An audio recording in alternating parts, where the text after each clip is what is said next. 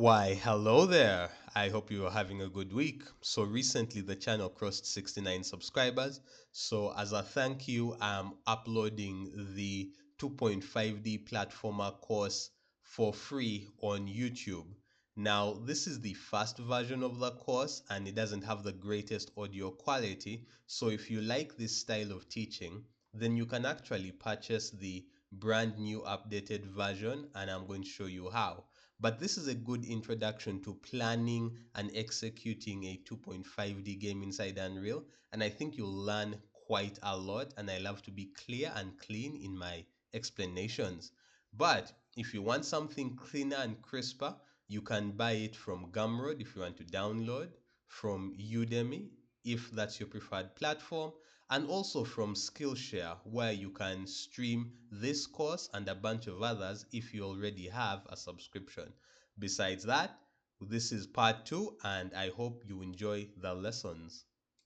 All right, so I stepped aside and finished setting up the main menu.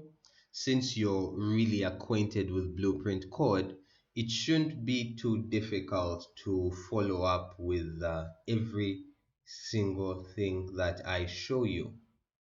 Now, let's quickly open up a couple of our blueprints and I'm going to take you step by step. For starters, let's see how it works. When you hit play, right, and you press the pause button that I have set to P or the start button on my controller, the game will pause. If I hit exit, it exits the game. When I'm playing and I press pause again and I hit resume, it resumes play normally. So I'm able to hit resume, right?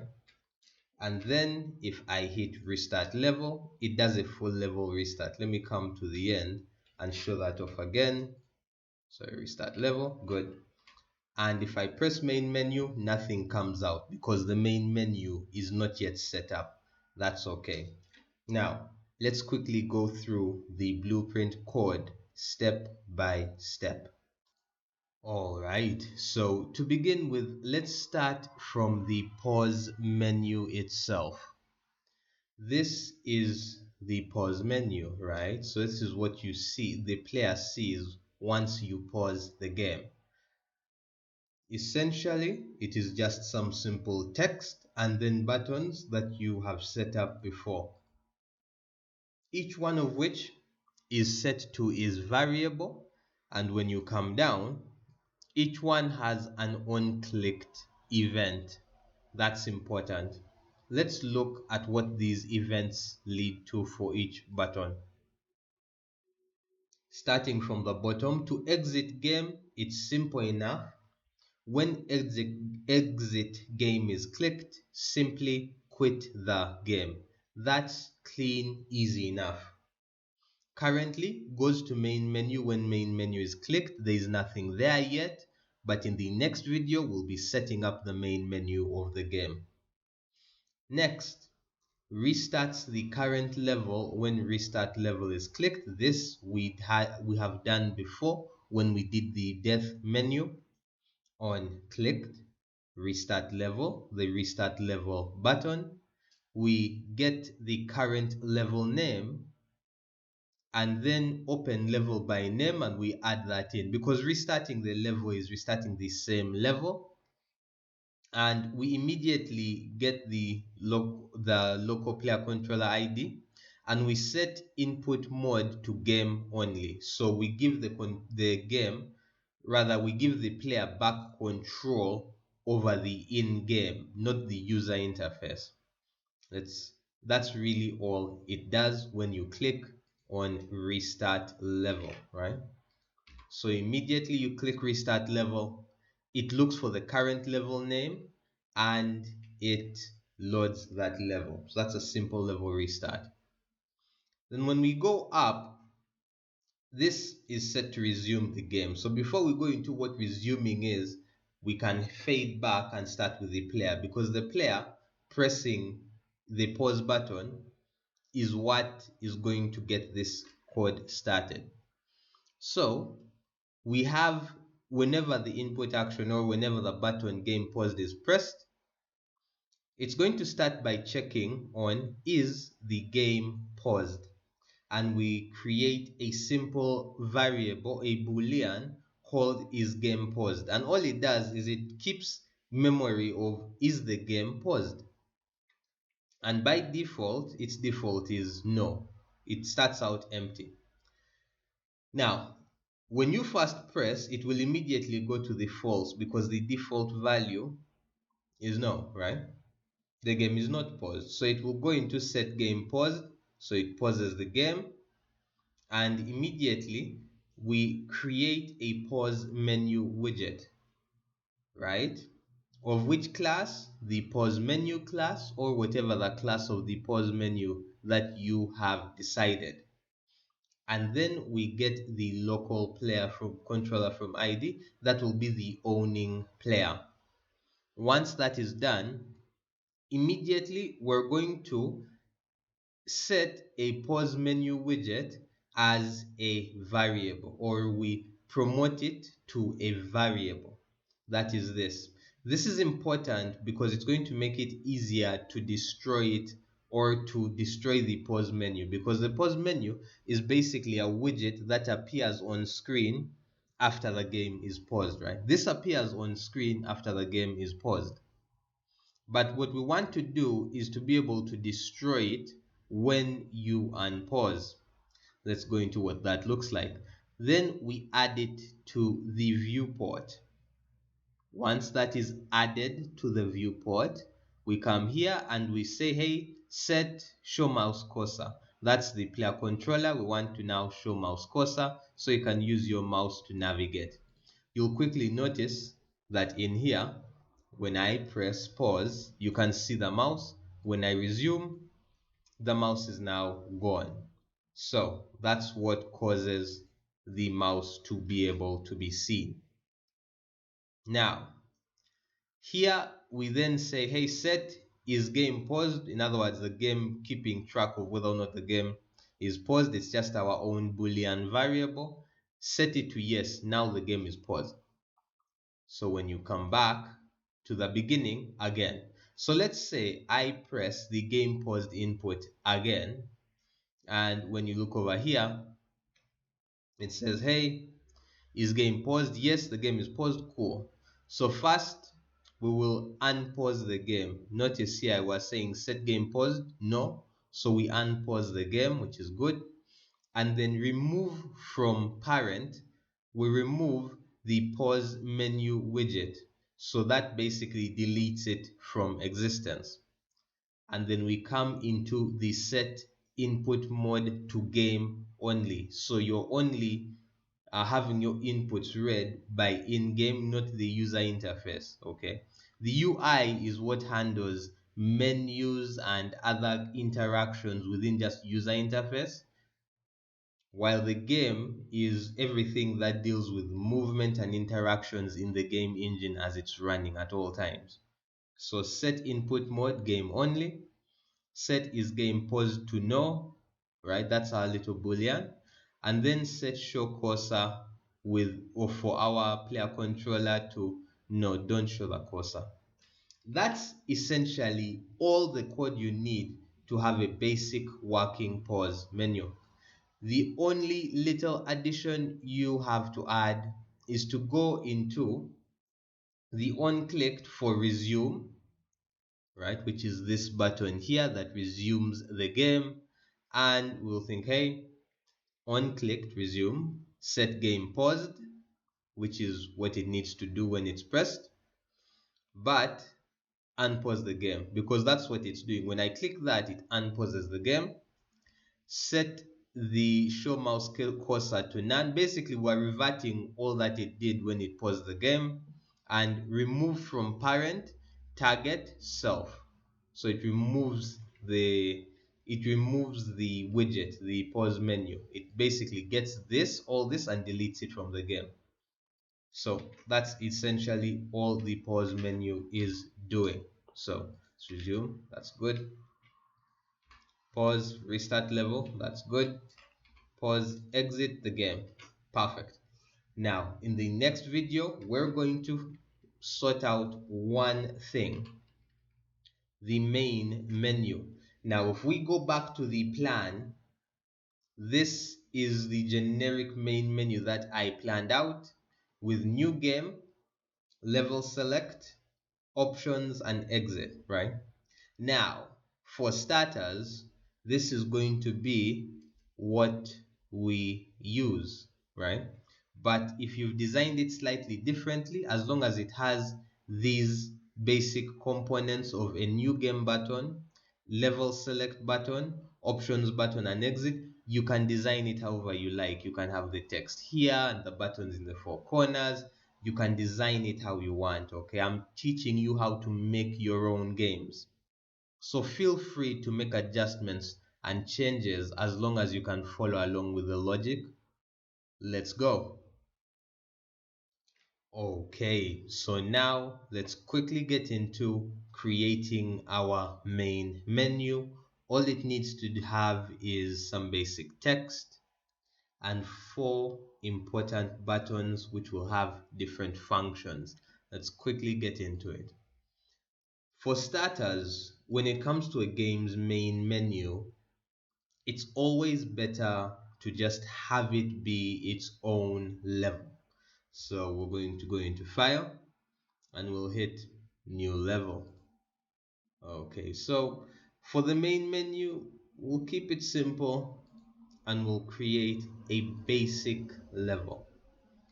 Okay, so this is a basic, large, empty level. This is going to be where our main menu is going to be contained. The only thing that you're going to need to do properly is to save it. So let's save it. And we're going to call it 000 dash main menu. It's going to be the name of the main menu.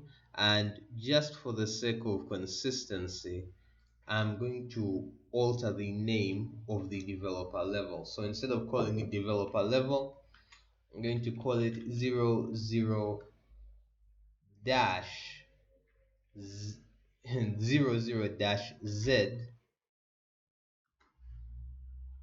developer level, because I always want it to be away. Or even better, let me change it to 0. No, let me change it to 100. No, 1001, because I like to make games with 100 levels, and call it developer level. Right, so it's always going to be at the bottom.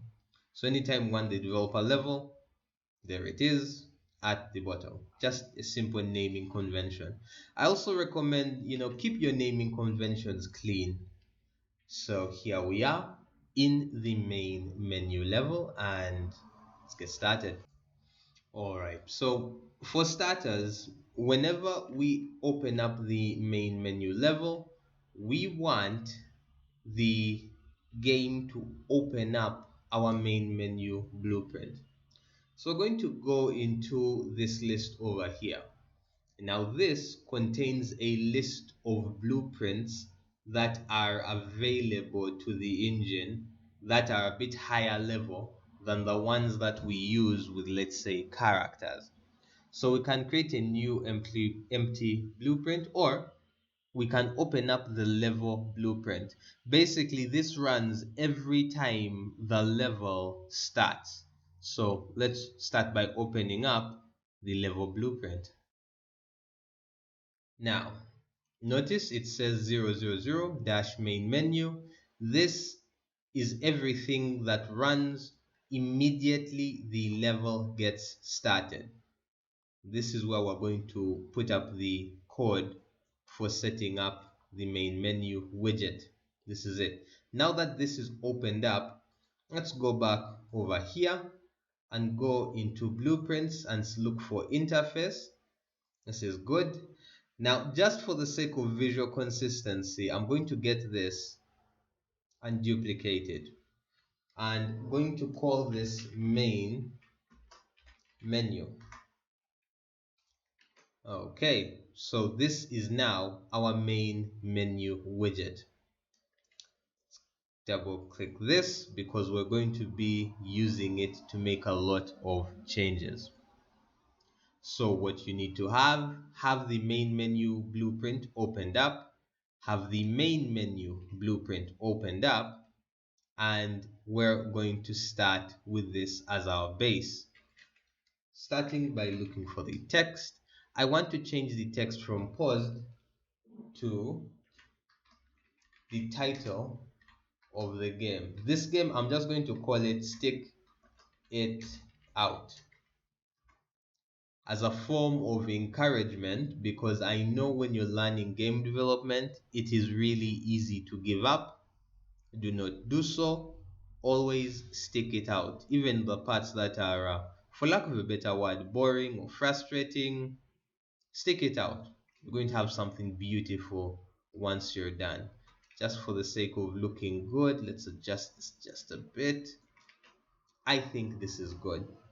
Now, when we go in to the graph, one thing that you'll note is we still have all this code from everything else that we had set up with this. The one thing that we'll keep is exit. When exit is clicked, it needs to continue just quitting the game, right? But you don't need on-click main menu, it's just not needed. We don't need restart level, it's not needed at all. So this we can basically delete all of this. Want to have although we've copied over how it looks, we're going to need a bit more of a clean state. So on click resume, we don't need any of this. We don't need any of this. And I'm even going to delete the comment statements. We don't need this. Goes to main menu, we don't need that at all. That's incorrect. But exit game can remain the same.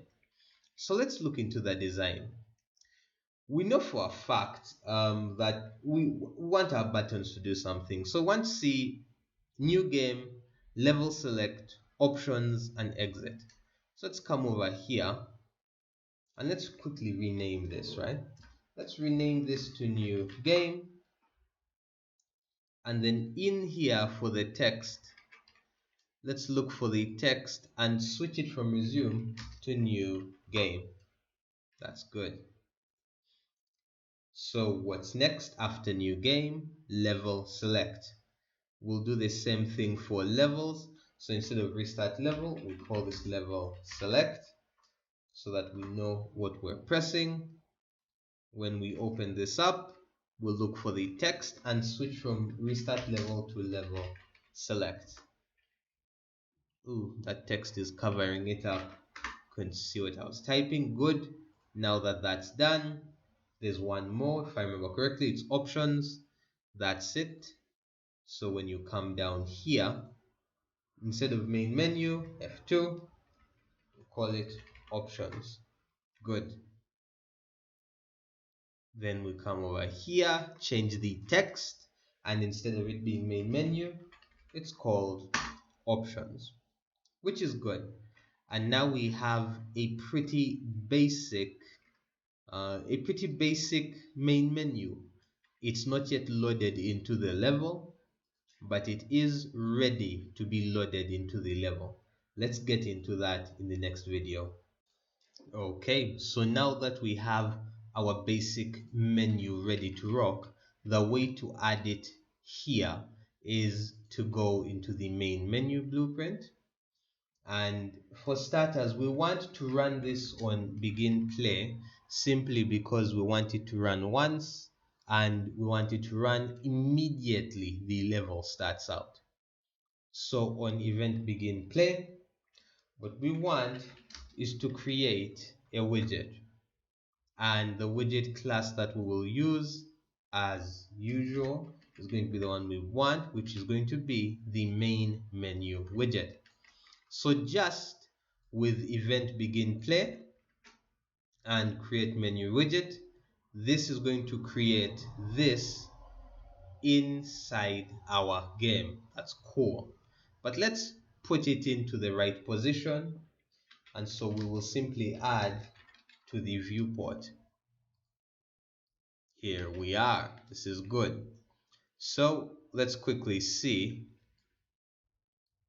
Let's quickly see how this looks just with this, right? You press play, and as you can see, it's here, right? But look at us. We can still fly around with the camera. We can move around, and that's not what we want. We want it to be a proper user interface, not just connected to the editor camera and can move around. So let's quickly remedy that. So immediately after you've added that to the viewport, let's quickly get player controller, right? So we'll quickly get the player controller, and then we're going to quickly, pulling from the player controller, we're going to set input mode to user interface only. In other words, it's only going to be able to control the user interface. And on top of it being user interface only, we want to be able to see the mouse cursor. So we shall set show mouse cursor to true, right? So do I want to show the mouse cursor? Yes, I want to show the mouse cursor. So let's first straighten these connections. Now, all it is doing is on event begin play, or whenever the game loads in, it creates a main menu widget, which is this. It adds it to the viewport. It will set the input mode to only user interface, and it will set the mouse cursor to be shown. Let's compile this and see how it works in game.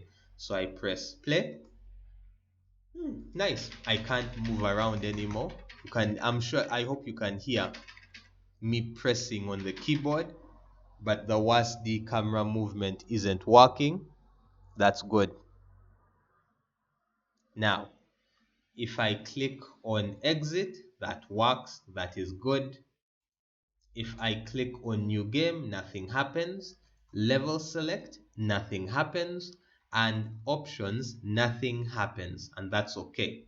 But exit works because exit is currently the only button that has its functions set up, which is okay.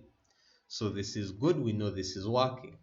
There's one more tweak that we're going to add in. We're going to add in a camera, because you notice if I move here and I hit play, it loads, right? Now if I move over here and I hit play, it loads, but we get to change and adjust the initial camera movement. So when the game loads in, it will go to the default camera position of the editor in the world. And for many reasons, we want to tweak that. So we're just going to drop in a basic camera actor. As far as position, let's start by positioning it at 0, 0, 0. And we're going to lift it up. Now, for the sake of simplicity, we're going to turn it around. Not on this axis, it should be the y-axis. Yes, we're going to turn it around 180 degrees. This is going to be important later. Let's pull it back. Let's see. No, we want it to be 180 on the y-axis, not flip it over. Turn it around. Let's put that on 0. So it's, oh no, this is rotation. Okay, no, then it's not going to be on the x-axis. It's going to be on the z-axis. Let's see, x, y, z. Because on the for the 2D game, it is more concerned with x and z in this plane. So in order for our camera to see everything, because we'll be moving things mostly along x and z, I want it to be, let's move it down here, about 1000 units positive in the y direction. This is good. And then turn it on the x. I want it to be at position 0. Let's go there. On the Y, on the Z, sorry, let's see, that's at 0, so I want it to be raised up by about, let's do 1,000 as well, right? 1,000 is too high. Let's make it 500. Excellent. And now we can slowly begin to tweak it. Nope, that's not correct. Let's put that back to 0. It should be on the Z axis. I want it to be negative 90 degrees. If my calculations are correct, excellent. Now it is facing forward in the plane along this. I hope I'm making sense. Specifically, what I mean is for the 2D game, notice, let me open up a level with the player, may be easier to explain from there. Notice that this right here is the x-axis. The axis moving forward and backward in depth is the y-axis. And the axis increasing height and reducing height is the z-axis. So I was simply trying to set up the camera to be in this kind of position, so everything on the z and x axis is what it's looking at. That definitely should make a lot of sense, just for consistency, and this will be important later. But if we press play, it still follows the viewport. In order for that to be possessed by the player immediately, you'll come down here to the settings and we'll look for autoplay activation. Right now it says disabled. We'll go and say, hey, player 0. Since it's a single player game, player 0 should take over the camera. So every time I'm here, I press play, it immediately takes me to the camera's location. So that's going to give us a consistent place for the camera when we start adding in environment art. So let's press play again. Takes us right here. Now this is good. So now we're able to come into the main menu. There is new game, which isn't working right now. Level select, which isn't working right now. Options, and exit. Exit is working. So let's add some more functionality and life to our main menu in the next video. Now we're going to add in the functionality to each of these buttons. We'll start with something very basic. So we'll start with this button over here, which is the new game button. Every time the new game button is pressed, what we want to happen is it loads the first level in the game. So let's come into the graph and we'll look for this. So on clicked new game, we'll simply come over here and we'll use a simple load level by name, right? Not a load level instance. We don't want to stream in a level. We want it to do a full load and clean. Yes. Open level by name. Let's look for the level name. So I want it to be the first level. So let's come down into levels. Our first level is called learn to jump. I've pressed F2 and then Control C to copy. Let me come here and paste this, right? So now that I've done that, let's quickly compile and quickly test. So let's press play. When I click new game, it loads in this level. Not bad, not bad, not bad. But you'll notice every time when I click any of my buttons, it simply does not let me control the game, right? So what we have to do is to come over here. It opens level by name, and hold on, let me actually quickly cover why this is happening. The reason why this is happening is simply because When the level is loaded in, the first thing the game does is it will get the player controller and set its input mode to UI only. And there are some settings that the game preserves going from level to level. So in order to make sure once we go to the new level, we're simply going to come, the only difference is delete that, and we'll set input mode to game only, okay? And we will hide the mouse cursor. This alone is going to give us back control, because when we started the main menu level, we set up input to user interface only. So once we exit the main menu level, we want to give back the input mode control to the in-game, basically. So let's try this again. New game, and now I can move around and my pause menu here is working. So we're slowly getting to the point where this is an actual, hold on, let's see, can we go to the next level? Yes, we can. Can we die? Yes, we can die. And I can either restart level or go to the main menu on the game over screen. That's good enough. When I click restart, it takes me here. This is good. Or snap, I can restart. This is good. We are slowly getting to the point where this is a proper, fully functioning game, which is very useful. Okay, so now in the main menu widget, we have new game working and exit working. Level select and options are currently not working. This is something that we need to simply remedy. So to remedy this, we're going to need to think, well, when we go back to our plan, right, the plan, we know that this is the main menu. That's okay.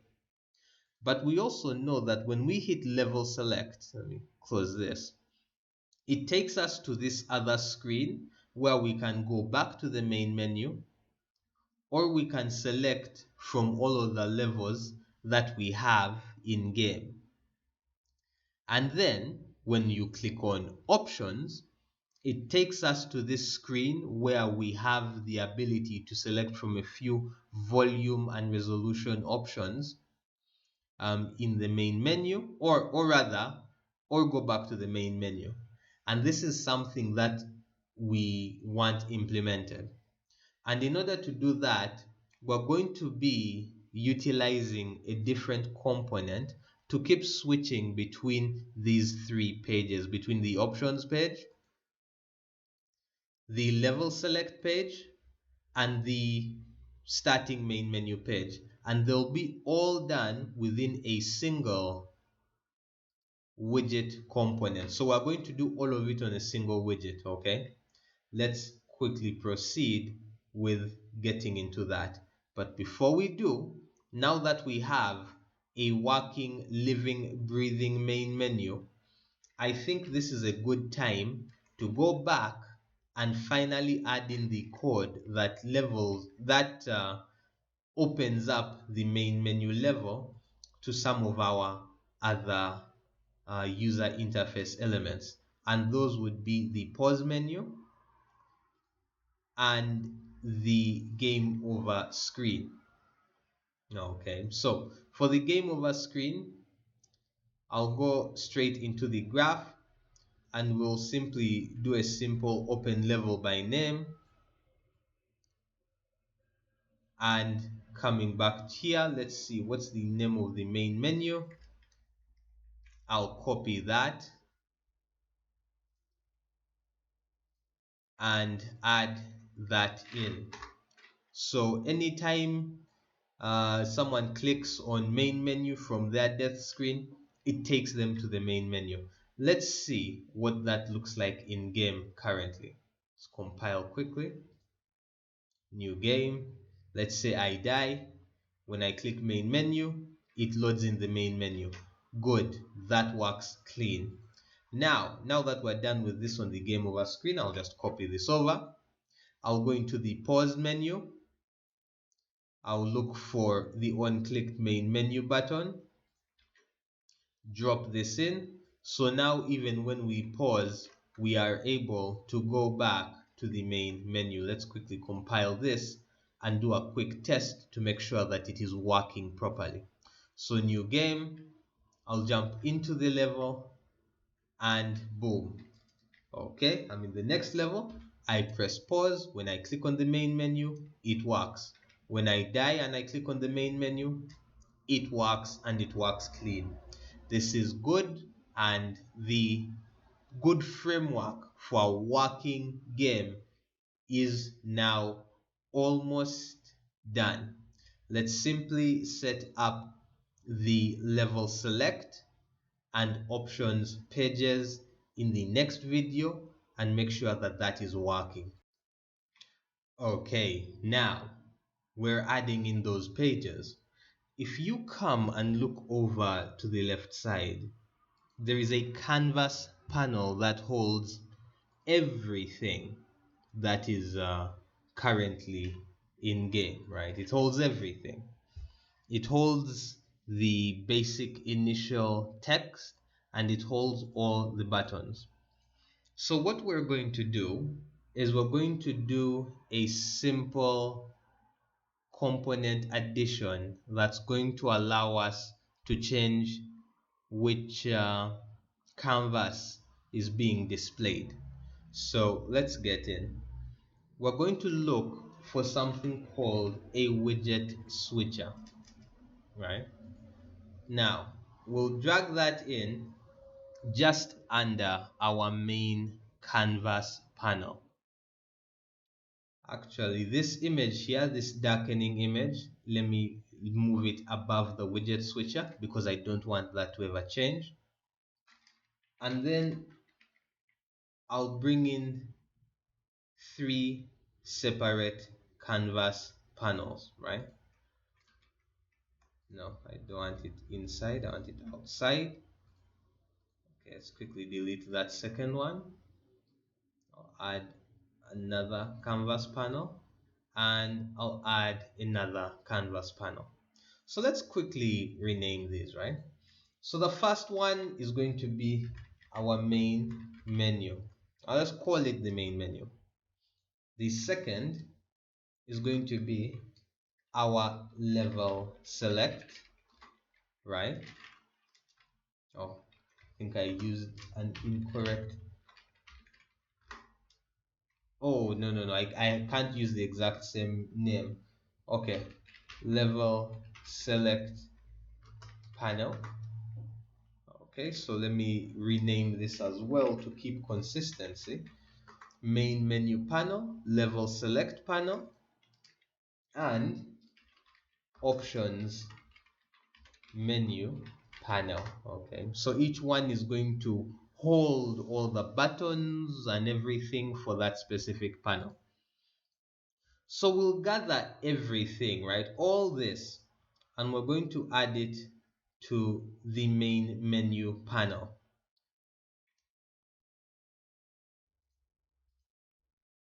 So, okay, we've added it to the main menu panel. And now we'll come into, so hold on, let's first Control Z that. What we want, since this main canvas is the one holding everything for now, we're going to get it. Okay, so essentially, after a bit of troubleshooting that you totally didn't see, the reason why is when I put the first canvas panel in, it was full screen. But when I put in the others, they came in a small form. So you'll notice the size of X is 1920, the size Y is 1080, which is the screen resolution. However, these others are tiny, right? The level select panel is very tiny, 100 by 30, and the options menu panel is 130, which is not acceptable. What we want is for all of them to be the screen size. So 1920 by 1080 for that, and for this 1920 by 1080 once again. All right, so now when we under the widget switcher select everything we've created so far and we put it into the main menu panel, notice everything is now working fine. Right, everything is now working fine. Let me also increase the size of the widget switcher. Since it came in at such a small size, that is what caused all the panels to come in at a small size. So now that everything is working correctly, notice under the main menu panel, everything is here. Let's quickly double check in game and see if this is working correctly. So we are having a bit of alignment issues. That's going to be solved, but we will solve it when we are adding in a few more design elements. For now, functionality is king. When I click new game, it works. Okay. When I click options, nothing, level select, nothing, exit, it works. Okay. So we have the basic setup working. So we'll come back into the main menu or the menu panel, and let me quickly anchor it to every side of the screen. Offset right should be 0, offset left should be 0. Now that the offset is 0 and we've aligned it to the whole screen, let's quickly double check. Yes, now it is correctly positioned in the screen. That is good. So back to the main menu again. I'll do the same thing for all of the panels. I'll put the anchor at full screen. Offset right should always be 0, and offset left should always be 0, so that we get that visual consistency. Okay, now that that's working, one last test before moving forward. Is it well offset? Yes, good. Okay, now we can move forward. Now we'll keep it pretty simple. The widget switcher is able to know what is under it and be able to switch between the three. So this is in its current base form. The active widget is 0, which is this. If I'm to switch that to 1, it refuses to switch off 1 from here. No problem. So what we want is anytime someone presses level select, it immediately switches to the level select panel. If we, right now it's empty, right? So let's add something into the level select panel, which is going to help us know if the code is running correctly, right? So we'll add some basic text, right? And we'll say this text, and we'll call this, okay, so this is the options menu. So we'll call it options panel, right? Let's quickly display this options panel. Good. And then under the level select panel, add this in.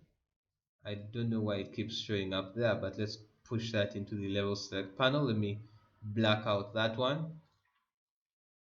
And this one, its text, it will be the level select panel.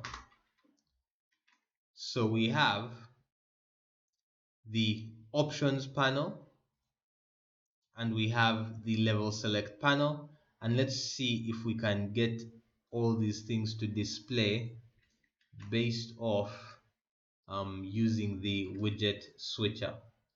All right, so now that our widget switcher is ready and our panels are able to be, we can now test them out. We'll get all of them and we'll put them under the widget switcher. Okay, Now, notice whenever I click on one of these, just clicking them from here, everything else disappears. When I have the main menu panel, it shows everything. When I click the level select panel, it shows level select panel, and the options panel, it shows the options panel. That's a good sign. So when I click on the widget switcher, it says, hey, active widget by index. If I press 1, it goes to the level select panel. So it seems that the level select panel is 1.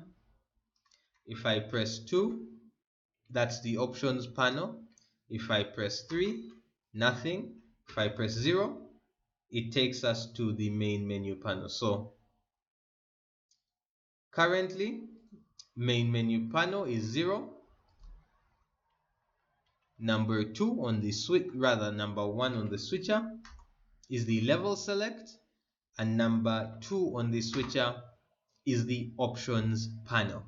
That is good. That means that our widget switcher is working correctly. Let's put this back to 0 and get started from there. What we're going to do is we'll go into the graph. Now, on click,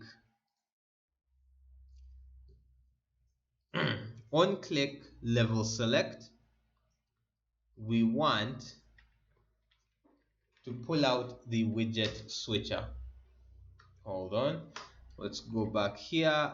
It's not going to bring it out raw.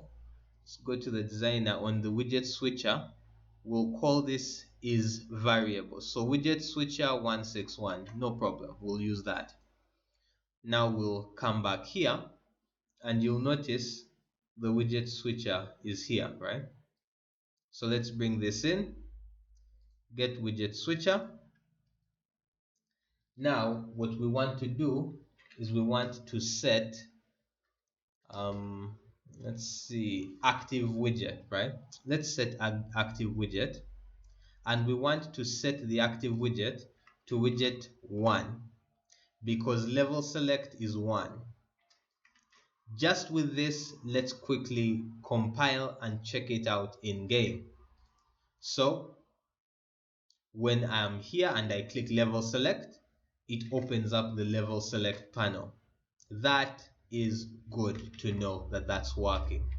So back to the main menu, we'll do the same thing for the on-clicked options, but this time we're going to, let's connect this, but this time we're going to switch to the active index of 2, which is the options panel. Let's compile and see it working in game. So when I click level select panel, that is good. When I click options panel, that is good. That's great. It's good that all of that is working correctly. Now, to make a simple adjustment. Now that we are able to select which one is active, let's go back to the designer. Let me quickly make sure that all the anchors here are correct and the offset doesn't exist, which is good. And then for each and every one of these, hold on, we'll start with just this one. Fill horizontally, center align horizontally. No, that's not going to work correctly. You know what, let me leave that design stuff for later. It's difficult to do when you're so into design, but let me force myself to position x0, position y0. Oh no, 500. Good enough. And here align it horizontally as well, position x0, align 500. You know what, no matter what I do, my design sensibilities are always going to kick in. I accept it, but let me slow down, focus on the mechanics once again. So now we have for certain the ability to come in click on level select and see a level select panel. That's good. We have the ability to come in, click on options, and the options panel is here. That's good. But what's missing is the ability to go from these other panels to something else, right? So let's fix that. So we'll go back here and let me pick up one of these buttons. Let me just copy that. Come in here. Let's see. No, I want 000 fill horizontally. Good. I think fill horizontally is going to be the better option. So in the level select panel, I'm pasting this button, but I'll bring it back here and I'm going to change its name. I'm going to change it to no. Let me just call it back. I think that's a reasonable enough name for it. So call this, let's switch its text and want to call it back, right? So its entire job is simply to let us go back, no problem. So let's come here on events and click on clicked, right? So this is on click back.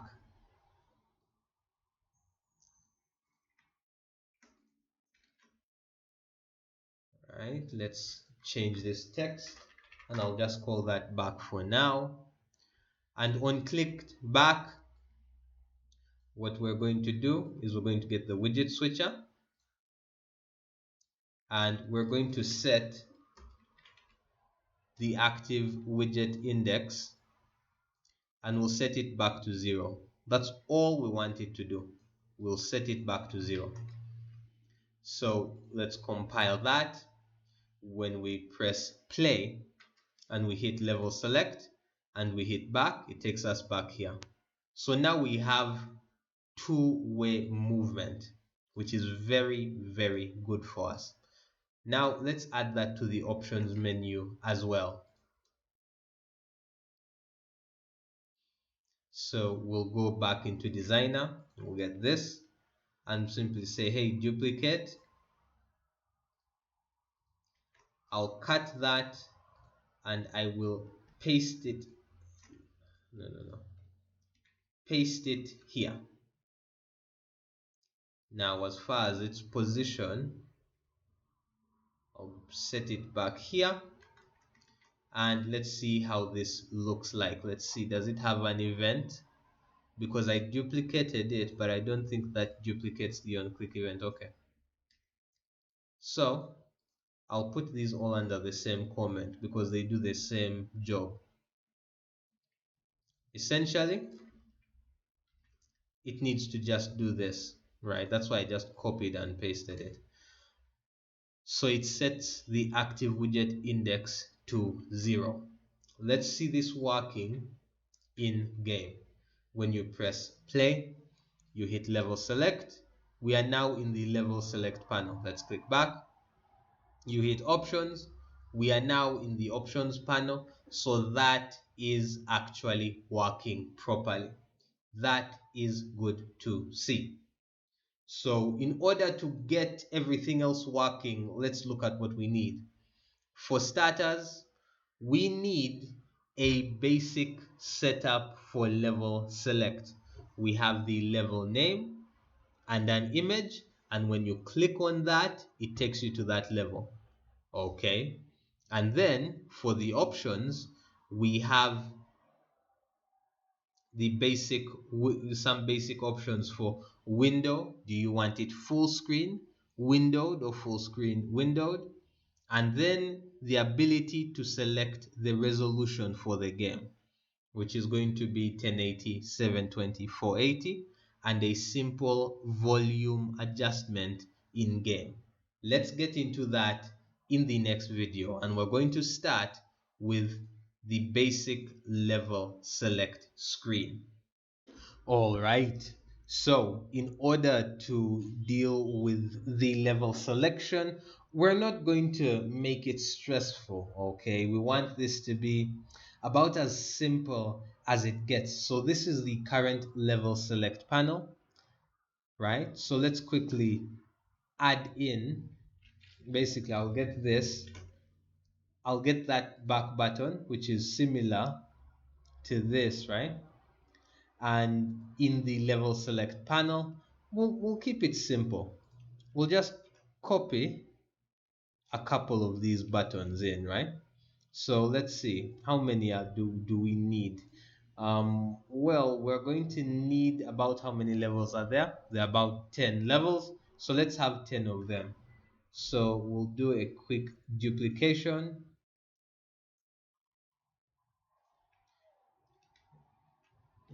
3, 4, 5, 6, 7, 8, 9, 10. Okay, perfect. So we'll get that. This is the 10th level. Sorry, I'm clicking badly. Level 9. It's level 8, right? That's going to be level 7. And then, of course, 6, 5, 4, nice, 3, 2, and 1, right? So that's level 1. Now let's properly actually organize these. So for starters, I'm just going to call this button 1, right? We'll keep it simple. Set that to 2, set this to 3. It's just basic organization. This is going to take a while. I'm going to skip this. All right, so all the buttons are well labeled. Now, of course, we need to actually change these text blocks into something that makes actual sense. So just, it's going to take a while. Let me also skip that. All right. So in essence, it was all about changing the text within the buttons to be 1, 2, 3, 4, 5, 6, 7, 8, 9, and 10, right? So there's nothing super special going on there. It's basic work. Now, as far as properly, let me first delete that text that's saying, oh snap, Control Z, come back here. I don't think that text box of level set. Why is it taking everything with it? Wow. Anyway, back to the level select panel. This is just the text on that. I think I want the text to be empty. Okay, let's deal with that. And then as far as the anchors, we'll basically do that. Size to content. Offset, we'll put it to 0 and 0 and 0. Okay, so that text can be there with nothing in it. Good. Now, essentially, we have all these different buttons, and all we have to do is align them a little bit with some math. It's also tedious. I'm going to skip over that step, but you can set the buttons up the way that you want. Okay. All right, so removed a lot of the boring work out of the video, but essentially I set it up so that its X size is 400, Y size is 100 for each of these, and now I'm deciding on how they're going to be positioned. So initially I was thinking, okay, I guess I'll have them each have a spacing of about 200. So this is 100 on the Y, this is 300 on the Y, next up is 500 on the Y axis. After 500, what's that? 700 on the Y axis. And then we're going to have, let's see, 900 on the Y axis. It's fine enough-ish. Okay, we'll leave it at this for now. And then I'll go over and do the exact same thing here. I won't touch the offset. The thing that I want, I'll get that to 10, and I'll change the anchor to be the top right because I want these to move to the right. So I'll change its sizing 400, 100, 400, 100.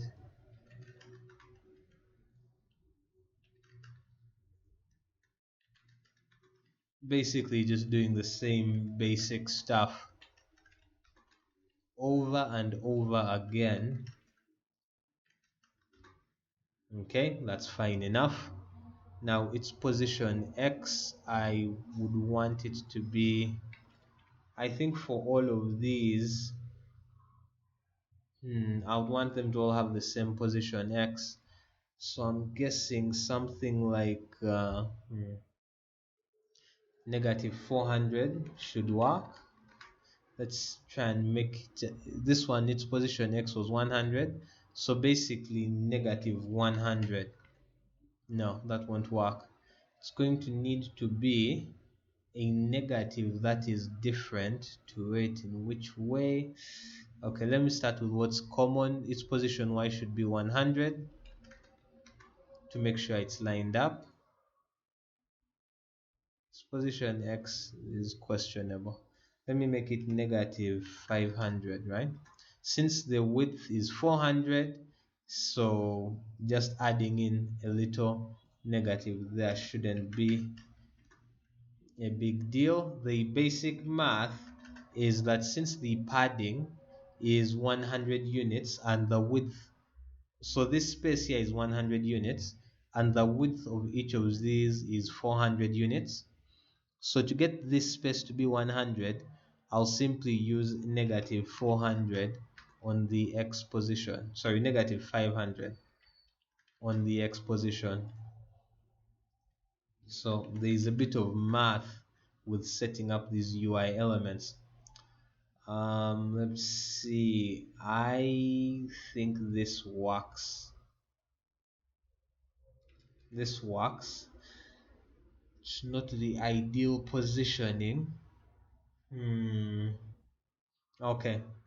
And now to decide on spacing, it will be the same as this, a spacing gap of 200 in between. Let me actually make this change. Let me reduce the spacing gap from 200, from 100 to just 200. So that was 200. This is 300. This is going to be 400. Nice. And this will be 500. I think this is a lot cleaner in terms of looks. But now we have a problem. There's too much space. No, let me increase it a bit further. Let me increase it to 150. So this is 250. That's good. So for the third one, when you go from 250, I'll add another 150 units. That becomes 400. And then after 400, that becomes 550 units. And after 550 units, it becomes 700 units. Yeah, now this is looking a lot more appropriate. So a spacing in between of 150 units seems to be getting the job done. So we'll do the same thing here. This will become 250. This will become 250 plus 150, 300, 400. This is going to become 550. And this will become 700. All right, so now we have all these multiple buttons, and in essence what we want to do, let's see, I want to add some events. Okay, so I'll add an event for that. That's cool. On clicked one, it's perfectly fine. I'll just add all of the an event for each and every single one of these buttons. Takes a while, but it's what has to be done.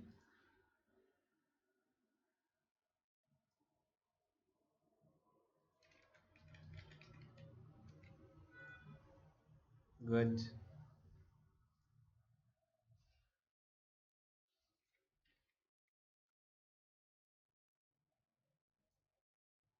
See the fourth one. Okay, that's the fifth. That's the sixth. Our seventh level button. I even rushed through. Eighth.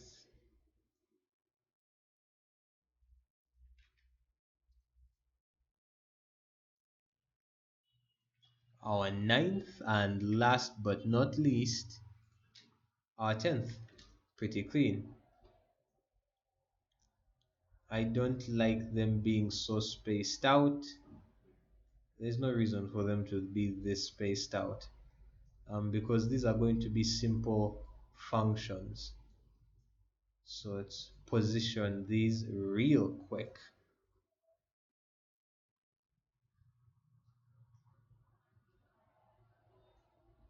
Set this up here. On click 9 and on click 10. Okay, pretty basic. Okay, nothing crazy is going on with these. Now to line them up, let me not do that. Let me not start trying to line them up perfectly. And there I go, lining them up, because I want them to be close. It's just one of those things. So our 8th, our 9th, and our 10th. Nice, cool.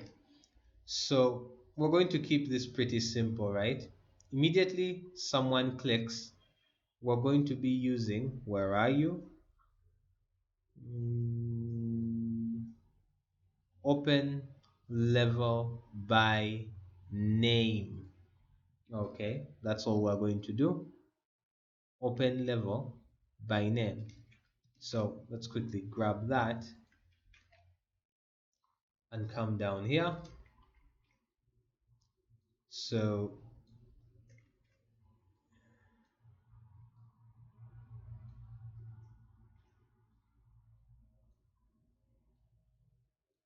sweet, they're going to need to be a bit more spaced. Okay, anyway.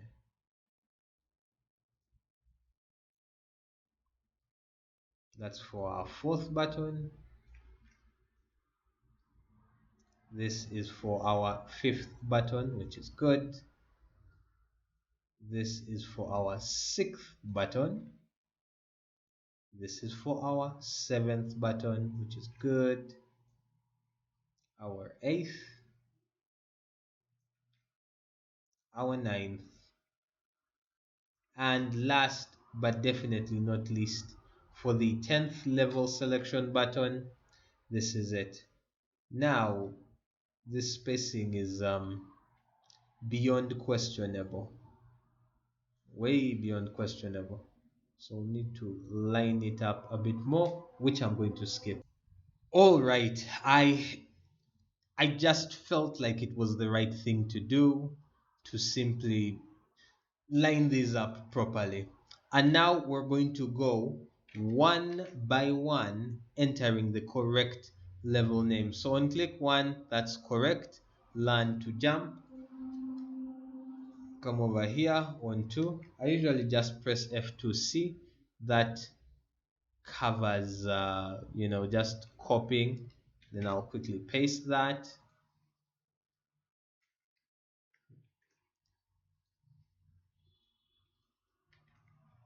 Paste that into 3.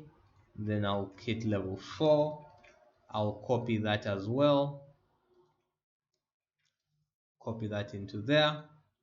For level 5, copy that, paste that into there as well. For level 6, it's basically the same story over and over. until you have everything covered. Okay, that's covered. And then the last three. Excellent. Oh, nice. Actually, we didn't even need 10. Level 9 is actually our final level, which is good. And in that case, all I'm going to do is let's quickly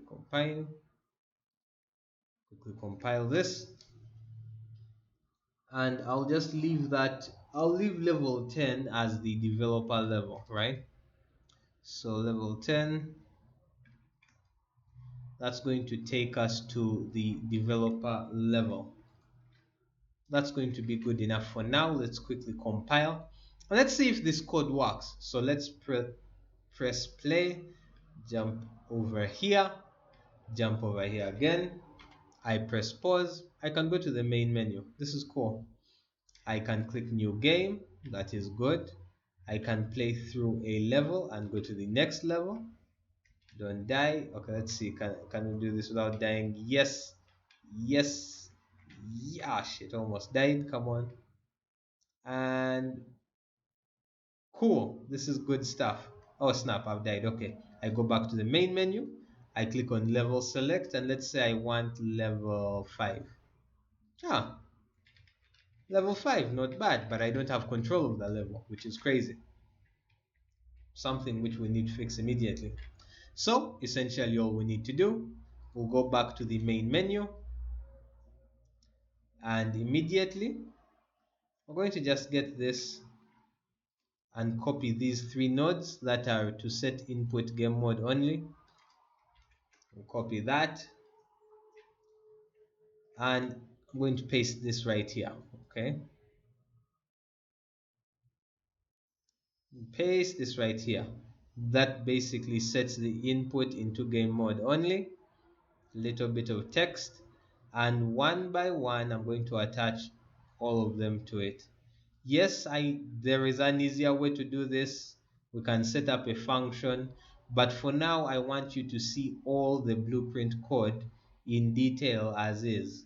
I think it's going to help you be a better game developer when you constantly understand what is going on.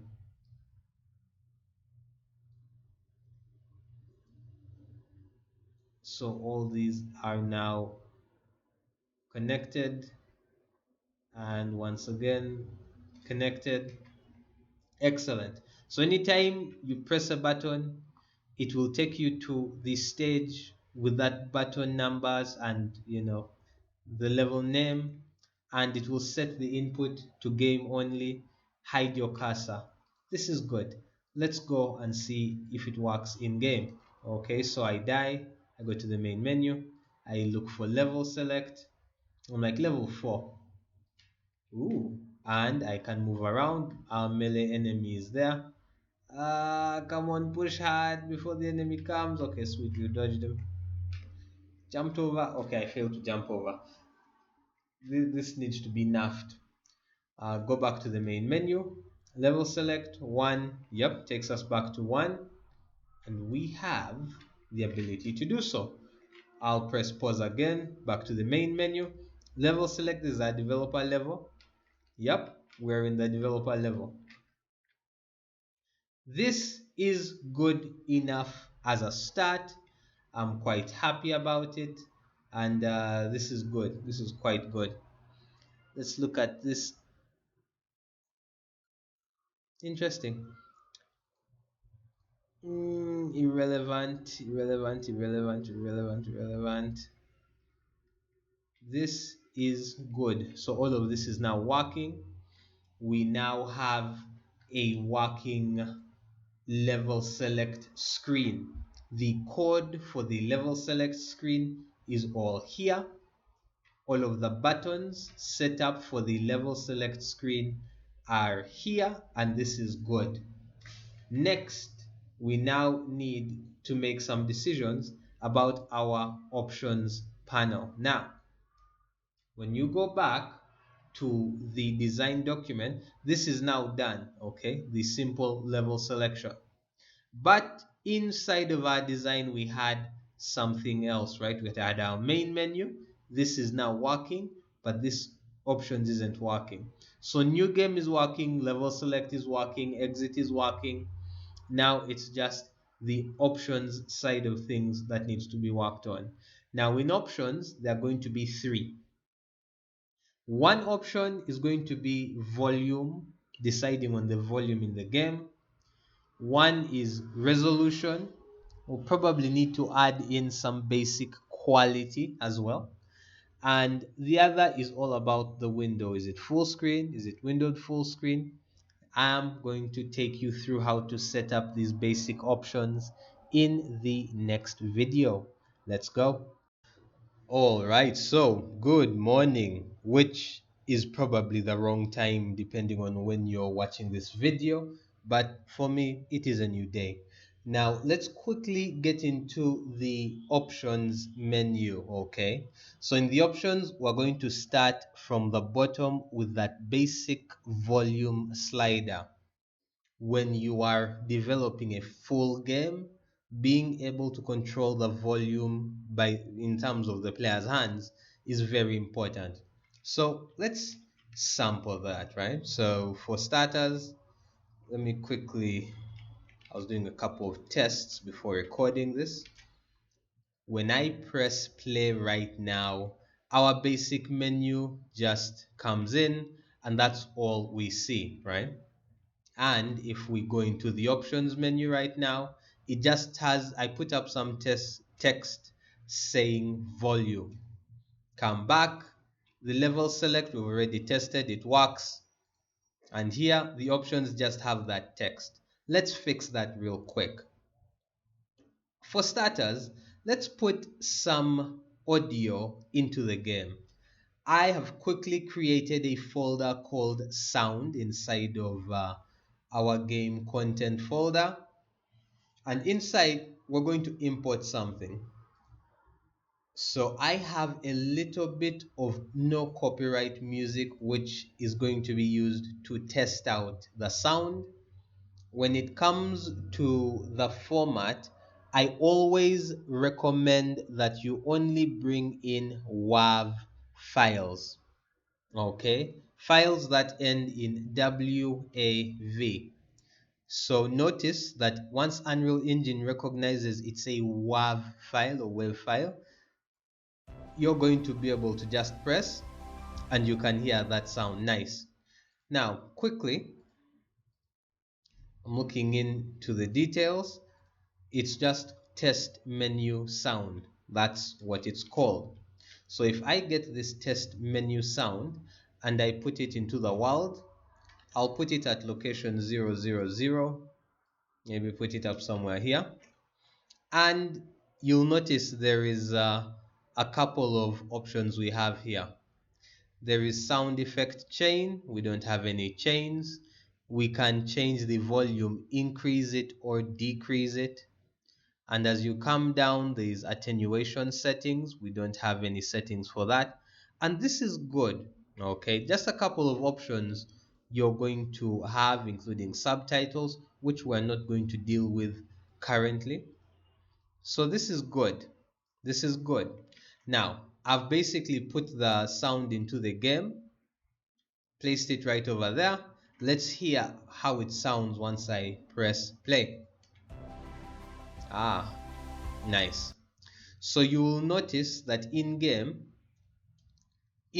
when you click on the audio component, it immediately plays because we just placed it inside of the level row.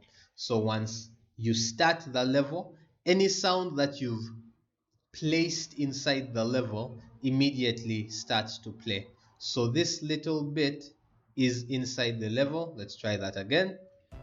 You can hear the sound, but notice once I click on new game and I go to the next level, that sound is gone because this sound is localized to this specific level.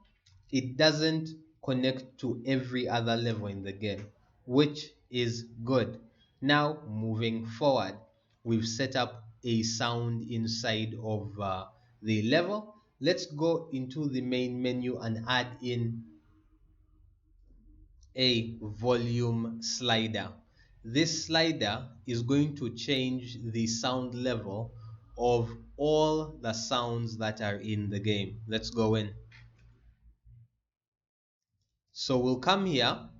I've put the text of volume on our under our options panel, and we're going to add something else in. We're going to add a slider. Now the slider is looking pretty tiny, so let's pump it up a bit.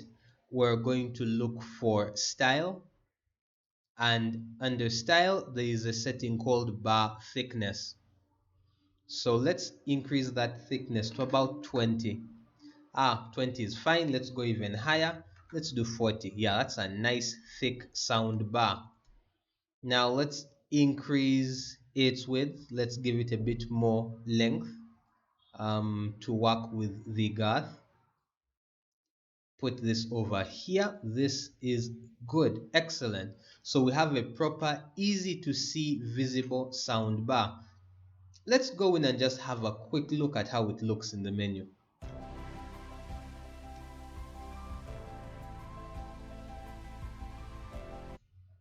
All right, it looks okay, but it also looks a bit out of line. Hmm, hmm, hmm. Let's place this slider in the hierarchy right above the volume text, which is good. Make sure and double check that its anchors are full screen anchors, which is good. The volume should also be full screen anchored so that its position doesn't alter too much. Let's have another look at it in.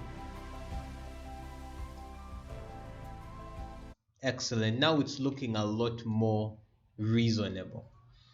Okay, so now that we have this long volume slider, the problem we have is that the thing that it slides on is really tiny. So quickly inside of the styling, let's look at a normal bar image. Okay, disabled. No. We're looking for the thumb image. The thumb is that tiny thing which you click on to slide. So for starters, as far as an image, I think I'm going to put, yeah, I'll put the purple melee enemy texture. That's good. And then as far as image size, let's increase the size. Let's make this about 40 on the X and increase it to about 80 on the Y. This is good. So now we have a pretty big slider. That's good. Now, if we go into the game, we're going to make some changes, but I want to show you how it looks right now. That's it, right? That's the slider. But notice, when I click it and I move, it changes into the small version. And that's really not what we want, right? So let's come back down. Let's hit the slider again, and we'll close the normal thumb image. Now we can come here to disable, hovered, and try to replicate the exact same settings we used here, but there's an easier way to do it. We can right click and simply copy, and then here we'll click again and we will paste, and it will paste the exact same settings, and we can click here and paste. So that's an easy way to copy over the same settings so we don't have to worry about it too much. Let's now see how the slider looks.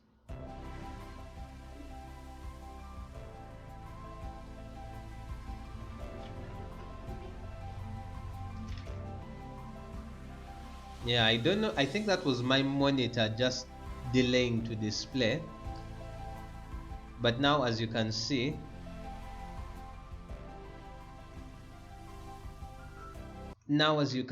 I'm able to slide it back and forth.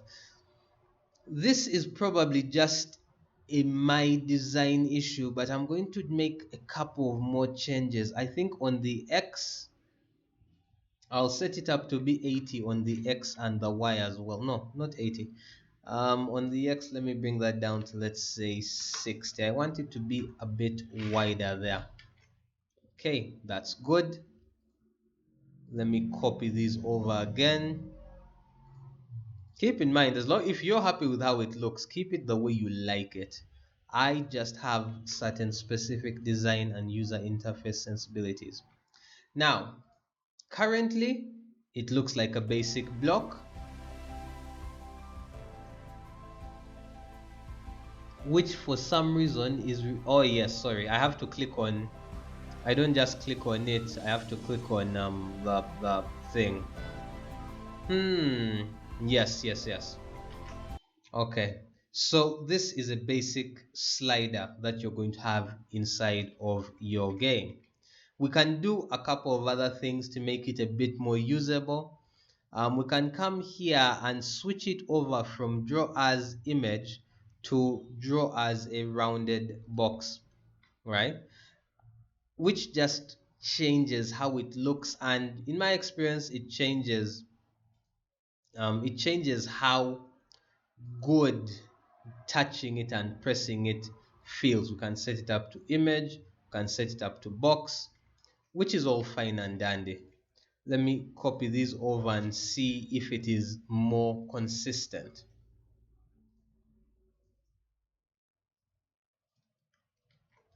Okay, so let's quickly do a double check. I want the feel to be good.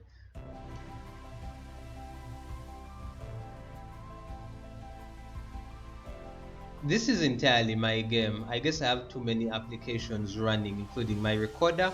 For you, you shouldn't have any inconsistency issues. Now that we have our basic slider set up, let's come in and simply, for starters, promote it to a variable because we just want it to be accessible. And we'll come down to not on mouse capture begin, on value changed, and click that.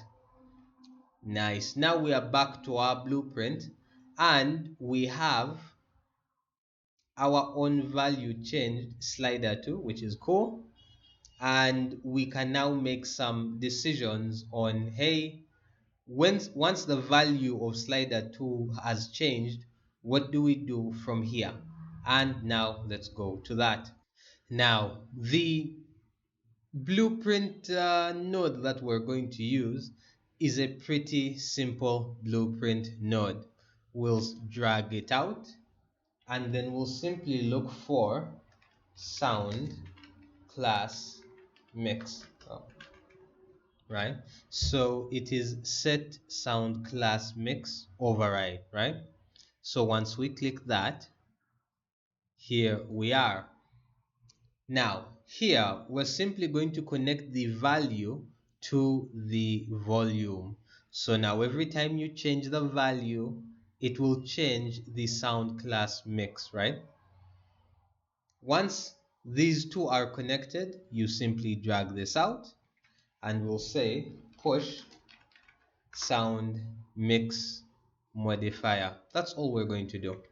Now, if we go right into game right now and try this out, the results are going to be what you probably expect if you've been following the course closely and you've taken a quick look at what's missing here. Let's go in and test it out. Okay.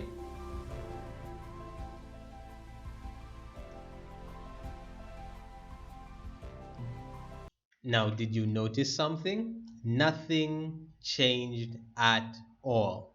Now, inside of our slider, it's set so that the value of the slider is 1. That means once the game starts, it's giving a maximum value of 1 on the slider. That's why it's right there. Its max value is 1, its minimum is 0. So notice as we moved the slider down, nothing happened. And the reason why is because while we've put that sound into the game, okay, the sound is in game right now, we haven't specified which category of sounds it's under. So in order to solve that, we need to add in some categories. Once we come here, go into audio, into classes, and we'll start by making a sound class. This sound class, we're going to call it the master sound class, right? We call it the master. Actually, let's just call it master. The reason why, actually, no, let me change that again. Master sound class. I put a capital L. That's not clean code. It needs to be clean. Master sound class. The reason why is because this is going to be the slider or the sound class that controls every sound in your game. So when you create menu sounds, it will be under the master sound class. When you create VFX sounds, they'll all be under.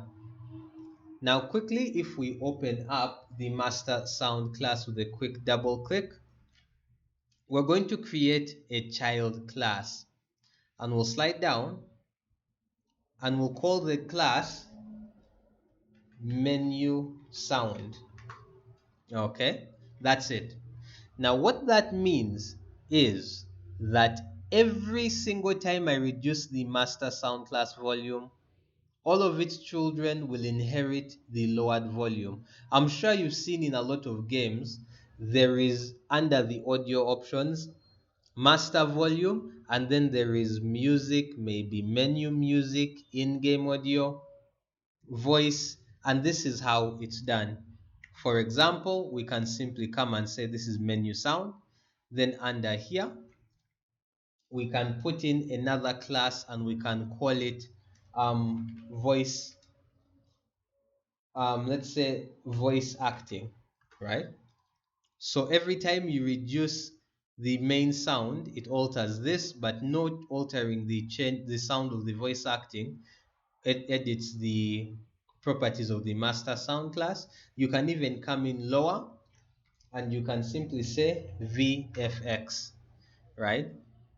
But these are things we'll need to deal with once we start adding in art, animation, and sound into the game, which is going to be in the second phase of this tutorial. For now, let's only think about menu sound. So let's go back into the main menu. Now, we will click on our test menu, right? Stop playing. Once we click on it, and we'll search for class, and you'll notice there's something here, sound class override. So we'll click and we will look for menu sound. Okay, so now this is the main menu sound, so we've put it under the class of menu sound. Now keep in mind, menu sound is under the master sound class. So let's come in here, and now we will go back to our graph. There's one last thing we're going to need to adjust. So now we have a sound class, but what we need is a sound mix modifier. This is a class that specifies a wide variety of things you can do with your audio. We don't need to get into all the details now, but we simply need to create a sound mix modifier. So we will go into audio, classes, and create a sound mix, and we'll call it master sound mix modifier. Okay, and it's the one that we're going to be using. So let's get back here, and now in which sound class are we changing? We want to change all the sounds by this slider, so it will be in the master sound class. And then which modifier? The master sound mix modifier. We'll double check that. And now that this is done, let's quickly see how this works in game. So let's play. You can hear the sound of that.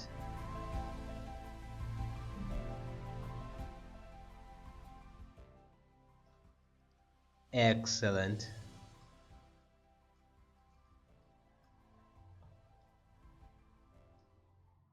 All right. So now we have a basic volume slider that is working. I've slid it up.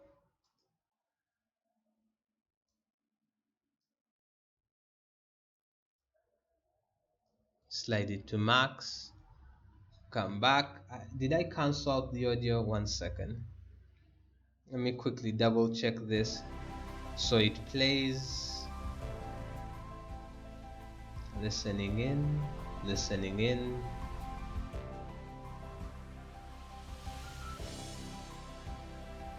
Perfect. So the audio is working. So now we have the ability, anytime you change the value, the audio changes. So I've reduced its volume. I've reduced its volume even further. I've increased it. I've reduced it. Perfect. So our volume slider is now working. That is the first of the different options we will have under our options menu working. Now, we need to add a simple window changer from full screen windowed to full screen to windowed full screen borderless, okay? And a resolution changer. That's what we're going to add in the next video. All right. So what is next on the plan is to figure out a way to select the resolution. Now there are many ways to set up resolution selection. I'm going to teach you just one, but it's simple and it's easy to execute and you won't have any trouble with it. To begin, set up your options menu with 4 different buttons. This is something you have done many times before. Set it up with 4 different buttons, depending on how many resolutions you want. And now I'm going to show you how to do 2 things. Number 1, I'm going to show you how to figure out which resolutions your game is going to be able to utilize. And number 2, how to change the resolution of your game. Now, I have it set up for 4K, 1440p, and 1080p.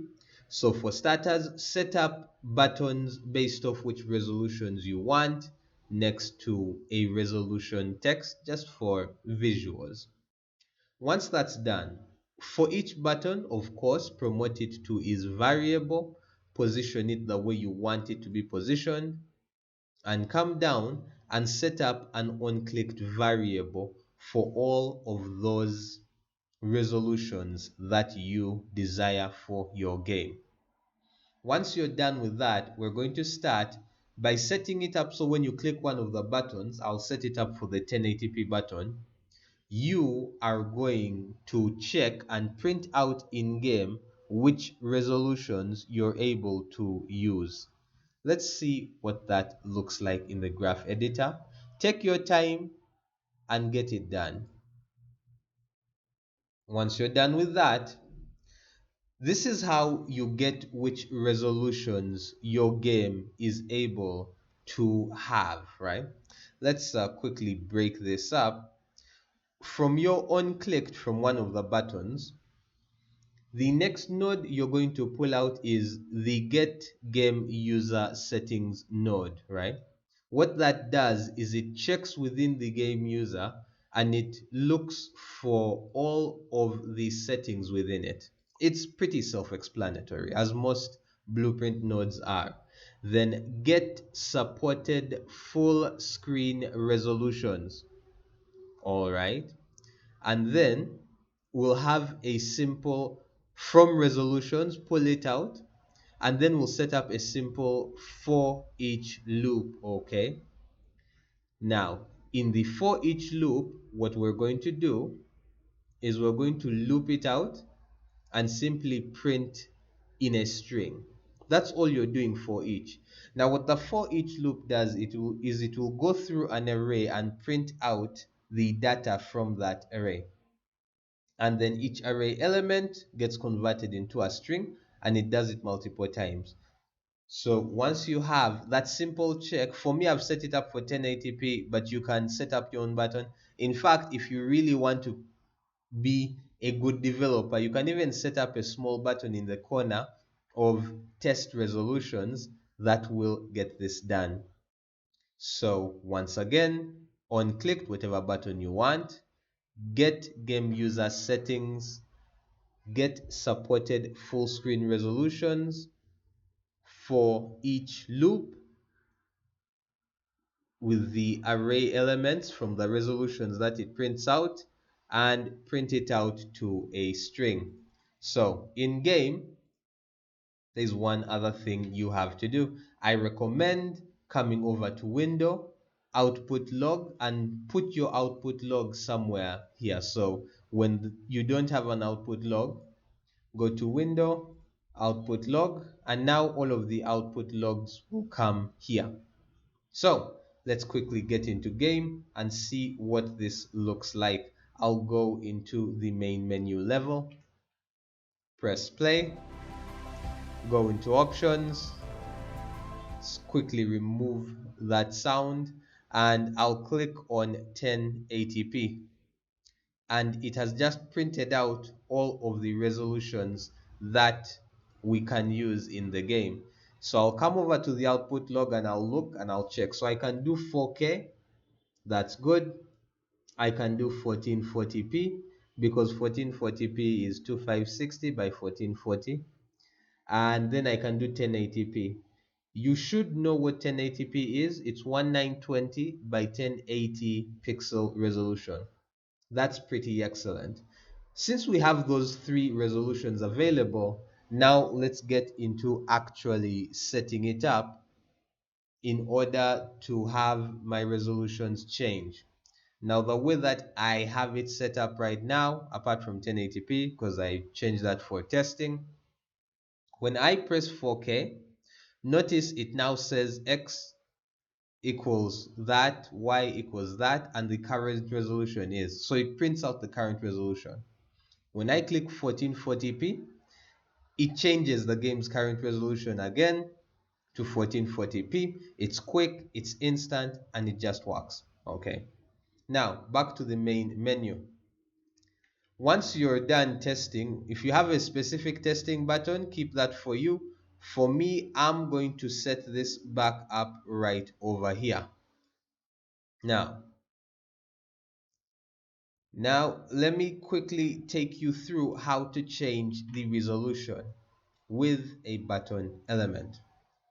When you come over here and you hit on clicked 4K or whichever resolution you've selected, you simply want it to get the game user settings, okay?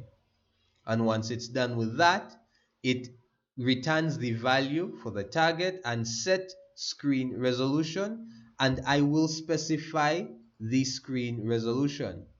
Now, this only works if the resolution you select is one of the resolutions that comes out when you check for what resolutions are supported. Okay, but 4K 1080p, these are common resolutions. I don't think you're going to struggle with it. So set screen resolution, that's the next node. Now, pulling out that return value from game user settings for the second time, we will apply resolution settings with that node, the apply resolution settings node. That's good. But then again, just for testing purposes, I'll come over here and I will get screen resolution, return the value. This is now all just developer code, okay? Everything here is what actually gets the work done. And then I'll print text, current resolution is, and it will print out the text. That's all it's going to do. Actually, I think I'll swap these two positions. No, not now. Not now, swap them later. But essentially, this is what it does. Back into options, let's turn that way down. Resolution, when I click 4K, it switches to 4K resolution. When I press 1440p, it goes and makes the screen 1440p in terms of resolution. And when I click 1080p, you immediately switch to 1080p resolution. And that's how you get basic resolution changing in your game. Now that we have that down, let's move on to the next video. And the last thing we're going to be adding to our game is this right here. So we want a simple option to decide between full screen windowed and full screen windowed, right? Which is basically whereby it's a window, but it is seamless full screen. Let's get into how to set that up for your game in the next video. Okay, now to create these settings of deciding between full screen windowed and full screen windowed, we're going to add in a couple more buttons. So I recommend coming into the main menu, right? And what we're going to do, essentially, I'm just going to get these and basically just duplicate them, right? And then under the options menu, I'll just create another set of buttons, right? Just keeps life easier that way. But these are going to be full screen, right? That's what I'm going to call the first one. The second is going to be borderless, right? Which is basically borderless full screen. And the last one, we're going to call it what? Windowed, right? So full screen, borderless, and window. Those are going to be the buttons that we use. I think this also will just come here, right? And we're going to call the text inside of this. We're going to be, what do we call this? Just going to call this screen, right? For the screen setting. Okay, so it should be able to fit right in. Nice. So these are our screen settings.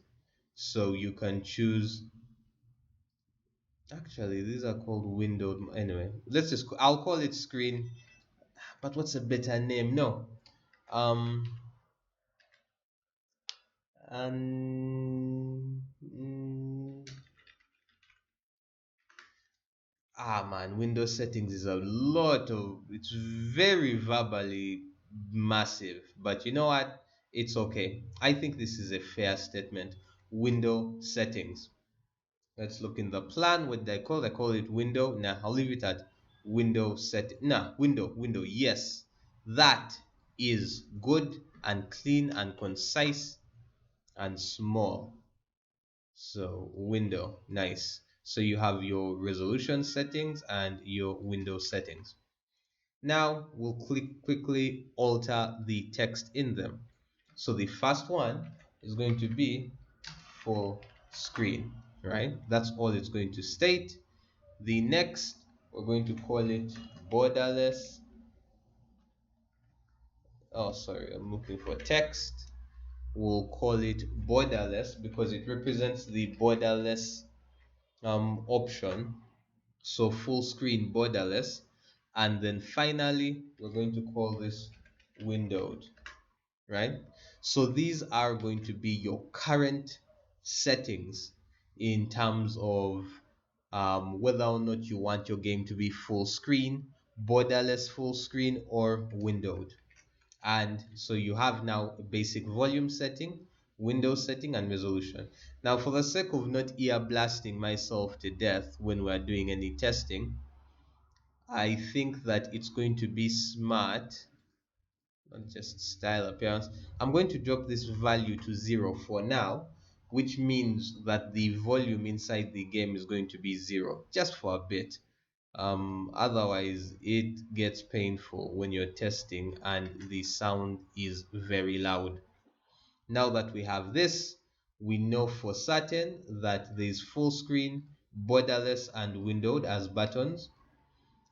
All we need to do is come down to the bottom of here, as has been done many times, add an unclicked variable for when I click full screen, come down again, add an unclicked for borderless. So we are now able to add in some code after you press those buttons. And finally, another one for windowed. And from here, we're going to add in all the blueprint code to choose between those settings. Now, we're going to be looking for this once again. So we'll start by looking for get game user settings, because that's what contains all the data around all the screen options, right? So we'll get the user settings, which is good. And after that, we're going to think and say, hey, what do we need? This is full screen, so let's set full screen mode, right? We'll set the full screen mode, and the return value is going to be here on the target, and the full screen mode is going to be full screen. Perfect.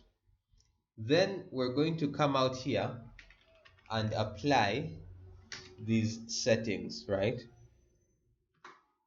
So we'll apply these settings for the game's resolution and internals, okay? So let's put this over here. Excellent. And just for the sake of development, we're going to print text, right? And what we're going to do, we're going to be printing text, but what I want to see is what's the setting, right? So get, nope, no, not this. What I want is going to be current resolution. Let me quickly double check of how I did this before. Yes, the get screen resolution, that's what I want. So from here, get screen resolution, and I'll have that value. And then I want to get full screen mode so that I can understand what is the full screen mode that we're in. And what we're going to do is print some text. And so we're going to first of all print the full screen mode. Okay, let's see, get full screen mode. I want to return a value. I want to return a text value. Let's see. All right, so we're going to really struggle with this, converting that. That's going to be too much of a struggle, but we can at least get the screen's current resolution, and in game we should be able to see what the different modes are. Even when we are in the editor, we can see that. And then I want to print more text, and I want that to be, let's see, there's text. I want this to come in fast, actually, since the way that it's Unreal Engine stacks things is this will come fast. And then I want to break this, and I'll simply type in current screen resolution. Okay, so that's going to give us the current screen resolution, and it will stop at that. So right now, once you click full screen, it will set the full screen mode to full screen. It will apply resolution settings. It will print out the text, right? That is the current game resolution, and it will print current screen resolution, right? Now we're going to do the same thing for all the others. Now there's no difference in between what's happening with each of these nodes, right? So we don't need to change much. So for unclicked borderless, the only thing we're going to change is we'll switch this to windowed full screen, right? And then I've pasted this down. For unclicked windowed, the only thing that changes is it goes to windowed. Okay, that's the only change. Now let's quickly test and see how this works out in editor. Let's go to the main menu, press play. You're kidding me. Okay, there's a minor bug. 1 sec. I would call it a bug, but essentially it's not a bug, it's just something annoying for now. So right now I don't hear that when I'm going in game. So I'll just go on and set the volume multiplier for the test sound object to 0.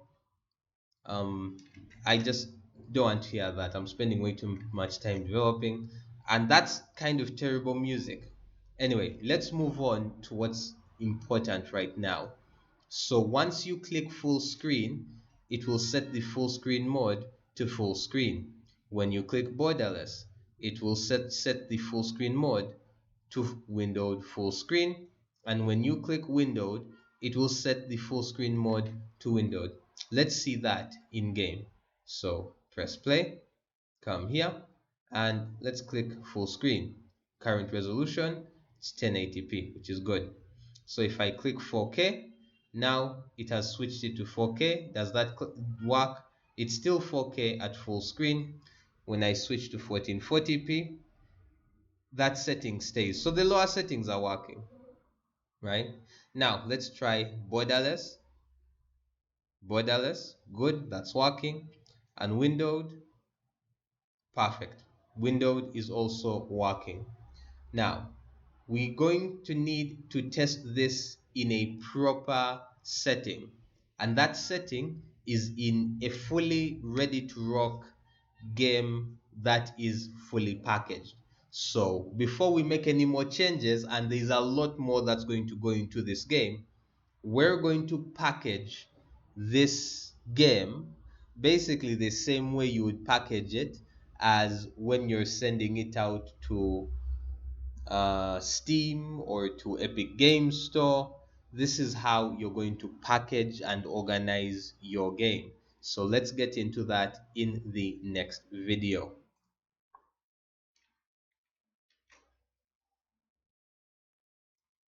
All right, now getting into packaging and exporting your game is one of the most important processes ever. So we're going to go very slowly, making sure you get everything done step by step. First thing you're going to do is to come down here and quickly check your packaging settings.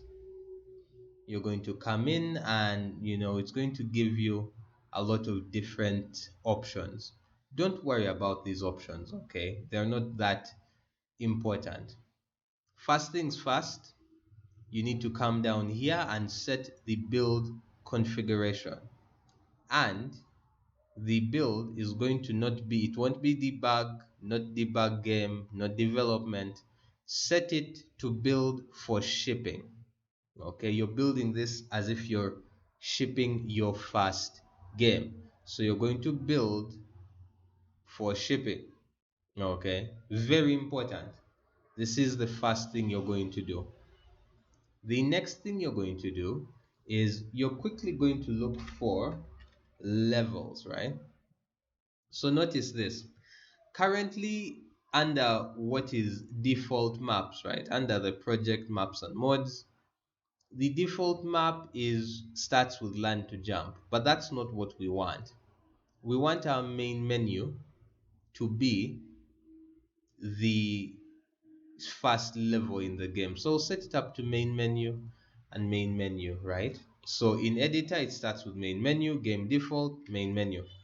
Just keep it simple like that. So immediately the player opens up the application, the first thing they're going to see is the main menu. Now within the project settings, we'll come back in and we're going to have a look. So we've already set up our build for shipping, and one of the things that I like to just have is to have a full rebuild. In other words, every time it's building the game, it does a full rebuild of every single file. If that's unchecked, all it does is it changes the files that are changed, right? And for distribution, I like to check that because you want this to be very similar to a real development scenario. And once you have that set up, quickly go back up to your project and we'll go through the description, right? So for starters, we need to decide on a project thumbnail. In this initial time, I'm going to simply leave that blank. For the description, I'm going to call it stick it out teaching project, right? That's for this project, that's a simple description, and I'll call it stick it out. For that project version 1.0, hyperdev, that's fine, right? This is fine. Then you need to put a support contact, and I'll just put hyperdev@gmail.com. Copyright notice, you can also put links for your privacy terms, licensing terms, privacy policy. These are important things, right? So project display title, you can also work that out. And keep in mind, when you're filling this out, fill it out the way that you want.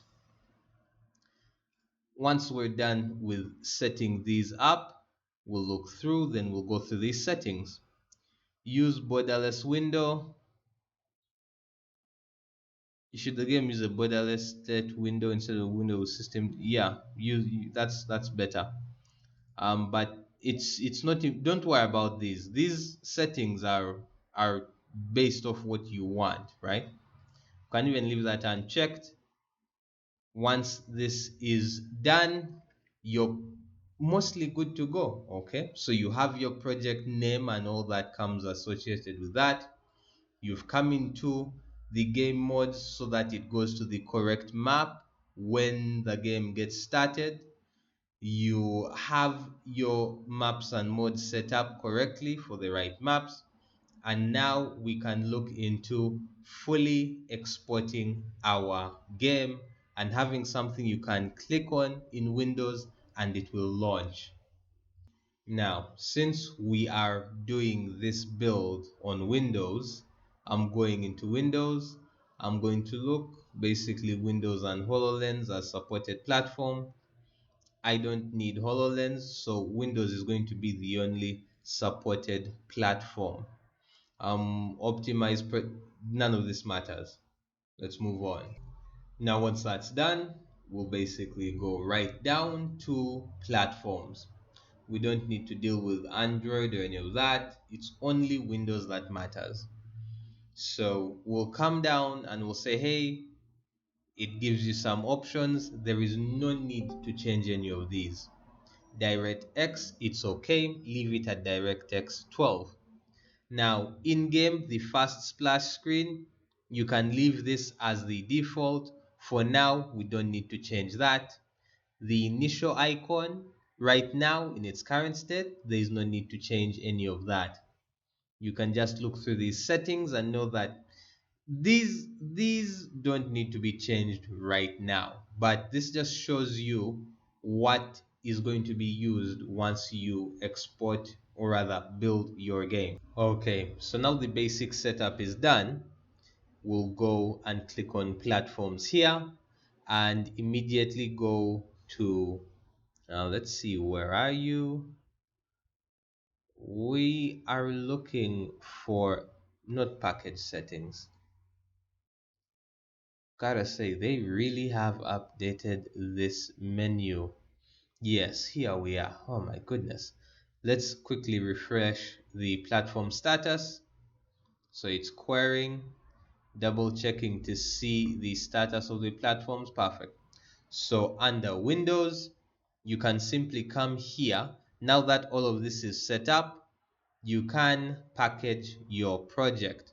So once you click that, look at this. The SDK for Windows is not installed properly. Would you like to attempt anyway?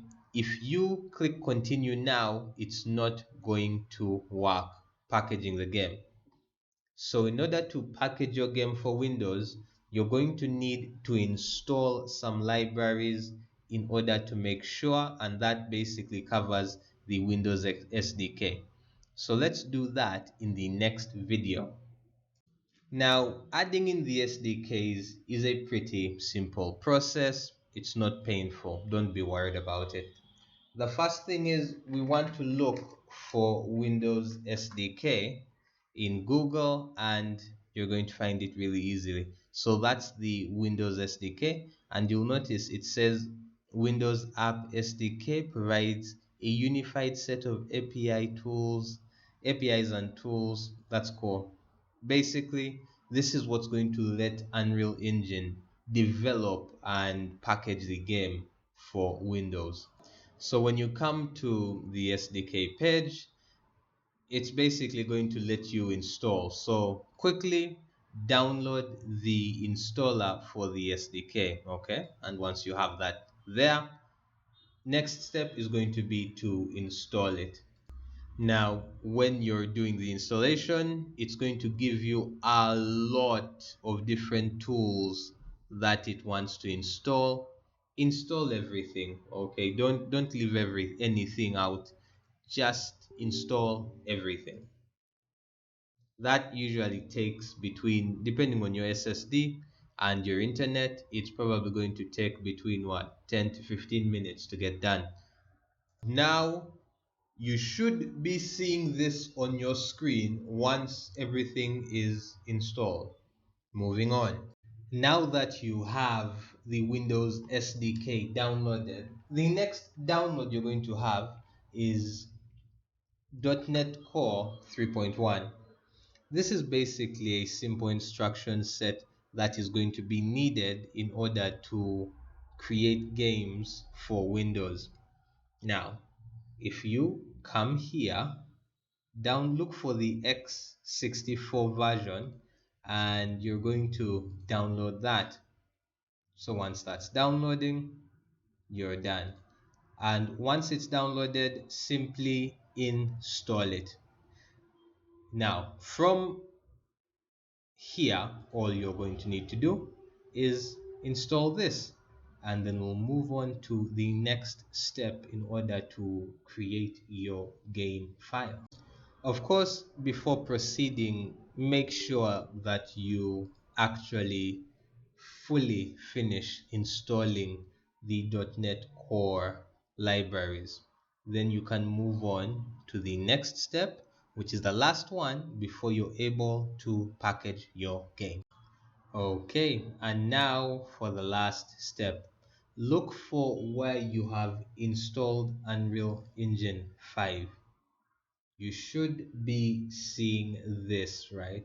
Engine, feature packs, samples, and templates, okay? My installation is probably different from yours because of where I put it in the hard drive. But essentially, if you use the default installation path, it will be in local disk program files, and then you should find a Epic and Unreal Engine, and you should come into a folder that looks like this. Next, you're going to go into Engine,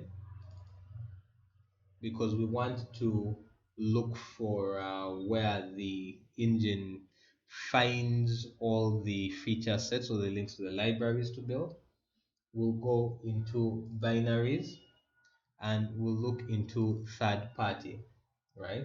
And we want the .NET folder under there. And of course, Windows. Now within Windows, we're going to enter into host and FXR, right? Now it's saying 3.1.9, which is our .NET. So we'll copy our host FXR file, and this is basically the file that states that, hey, you have access to these libraries that will let you build for Windows. So I'll just quickly copy this over, okay? Once we've copied it, let's start moving out of the files, right? Let's start moving back up. And we'll go back up to the engine again. Now, we want to post that file in the right place so the engine knows that it can build to Windows. It has access to all the Windows libraries. So we'll go into binaries, and look for .NET and into the automation tool, right? Then inside the automation tool, we're simply going to paste this within the folder. Now, for me, you'll need administrative permissions, which I've given it, and voila. Now that we have downloaded the Windows SDK and we have downloaded the .NET libraries and we have posted the file of host inside of the engine binaries .NET automation tool. Once those three steps are done, the engine should now fully be able to package our game. So before we do, let's quickly do a simple engine restart. So we'll close the engine and restart it before doing the test. See if it can package. Let's quickly save and restart. All right, so if you have had any errors with your build, we're going to make a couple of basic adjustments, right? So before you proceed forward, I'm also recommending you download Visual Studio. Now, you can download Visual Studio Community, it's free. And when you're downloading it, make sure to check Universal Windows Development, that's important, and check for game development with C++, and also game development with Unity. It's just important to have those components, right?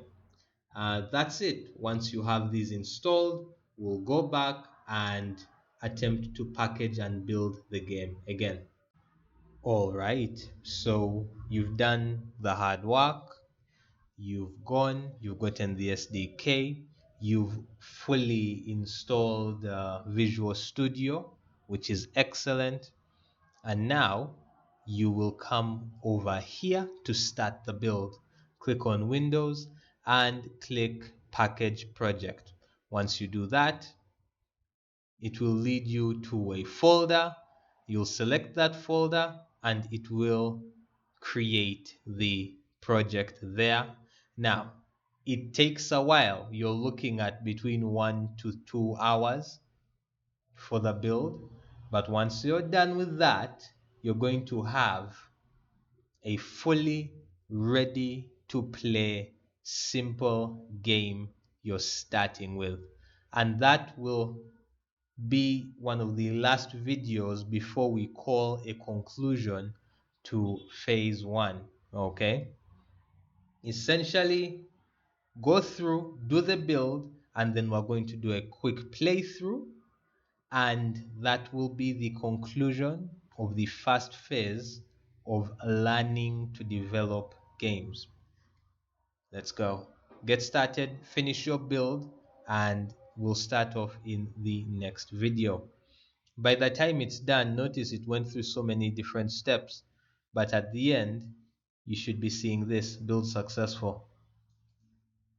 Automation tool executed for 1 hour and 39 seconds. So that's how long it took for me. For you, the period will be different. See you in the next video after you have your build done.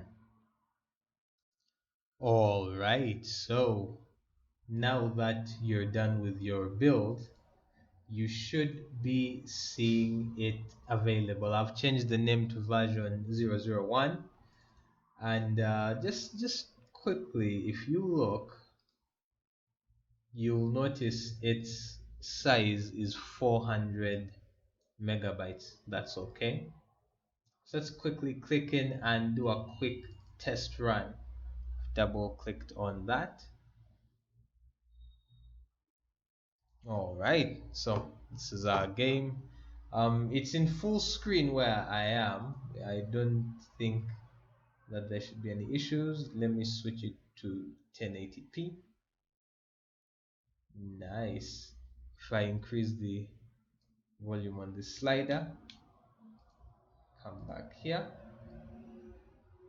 Okay, volume slider isn't perfectly working. That's something I'll need to check on in the code, but it's now taking it all up. Let me switch to, can I switch to 4K? Yeah, I can. Let me not do that yet. Let's start with something simple. Let's get into the game. I hope you can hear my buttons. I'm actually playing using the controller. Come in here. Boom. All right. So now coming over here, let's move through our levels quickly. So all of those are working. Just a quick test, not here, in the next level. Let's do a quick test of our snap. Okay, so I can actually die. That's cool. And if I click on main menu, the main menu is working perfectly fine. This button is working well. I can move through it. I can click on these and they're all doing their job. It's breaking the recording I'm taking. That's fine. Let's click on level 4 and it actually takes me to level 4. Okay, I can beat up that enemy. Die. Okay, you're dead.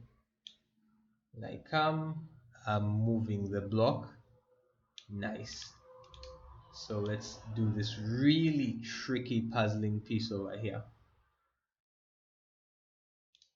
Jump, what? Wait for it. Okay, cool. Managed to succeed there. Cool. And then next level. Cool.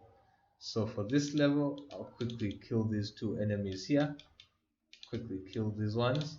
The combat is really janked out, but that's okay. That's something we'll fix in the next phase.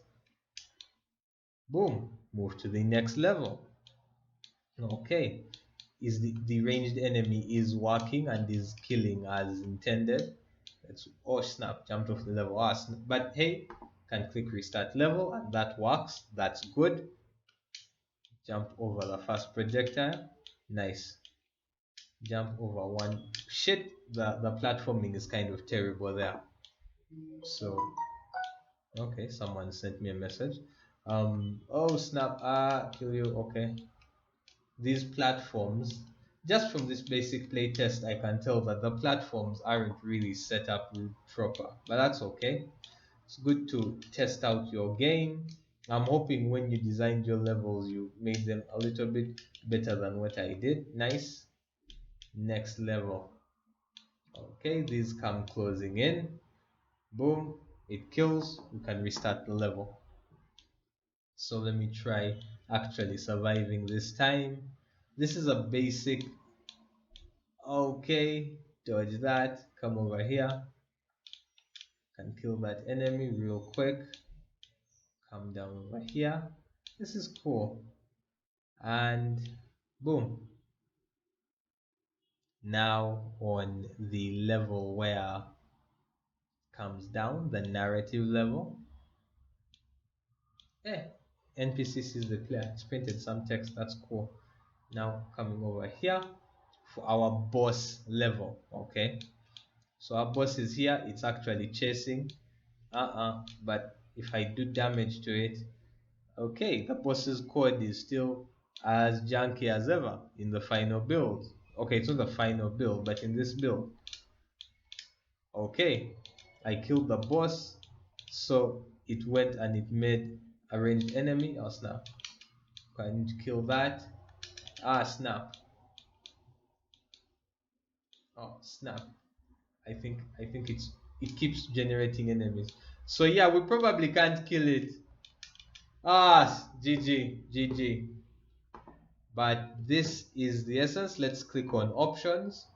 We get here, cool. When we click level select, you have the ability to select levels. That's good. And we're done. Click on exit.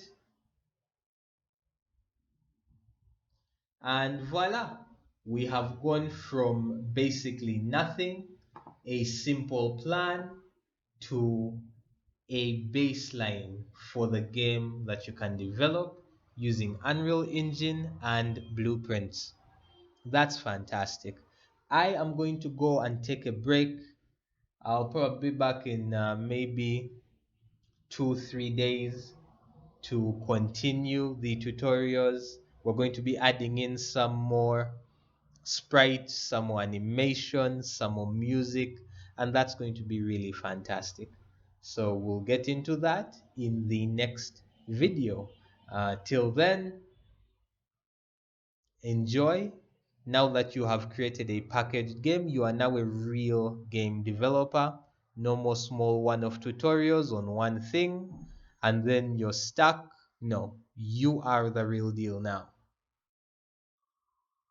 We'll see each other again or not see each other in the next video. Well done. Well done if you've made it this far. All right, let's quickly do a review and overview of all the work done so far before going into the next stage of adding in more audio assets, sprites, and animations. Okay, we'll start with our basic developer level to have a quick look at what we've built. Just playing through briefly. Yes, our projectile character is working. These two are working perfectly. I am able to do damage to them and they're dead. Cool. So let's quickly start from the beginning. We'll start off by looking at the main menu, right? So as far as the main menu, we know that it's basically one thing. It's just this main menu screen over here. So let's quickly open that up. Okay, so this is what we see in our very first level. And if I quickly press play, new game button takes us to the first level. Level select was working as intended. This is something we already know, right? Let's just quickly have a look at the code. So we'll go into the graph editor and we'll start from the top. So this is just some basic code cleanup and organization to make sure before we go to the next level, everything is working fine. So I'll open this up, make this a bit bigger, bring this about a bit closer to here. So I'll check one click new game, open level by name, set input mode to game only, hide mouse cursor, and that's the player controller. That's getting all of that down. No problem. Okay. And I'll comment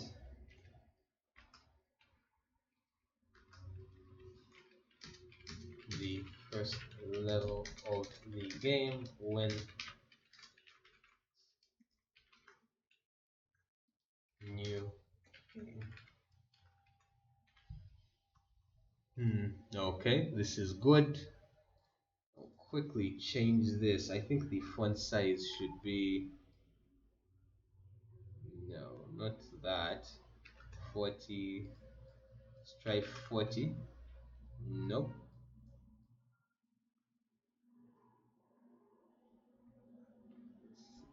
No, let me increase the length of this. I don't want to decrease the font size.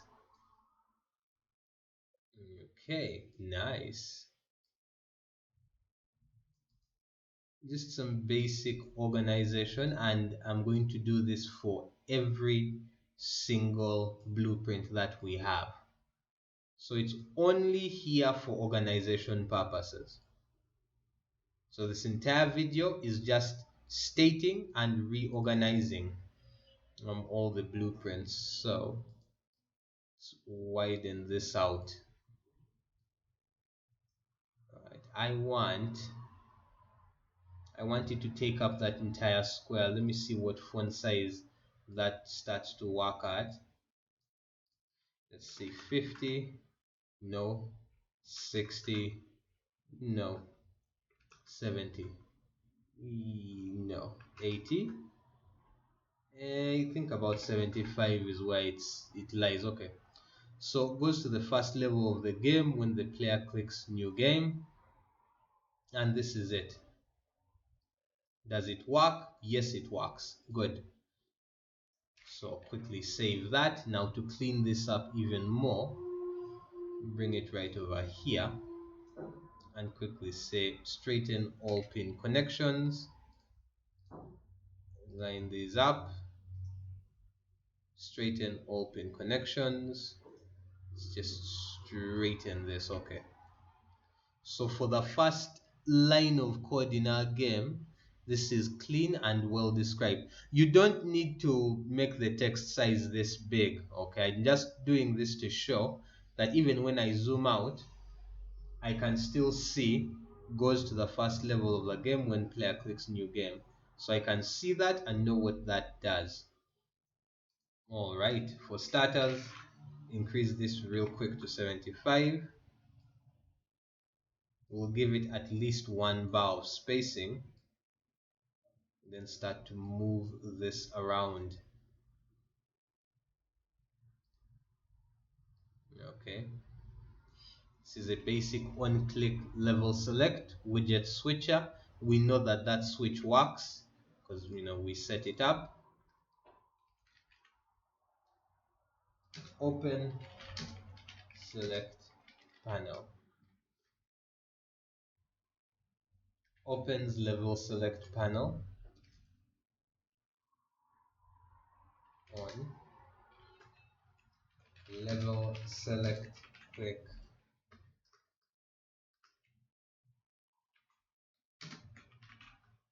All right, for starters, we are going to need to move everything here down a bit. Oh snap, why? So I'll select everything, just move it down because we want to have all this spacing for this level of organization. This also move it down and come here. Good. Let's open this up a bit. I don't want it to take up too. I always believe that your comment should make sense in like a single line. I don't like it when I need to have like multiple lines to express what's going on. If there are multiple lines, then my explanation is probably too complicated. Okay, so now we know for certain. Let's go to the first level of the game when the player clicks new game and it is working. Opens the level select panel on level select click, and this is working. Okay, excellent. Now that that is working properly, let's make sure it takes up the exact number of lines. Actually, let's bring it. Let's see. Yep, there's one space in between. Now we'll come over here and I'm just going to copy over this panel to be one single row below. Okay, perfect. Now this does not open level select panel on click. Okay, this does something different. This is our options menu. On clicked, options sets that active widget, which is good, and we know for certain that this works because we've built our game and it worked in the build, so it's effective, it's getting the job done. Okay, perfect. Let's straighten this out. Okay, options,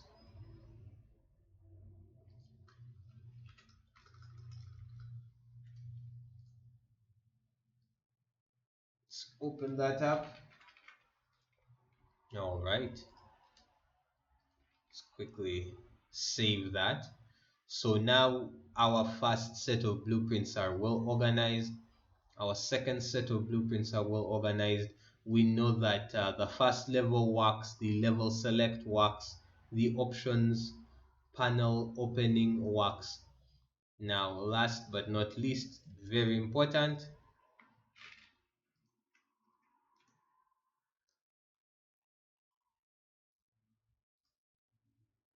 the exit the game when click. Let's make sure that that's working and well organized in terms of where it is. Let's go through. So once someone clicks exit game, it quits the game. Not bad, not bad. And that's working perfectly. If we come over here and we attempt, so new game, we know that works. Level select, that's working well. Options, it's working, right? And we can select full screen. This we tried out when we let our build out. So this is working perfectly fine. We know this, and we know our volume slider works. We've tested it out. Options works. Level select works. Good. Now we can stop this and quickly double check. Okay, so all those buttons are working, right? Now this is another simple set of instructions. This basically holds all of our back buttons.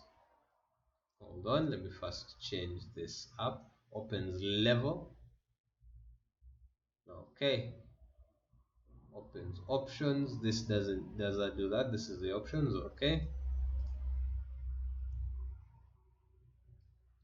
This is exit game.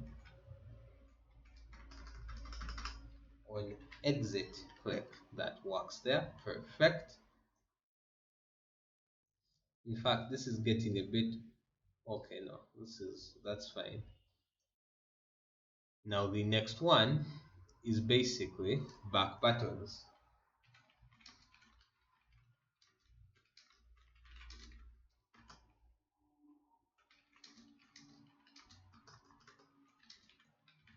Menu panel. Okay, excellent. That's all these are. There are two of these. Let's make sure the positioning is correct. Yes, it is. Excellent. So on click back, it goes back. We've already seen that to be working. Let's simply add in these blueprint codes here. Okay, let's give it a bit more space to work with. Now, please don't necessarily follow my exact spacing. I'm simply doing this because I like that big amount of space. The most important thing is make sure that all your blueprint code is well organized. That's what really matters the most. It should be organized and well commented so that you are able to know in exact detail what is going on, and it's an important step in game development. All right. Now, the code that comes up next is all for, okay, let's remove group movement. I don't need it to group move. Hold on, let's quickly undo that. It should not be moving the entire group. Okay. So, level selection buttons. Nice, that's a pretty well explanatory comment. And open this up to give enough space. Now let's come over here and we'll line this up reasonably well. Go somewhere here, go somewhere here. Good. Good, good, good, good, good.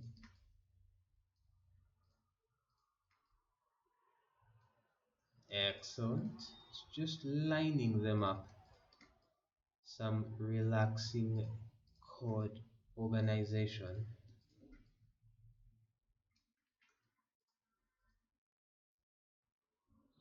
Let's open this up a bit. Good. And here we have. So on clicked, open level by name, and once we've opened that level, set input mode game only. Perfect. This is good. This works for all the different level buttons. You should be able to work properly. Let's just go and do a quick test. I will select level 1, takes me to level 1, main menu, level 2, takes me to level 2. This we've already tested, but it's good to double check again. Level 8 takes me to level 8, and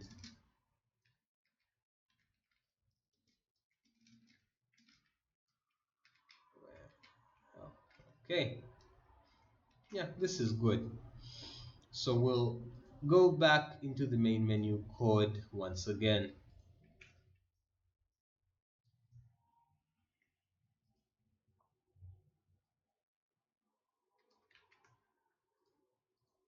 Okay, for starters, let's remove, wait. All right, now this is the volume slider. For some reason, it's gotten super disorganized here. Superbly, but that's no big. This is something we can straighten out. Start by dropping all of these video settings lower. Let's just drop that down here. Let's move this over here.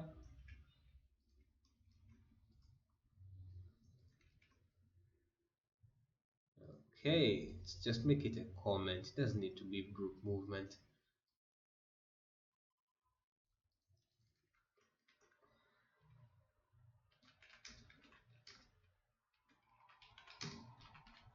So this is basically the volume slider.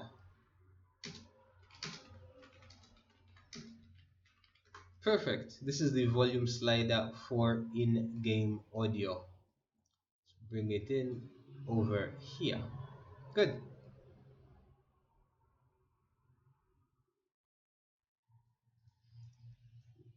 So here it basically controls all the sound because we used a master sound class.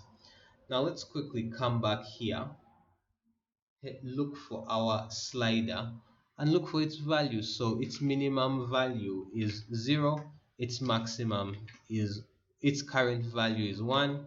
Let's get into the game and just quickly test it out. Okay, so I've put it at minimum volume. That's good. Now we need to quickly pick on the audio source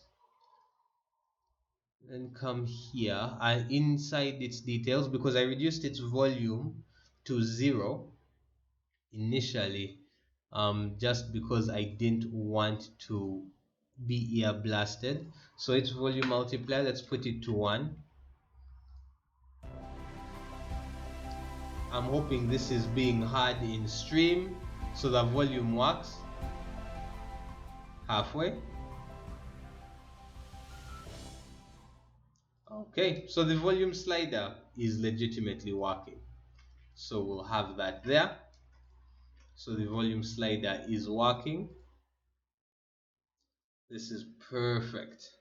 Now that the volume slider is working, let's go and have a look at all the video settings, right? Now this is another big one.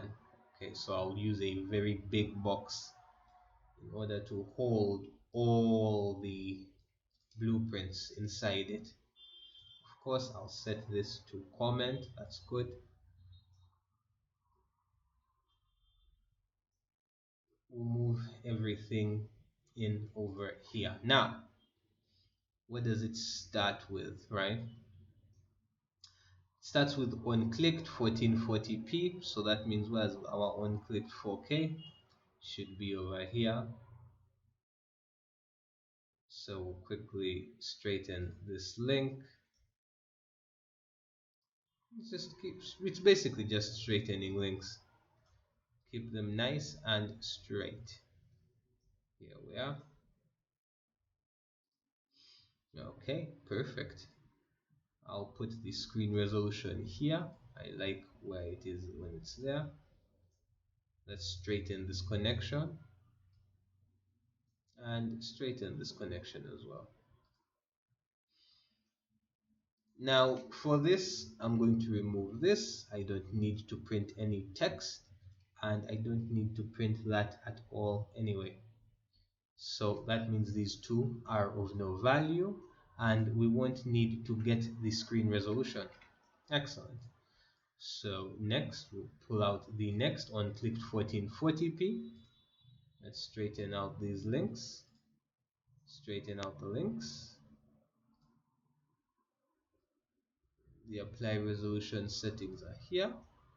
We won't be needing the printing of text anymore since we used that to test, but we've tested that all of these are working in real time, which is good. Okay, this is good, and that works. We'll go through the same process for 1080p. This is the resolution changing buttons. So straighten all, straighten all, straighten all, and then delete the blueprints we do not need, which is good. Now, these aren't level selection buttons. Let's see. No, no, not, let me say resolution and window. Let's see, window style, window mode, windowed mode settings. Okay, just going to organize these. Okay, let's see, we don't need to do this since we have already gotten all the supported resolutions. Now for the windowed settings. Okay, so we'll get all of these. Same thing, we won't need to print out anything, so we don't need any of the printed text. It's just not useful to us anymore since we've figured out what works. So quickly straighten this out, straighten this out, straighten that out. Excellent. Same thing with this.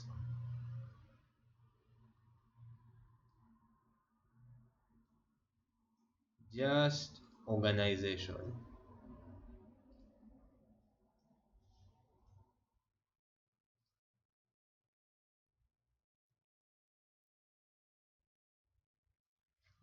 Alrighty.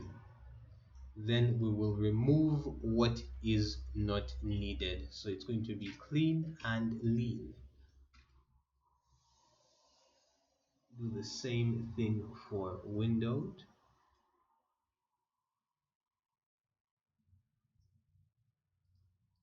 Straighten out that connection, straighten out the next one. I like having these somewhat lined up so that they're doing the same thing, so it's good for them to be lined up, and just delete those. Excellent. Now one small change I'll make is I noticed that when we come in here, the window settings come first and then the resolution settings come next. So just for internal consistency, I'm going to get these nodes, because these are the windowed settings nodes, right? Put them there, and I'll start by putting the resolution settings here, so they're in a lower position. Just put it over here. Nice. This, put this over here, and we're done. So these are all our resolution and windowed mode settings. So we can look resolution, rather the full screen, borderless on windowed, and then here are our resolution settings. Now, do you want to break them up into two different blueprints? You can absolutely do it based off what you like. Just that for me, these settings just seem to be doing so much similar that I don't feel the need to put them in two different sets of settings. Maybe I'll add in a bit of space in between, but even that, seems like a bit much. I would much rather just have them here because I can just eyeball and read what's on it and then I'll know. Okay, done with here. So these are all the blueprints, okay? All this right here is everything we needed to create the main menu as it is right now. Now that this main menu is totally organized, let's quickly go to the next level and have a look at all the blueprints. Okay, yes. Okay, so we'll start off with our basic player character. Okay, so I can jump, I can die. Dying is very good, it's useful. It's useful to have in the game and goes to the next level. Okay, that's good. That's good, that's good, that's good. Now what we want to do is to see what do we have in this level and what do we use its blueprints for. For starters, we have a mesh here that kills the player, right? So if we go into our blueprints, so what's in this level? Well, the first thing is our player. So we have our player, but we're going to get into our player probably last. Okay, let's start with the simplest thing. We have this, our level selection. So let's go into level triggers, master level trigger. Okay, there's this, and these are its blueprints. Okay, nothing much going on here, but we'll have a look. And last but not least, we have under obstacles, we have this over here, which is the killing floor.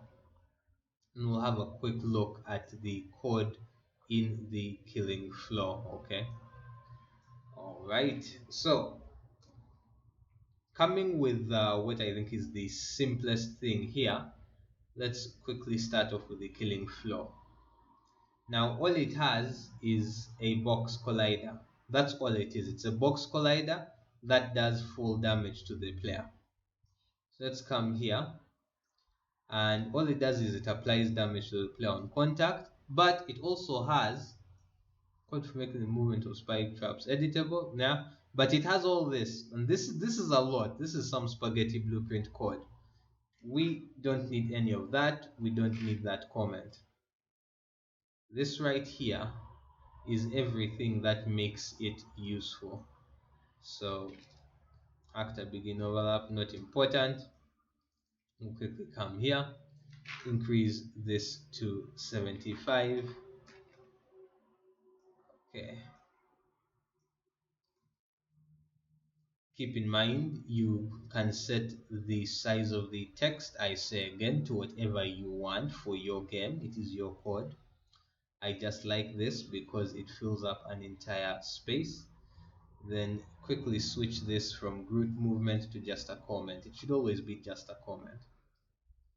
So it says, hey, on actor begin overlap, which is the box, that collider. Cast to player, apply damage, get player character, that's the damaged actor. And then print the text. Okay, right, it says trap has killed player. Let's remove that text because we don't need that text anymore, and just do some basic pin straightening. Now if I remember correctly, since it's casting to player, we don't need to get the player character. We can simply call it the damaged actor. Let's do a quick test. Jumps off, perfect. Restart level, jumps off, perfect. Okay, his health, and you can see the health bar goes right to 0. All right, that's excellent. So now we have a killing floor with clean code, and all it needed was this, right? That's good. We can now close this. What else is in the level? Well, there's the master level trigger. So let's check that out. So for starters, start by C, adding in a comment. And as always, comments have to be black with white text. Let's increase this to 75. Well, that takes up the whole comment box. Let's open this up. We don't need event tick, active overlap. We don't need any of this. This can stay here. We can call it at any time we need it. Please print text level trigger has, we don't need that. Bring it down here. Let's switch this to comment. It shouldn't be moving our nodes. I was about to say sprites. So that's old designer knowledge coming in. Let's line that up. Come over here. Wait a bit. Straighten this backwards. Straighten this backwards. Good. So this is pretty basic. On hit, it gets the level name and it opens level by name. Now, level name is instance editable, which means that for every specific level, like when I click this, 002 obstacles. So it's been working, and it's been working effectively for opening the next level, which is excellent, excellent, excellent. So now that we have this code cleaned up, it's clean, we know everything about it. This is good. This is good. Now that this is working effectively, we can close the master level trigger since it's been working without fail. But quickly open level on open next level when collided with. Perfect. Now let's just space this out a bit. Don't need 2 lines of text. Open next level when collided with. Perfect, and it's been working. So let's close the master level trigger. Now we're going to have a quick look at our player character. Okay, there's all the code for pausing the game, there's code for movement, and we're going to go one by one. So this is just the player health test. I'm going to break this connection because we no longer need this player health test. So it's not needed anymore, but I'll leave it right there. No, let's delete it. It's not needed. Leaving it there has its own misgivings. So quickly increase the size of this text. I'll increase the size of this. On start, listen to player controls. That works. So on event begin play, cast to player controller. That's good. That works. Now, the one thing that I will do is quickly look. Okay, slowly but surely, we'll start with on event begin play, cast to player controller, get the player controller, enhanced input local system. This was all for adding in our mapping contexts. Add mapping context, that's good. Player input, loads the player health bar into the game. This is good, but I think this should be in a different realm. Let's quickly break this, right? So we're also going to break this because what I want to have is to have all this health code working separately. Then there's event any damage. I want that all to be working separately from this, right? I want it to all be separate from setting up the player controls. So let's quickly start off separating that. All right, now to get this done, we're going to use a node that we have used before about once. We'll start by having event begin play, right? And we'll come out here and we'll set up a sequence node.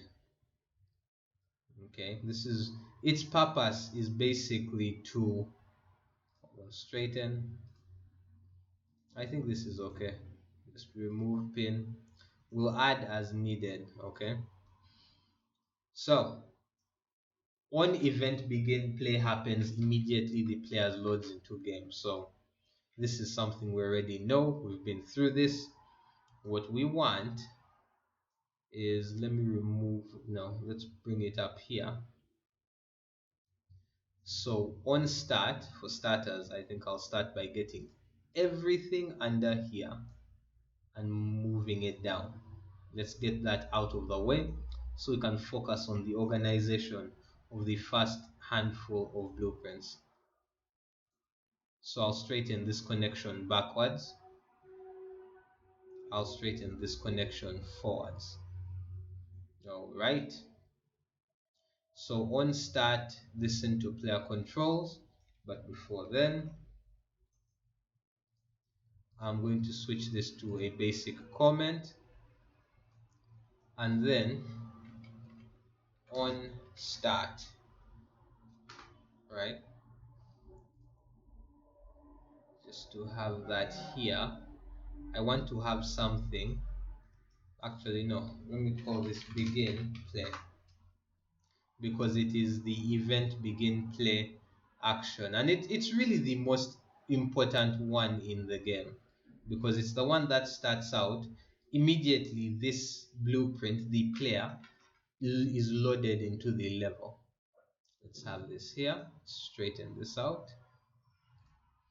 Excellent. Close this here. On start, listen to player controls. Excellent. So there's listening to player controls. Then this loads the health bar into the game. Let's start by leveling this up. So we have loading the player's health bar into the game. Then we have player health bar and damage and a few other things here. So those we want to have happening rather unlocked from each other. Man, I'm making some interesting mistakes. Click all, then drag all together. Drag them down here. Just separated by one small square. Good. Now come up here and sweet. This is looking good. It's looking organized. Now there's no need to have on start here. So listen to player controls. This is excellent. Move it up. And it is really the first thing that we want. So let's straighten this connection. Excellent. And then we'll straighten this one backwards. Nice. And then we'll straighten this one backwards. Oh, come on, straighten. Nice. So when event begin play, it starts off by listening to player controls. I think that's really an important thing it should be doing. Then load the health bar into the game. Good. This is still on group movement, which is good. I need it that way.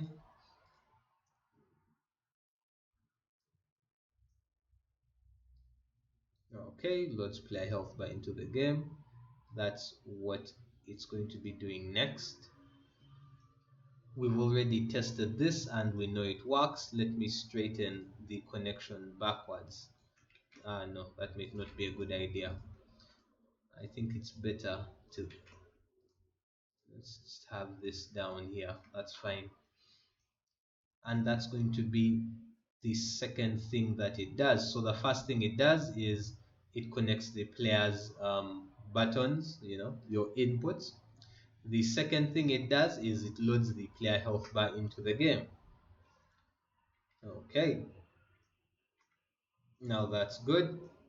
Now we have set player health after taking damage, pausing the game and loads the game over screen once the player health hits 0 or below.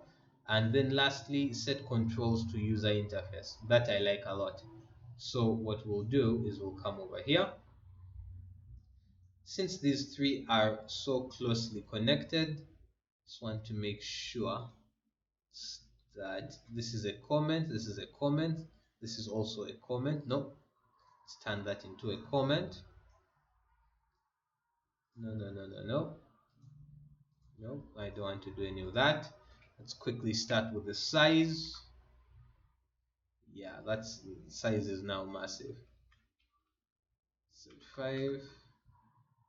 Uh, at this size, my comments are too massive. So let me quickly put the comments down, right? Let's put them down briefly. All right. So we'll start with set player health after taking damage. Okay, let me expand this out a bit. After taking damage, that's good.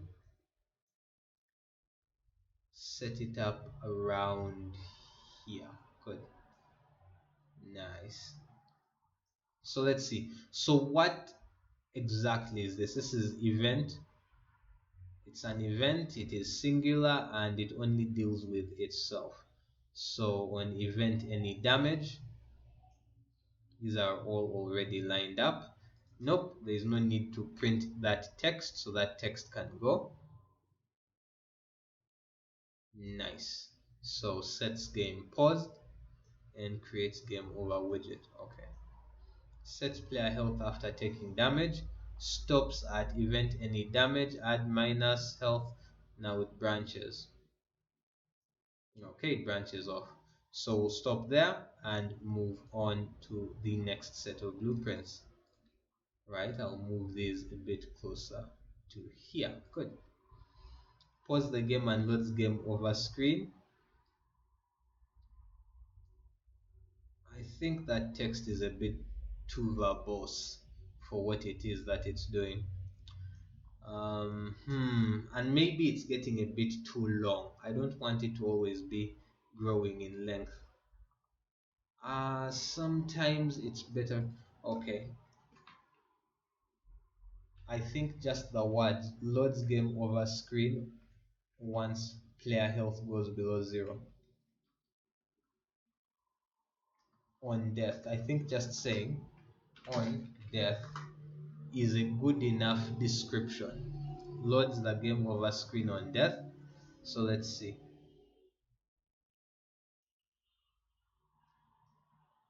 Let's get this.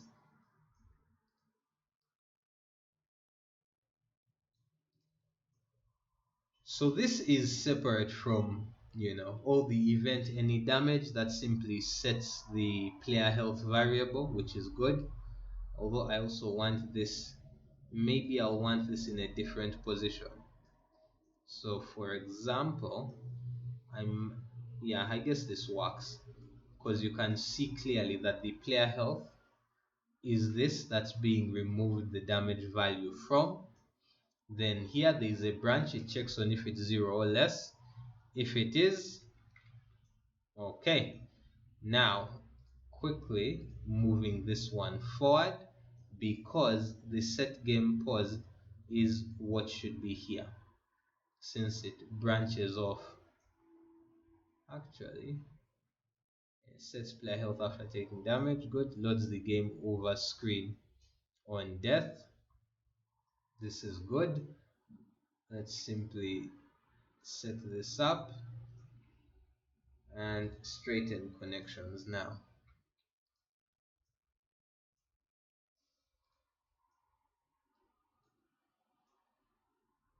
Straighten that connection. Yeah, this works. This works perfectly. So essentially, we have all this code reasonably organized. Just quickly checking, making sure that everything works. That works. Let's go to the next level. Should have some. Hold up. That works. Good. Let's go to the main menu. Quick level select. Level 4 has an enemy. Let's see when it does damage to me. Okay. So the damage being updated works perfectly. Does the death work? Yeah, perfect. That's working. So this segment of code, oh my, that noise. This segment of code is currently working, right? So let's delete the set controls to user interface. I think that that's just something that will be within this blueprint, and we'll leave it there. I don't think we need another comment for that. All right, so let's go next. Jumping. Okay, let's see. Is this is group movement? So moving this should be easy. No changes need to be made to this, which is good, except we can delete that print text. It has it really has no value. So quickly set this to 75. That's good. Increase the size of this. Okay, jumping. Just that. That's simple enough. And now moving left, it will be the same basic scenario. You can have that move left.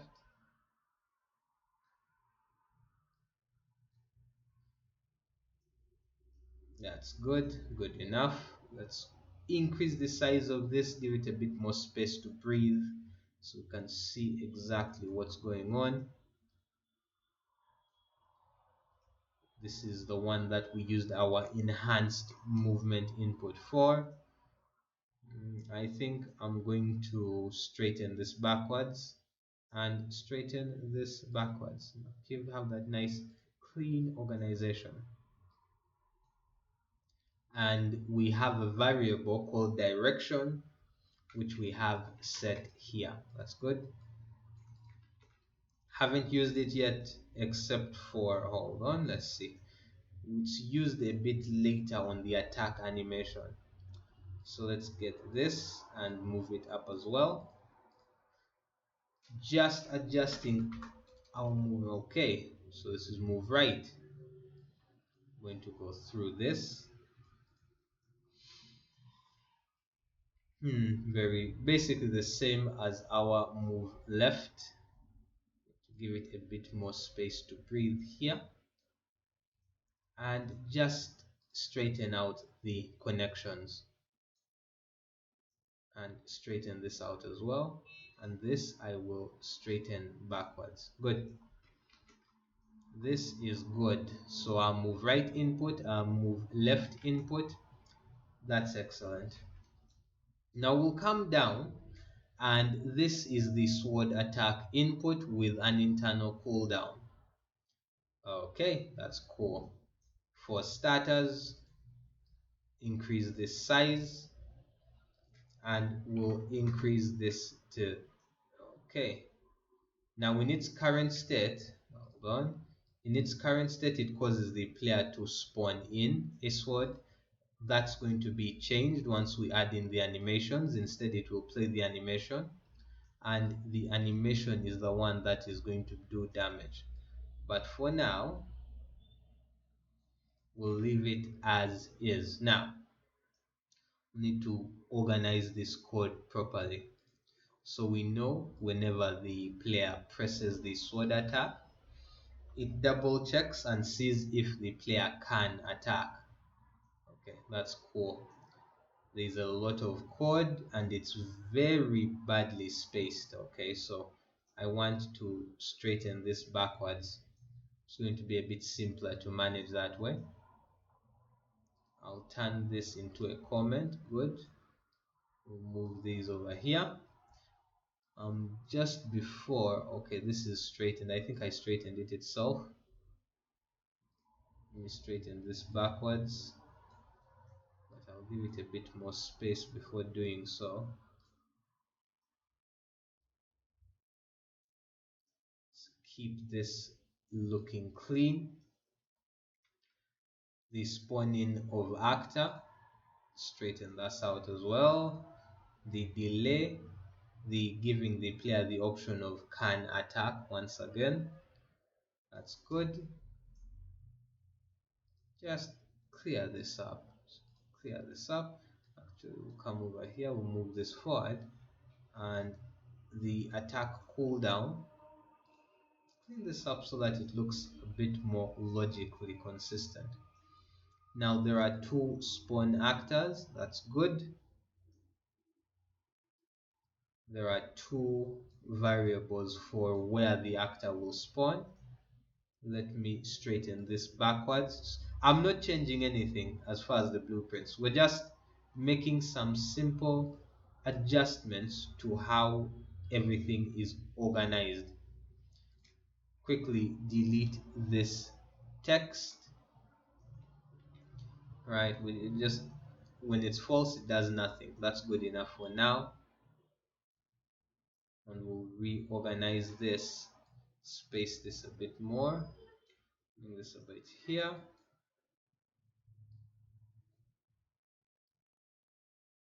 Okay, let's line this up here. Now keep it organized and clean.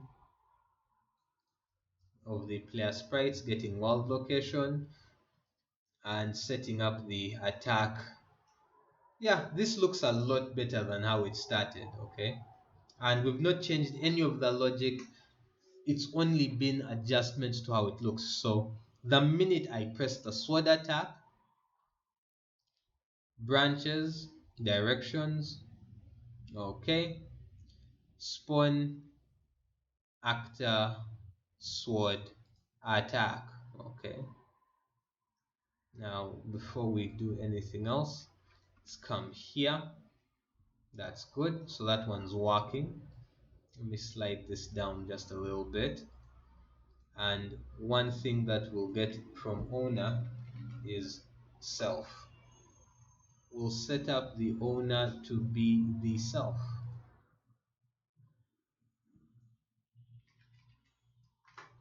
Okay, perfect. We'll have that here. So this code is now looking, it's looking good. It's looking clean.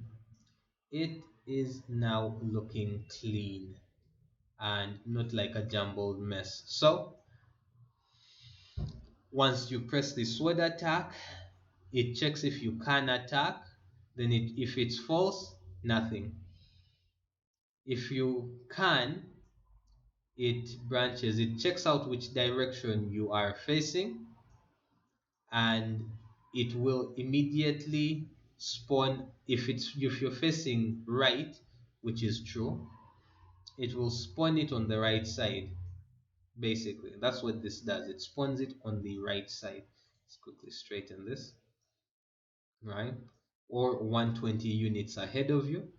If you're looking left, it spawns it on the left side, which is 120 units behind you. And I've set it up so that the owner is going to be the self, or the player character itself. Let's quickly see how the sword attack is looking. Okay, fires left, fires right, fires left, fire right, fires left, fires right. Yes, this is looking good. All right, now that this is looking clean, just quickly press, boom, I can create my sword attack. Good. One last thing, now that we're done cleaning up this code, we're going to add a little something to our sword attack. And the reason is, the right now when the sword is on screen, you really can't do much else like to move it, because when we play, the sword stays on screen, and I would rather, if it's staying on screen, it's attached to the player's movement. All right, so there are a couple of things that I was going to add to this blueprint, but I'm not going to change anything for now until we add in some animation. It will be easier to start adjusting more of the animation and the damage and the timing when there's some animation. For now, This is the sword attack, causes player to spawn a sword attack, then puts it on cooldown. This will work for now. Alright.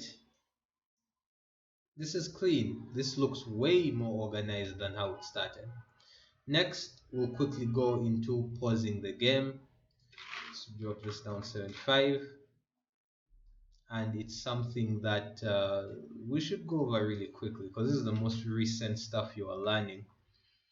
So, enhanced input game paused. Is the game paused already? No. Okay, cool. If the game isn't paused currently, set it to paused, create the menu widget, add to viewport, set the mouse cursor, set input game mode into UI, pause menu widget, bring that in, that's the one in focus, set game paused. Unpausing should work the exact opposite of that, right? Remove the widget, set input game mode only. Is game paused? No. Remove the mouse cursor. All of these are attached to the player controller. This I think looks reasonable enough. There's nothing crazy going on that would merit a reorganization. There are things I could do to change its organization, but honestly, yeah, at that point we're entering another world. This is okay. If you do want to organize it, please do, but there are no code changes here. All right. But now that we've looked at pausing the game and we're done with the player's blueprint overall, let's quickly go back and look at another blueprint, which is going to be under interface, our pause menu. Now we know that everything here works. We've tested it, going from exit to main menu, restarting level and resuming. You can just have a look. When the player presses P, pause. Okay, you can just extend this right over here and just increase the size of the words. Okay, right, resumes the game when player presses P, basically it. All right, let me quickly pull these down. Restarts the current level when restart level is clicked. Good. Let's quickly bring this down.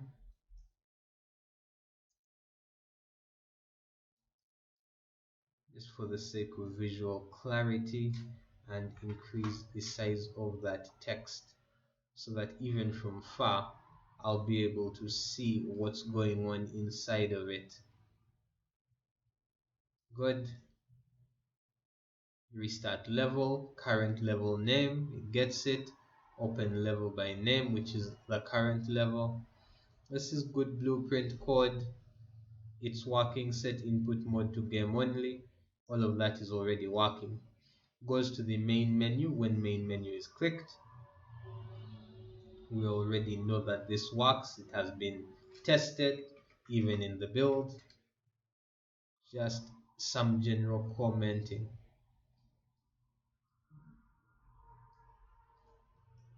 Yeah, pretty good.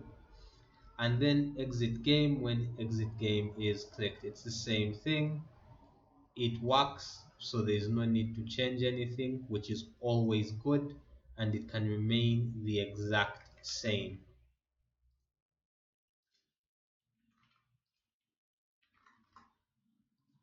All right.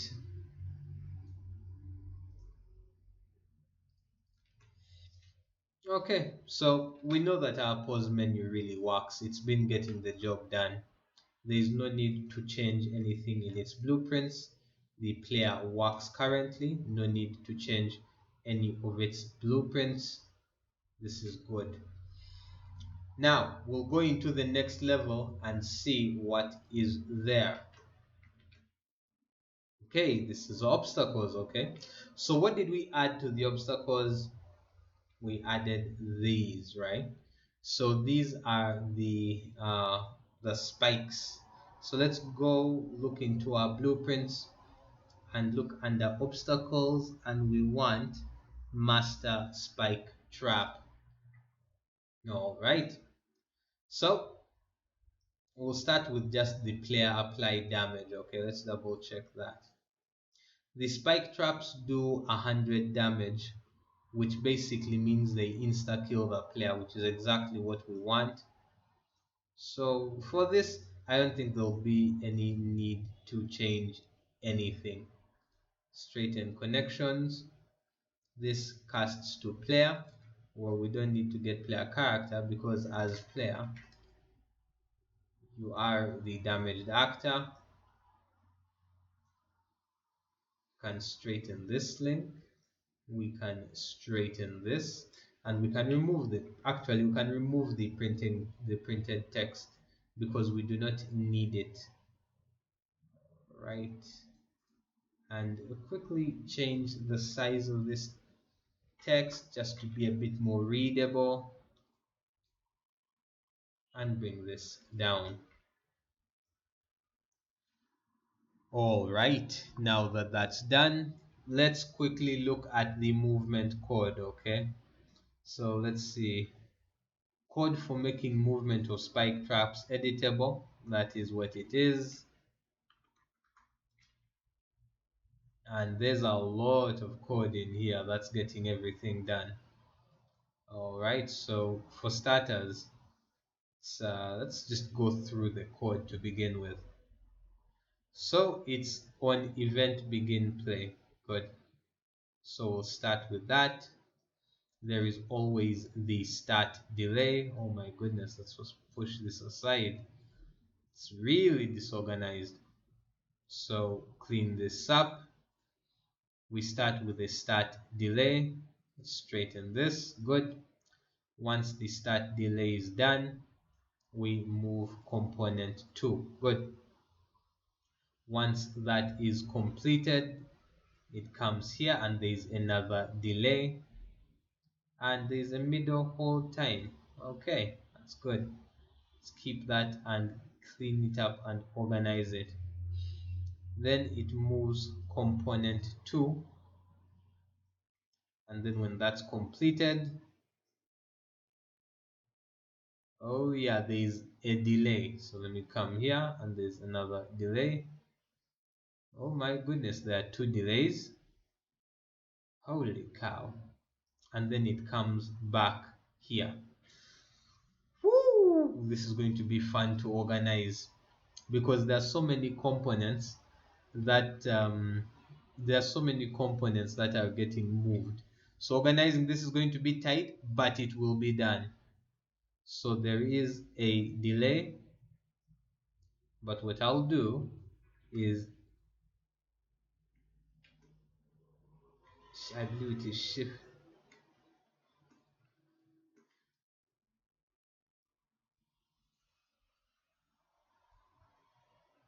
No, quickly we're going to organize this one way or another. Okay, so we want it to be after the delay, it starts moving the component again. All right, let's have a look. Let's see. Okay, for starters, we know that this loops back to the move component to function again. That's cool. Let's quickly double click this line because we are going to need to create, no, then press Control to move it up. Okay, we double click this. Yeah, we're really going to need to do some work to get this looking reasonable. Nope, just press Control again to move this. Nope. Okay, awesome. Now that we have that at least not looping somewhere, there is duration. Let's bring this over here, or under ending, connected to ending hold time. Okay, let's straighten that up. This curve is good, it's a nice loop, but I want, double click that, no, control, then you just drag it on that line, double click that, control, just drag it on the line, then do another double click. Come on, let me click it. Okay, that's about the limit. So we know it loops back. That looping back is now looking reasonably clean.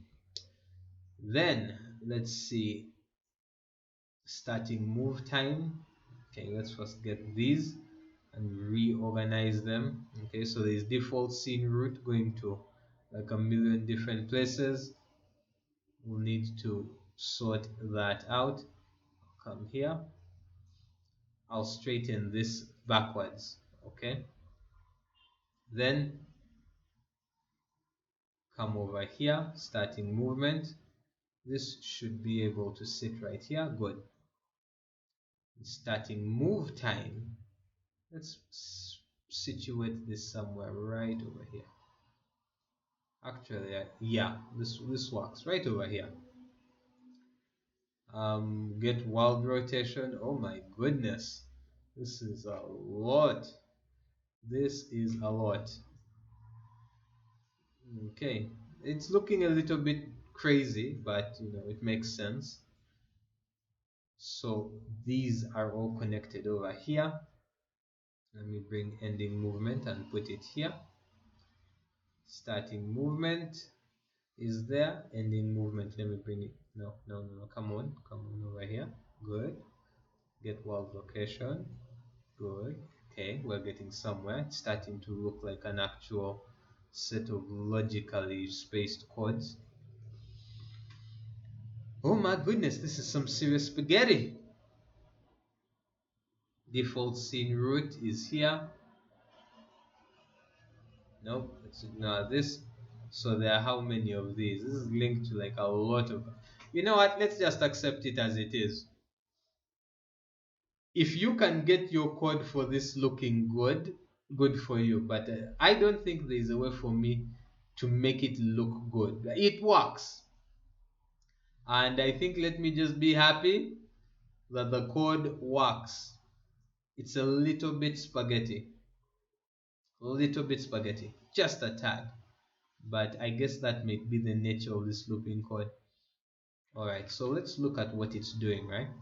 On event begin play, we start off with a light delay at the beginning, then we move the component somewhere, which comes over here. Now where it's going is set up by get world location, whichever starting movement we want. The rotation, same thing. Then we go into the delay, that's the middle hold time, move component 2 again, ending hold time, and then it goes backwards, it loops back. Keep in mind we've not done any code changing. Okay, it's just been touching up and changing how the code is organized, just organization changes. Now let's do something cool. Level 2 is obstacles, right? We're going to press play and we'll go. We don't need to look at the master spike trap. What we'll do is we'll look for another spike trap that we used. Let's click on this. Okay, so let's see, edit in blueprint. This is good enough, and play. Let's see in the outliner. Let's see which one I want to look at. C002.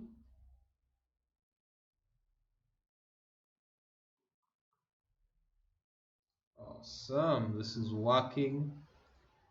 So everything is simulating as intended. Okay, we have no issues. So we've just changed a little bit of the organization, just a tad of organization changes here with the master spike trap, but nothing else, just organization. And it's looking kind of dirty, but hey, it works. Let's move on. Let me close up the main menu, close up the player. and close the master spike trap. So the next level is level 003, our melee enemy. Quickly jump. Okay, I died. Just wait for it to do what it wants. Goes down. Okay. It needs to do two things. Yeah, the melee enemy code is completely doing badly. And it's going to need a full rebuild. But it is in a reasonable. It moves, it can attack, but it struggles because of the width of the platforms. So once we come back into the next lessons of dealing with enemy AI, we'll make it so that it only moves left and right. But that comes later. For now, we're just organizing. So melee enemy. Right now it has some very basic movement. Detect player in range, then move to player, and if it stays within a specific range, it does damage. This is basic, just developer testing. There's nothing very complex going on within this. It's just AoE based damage. And I don't know if you can hear the rain in microphone, but just in case, I'm going to stop this video right now because I don't want to distract you with bad audio. Okay, so let's stop for now at here and we'll continue in the next video. All right, so back to having a quick code overview. So this is going to need a touch up. That's good to know. And voila. Now it's the same thing with just a couple two melee enemies, a simple physics based movement block here. Let me quickly play this. Okay, 3 shots, you're dead. Oh snap. Die. Dead. Okay, good. We have a simple physics based object here. Okay, nice. Able to jump over that. I Perfect. Then we have this level.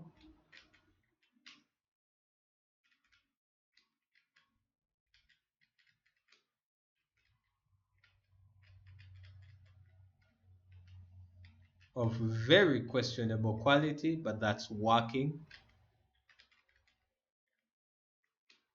Snap. And then this level for you, it's probably of a bit of a higher quality than how I set it up. But just make sure that everything is working to your standard. So we found another set of things that we need to adjust. That is this right here, the ranged enemy. Let's quickly go in and have a look at the ranged enemy blueprint. And let's let it load. All right, so this is all fully loaded up. Detect player in range, spawn projectile towards the player location.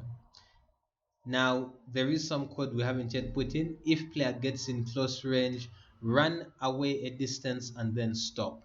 So what we'll do, we'll delete this until we come into the section where we start talking a bit more about how to program AI at a higher level. Okay, so let's switch this off to just comment because we just want to comment the code. Coming over here, this is already looking spicy, well organized. Increase, get that big text, big describer. Perfect. Then I'll get, oh, everything else is looking really beautiful. Let me just bring this down a tad. Just bring it down a slight bit. We already set up the conditions like can fire. This is good. We line this up. Straighten that one. Straighten this connection. That's great. Oh snap. This is okay. Yeah, this is perfectly fine. I already like how this looks with a nice twirly spirals. That's beautiful. This is beautiful. I'll add in a bit more space here. Then I will straighten that out. There's fire delay. Nice. Straighten that out. Can fire. Straighten that up. Beautiful. This is beautiful. This is nice. This is clean. I like this. I like this a lot. All right. So these blueprints. Oh snap! Hold up. Stretch that out. Okay. Now this is beautiful. This is perfection. Excellent. Let's move on to the next level. So we'll go into levels. Save, please. Save everything. Come in over here, and this is fine. It uses the same blueprints. Nothing special here.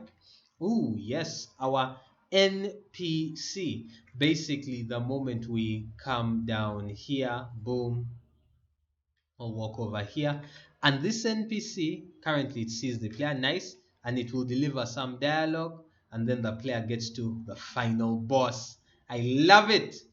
Let's come back to, okay, range enemies done. I go back to blueprints and open up the NPC.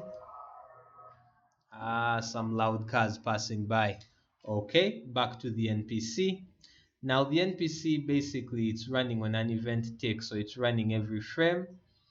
It's just doing a quick check if it has spoken. Hold on, let's quickly come on, line it up. Okay, so it does a quick check. Have it spoken?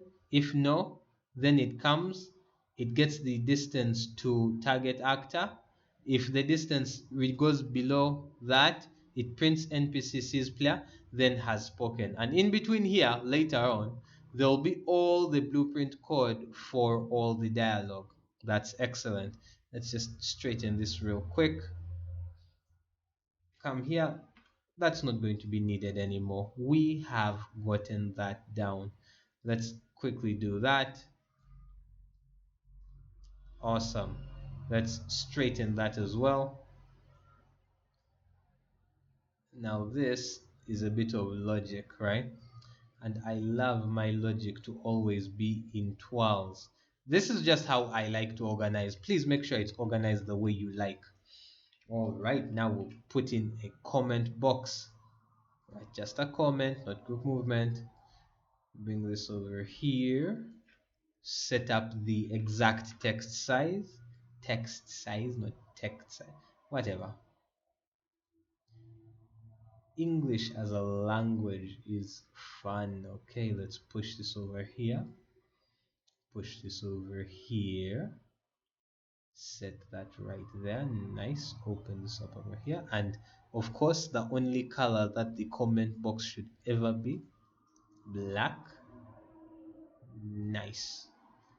I guess the only other thing I would want to do is get this. Hold on, and just drop them down a bit. Give it a bit more space so I can see how the logic is. And voila! It says detects when the player comes in range. That's it. That's all it needs to do. So the NPC is doing really well. Now, quickly, now that we're done with that, there's just one other blueprint that we are going to need to quickly comment and check on. Let's save all the changes. Perfect. So coming over here, here is our final boss. I don't think I can even kill this thing. Holy shit. Oh snap, am I cheesing the boss?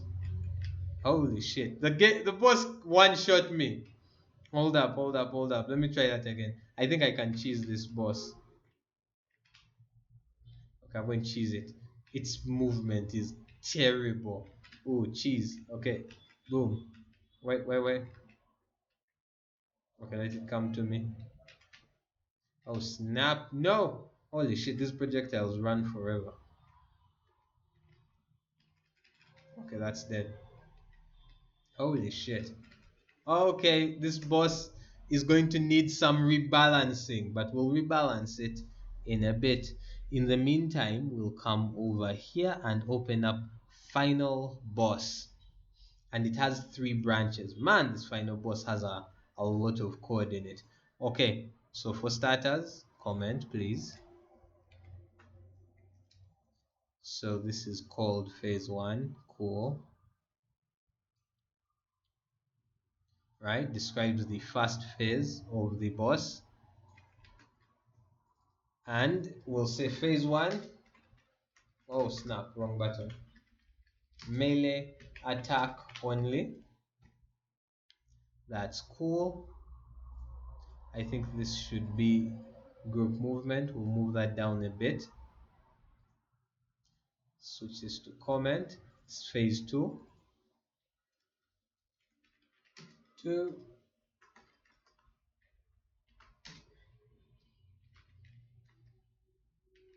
Spawns.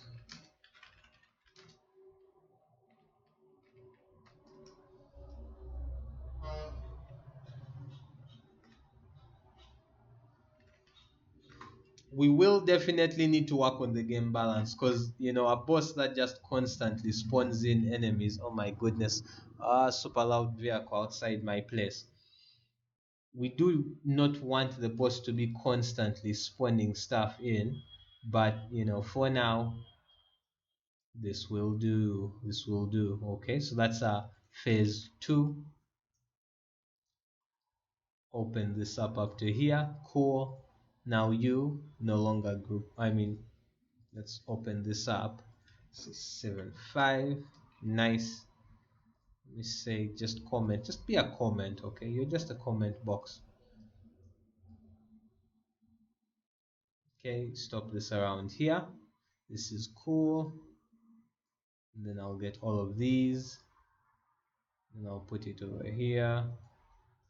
Nice. And then in phase three the boss begins, or a control click to move this down. Phase three the boss begins to also spawn projectiles. That's cool. Nice. Okay.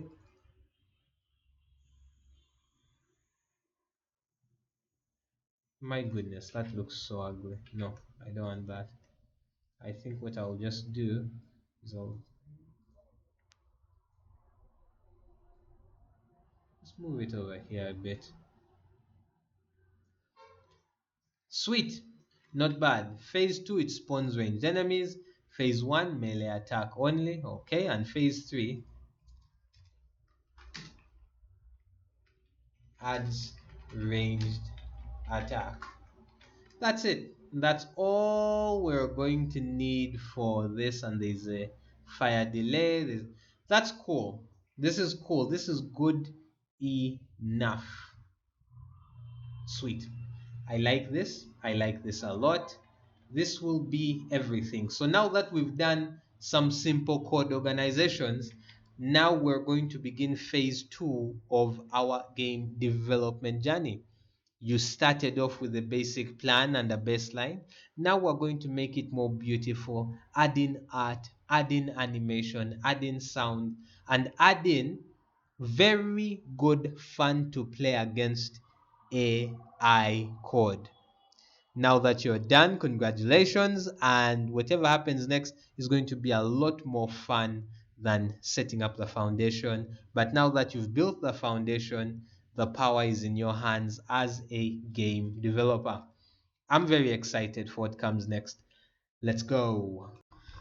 Welcome. Let's quickly dive into what's happening next in what I like to call phase 2 of proper game development. The first thing we started with was going through setting up a baseline, right? So we've come in, we've created a couple of different menus, right? A couple of different menus that we plan for. We have our level selection, we have our options menu, we have a couple of different characters and player character level triggers. We have all that stuff now in a working state. Perfected? No, but it's in a working state. So what we're going to do now is set up a pretty basic plan, right? It's going to be incredibly simple. In order for that to happen, we're going to need to think about, okay, what do we want moving forward? So it's pretty simple. We want, above all, number one, we want art, we want animation, and we want sound, right? And I'll put this as last, but we want to have fun gameplay, right? Or better off, let's say fun is a big word, let's say polished, just polished gameplay. So we're going to go through everything. Oh my goodness. We're going to go through everything we've created so far, and we're going to be adding in each and every single one of these. We're adding in art, animation, sound, and polished gameplay. So let's quickly begin. We're going to start right from one moment. Let me quickly open up this folder. Just a quick one. Let's quickly open up the folder which has all of our game assets, right? So into the builds, notice this, right? Version 001. Notice we're going to start with the basics. You see that? We're going to start by creating some simple icons, some basic assets for our game, and make some decisions on the art style. Now, there's going to be a lot that you're going to need to think about before choosing an art style for your game. What do you want it to be? What's the mood? What's the vibe? So, to keep it simple for this game, I'm going to make just one decision, okay? This decision is going to determine the art style, the animation, the sound, everything, right? So, what that decision is going to be is just going to be this, right? I'm going to decide on a theme, right? What's it going to be? Really? I'm going to decide on a basic theme, like a pretty basic theme, and a pretty basic story, right? So let's see. Let's say the theme is going to be heroism, right? That's a simple theme, right? And let's add something else simple. Medieval heroism, right? It's kind of that old style thought about what a hero is. There's something that is not good going on in an area and they have to come in and clear it, okay? Whether it's a lion hunting people coming in the savannah, maybe it's a wild bear that's been killing some people in a village. That's going to be what the entire game is going to be about. So what's the story? So let's say a warrior is sent to destroy an evil monster. Simple enough. A warrior is sent to destroy. Oh, did I say sent to do? Ooh, that's terrible. A warrior is sent to destroy an evil monster. Its theme is medieval heroism, and that's going to be all I will be using for this lesson. But for you, please feel free to pick something that fits with what you want. Let's get started immediately in the next video. Okay, let's get started immediately. Okay, so we'll go level by level. Now we'll start with the main menu. So when I look around, well, this doesn't work for what I want because I want art, animation, sound, and polished gameplay that fits in with the theme of medieval heroism, and the story is a warrior is sent to destroy an evil monster. So this doesn't fit with that, right? And let me play. Okay. Okay, so that just doesn't fit nicely with that theme.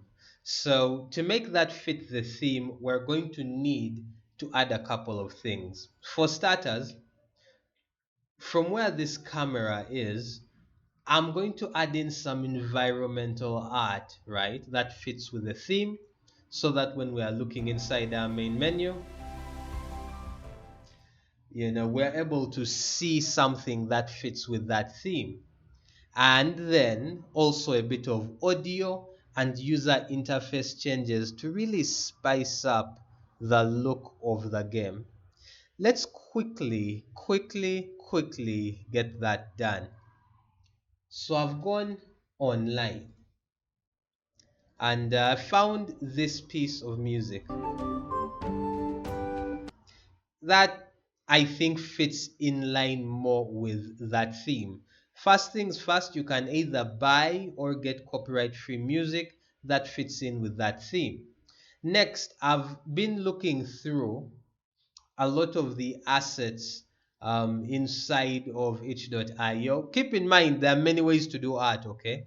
You can create it yourself, or you can buy assets or hire someone, depending on what's available to you.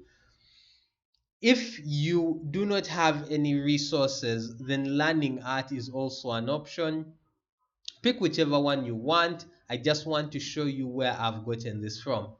So for starters, I'm going to purchase this animated pixel art adventurer. I think he fits nicely with the theme.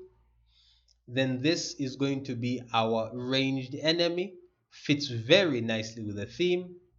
And then last but not least, this pixel minotaur. I'm going to buy this and it is going to be what we use for our boss enemy. Okay, it's going to be fun. Now that we have that, let's quickly start bringing this scene to life. And I think the first thing that I'm going to do is look for that test menu sound, and I'm just going to delete it because it sounds terrible, and put something here that is going to be fun to listen to. So the way that you manage your audio is really up to you. Me personally, I love using Audacity in order to change the audio files. You can see here when I'm exporting, I can export as WAV. If Audacity is free, if you have the Adobe Media Encoder suite, that's even great because you can use their tools to do so. And for video, I like to use Handbrake for all my editing. I used to use Adobe for everything, but that's changed over time.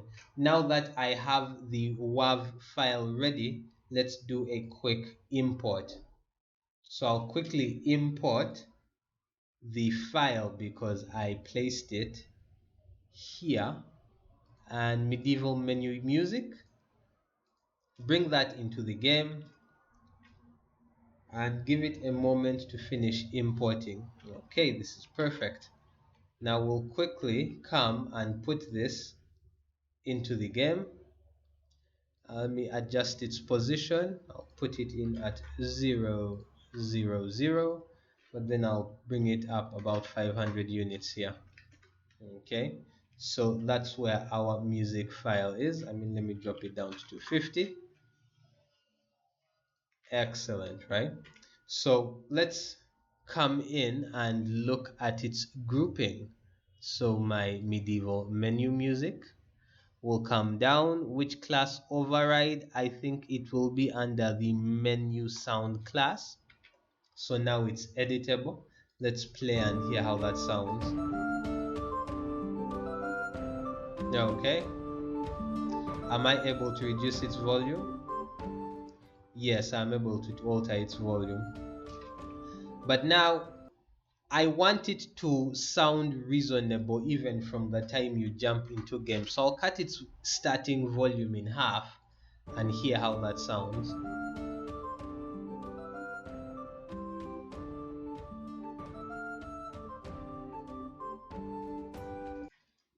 That sounds reasonably good. I think that works as an actual proper menu sound that can be used. Okay, this is good. So now that we're done with a basic menu sound, let's clean up a lot of other interface level things and add more art to the game. Now, as we proceed into making our game more alive, one thing you're going to need to do is to go into your plugins and you're going to search for common UI. This one here. If you have it, excellent, you can continue. If you do not have the common UI plugin, just get it and restart Unreal Engine. It's going to be very useful for the next steps we are going to take. The moment you have your common UI implemented, which is Unreal Engine's latest user interface system, we're going to quickly go into our project settings, and under Engine, we're looking for Viewport Client class.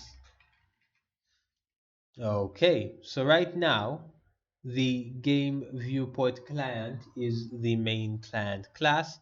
We're going to update this to the common game viewport client.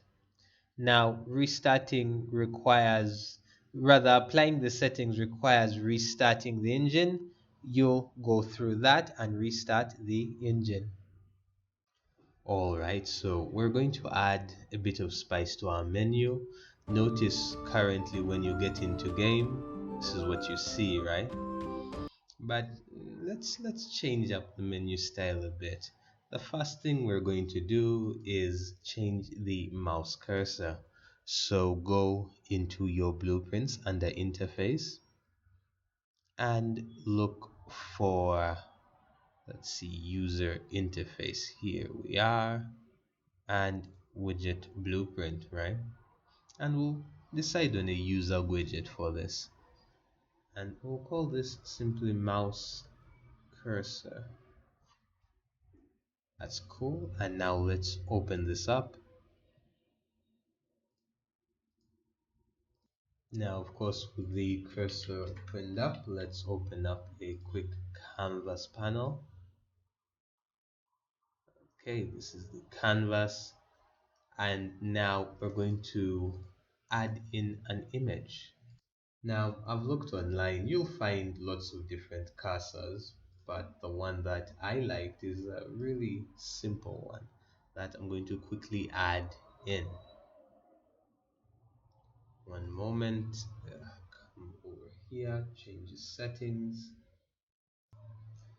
All right, as my image is quickly rendering, next thing you want to do is look for an image and place it right into the canvas.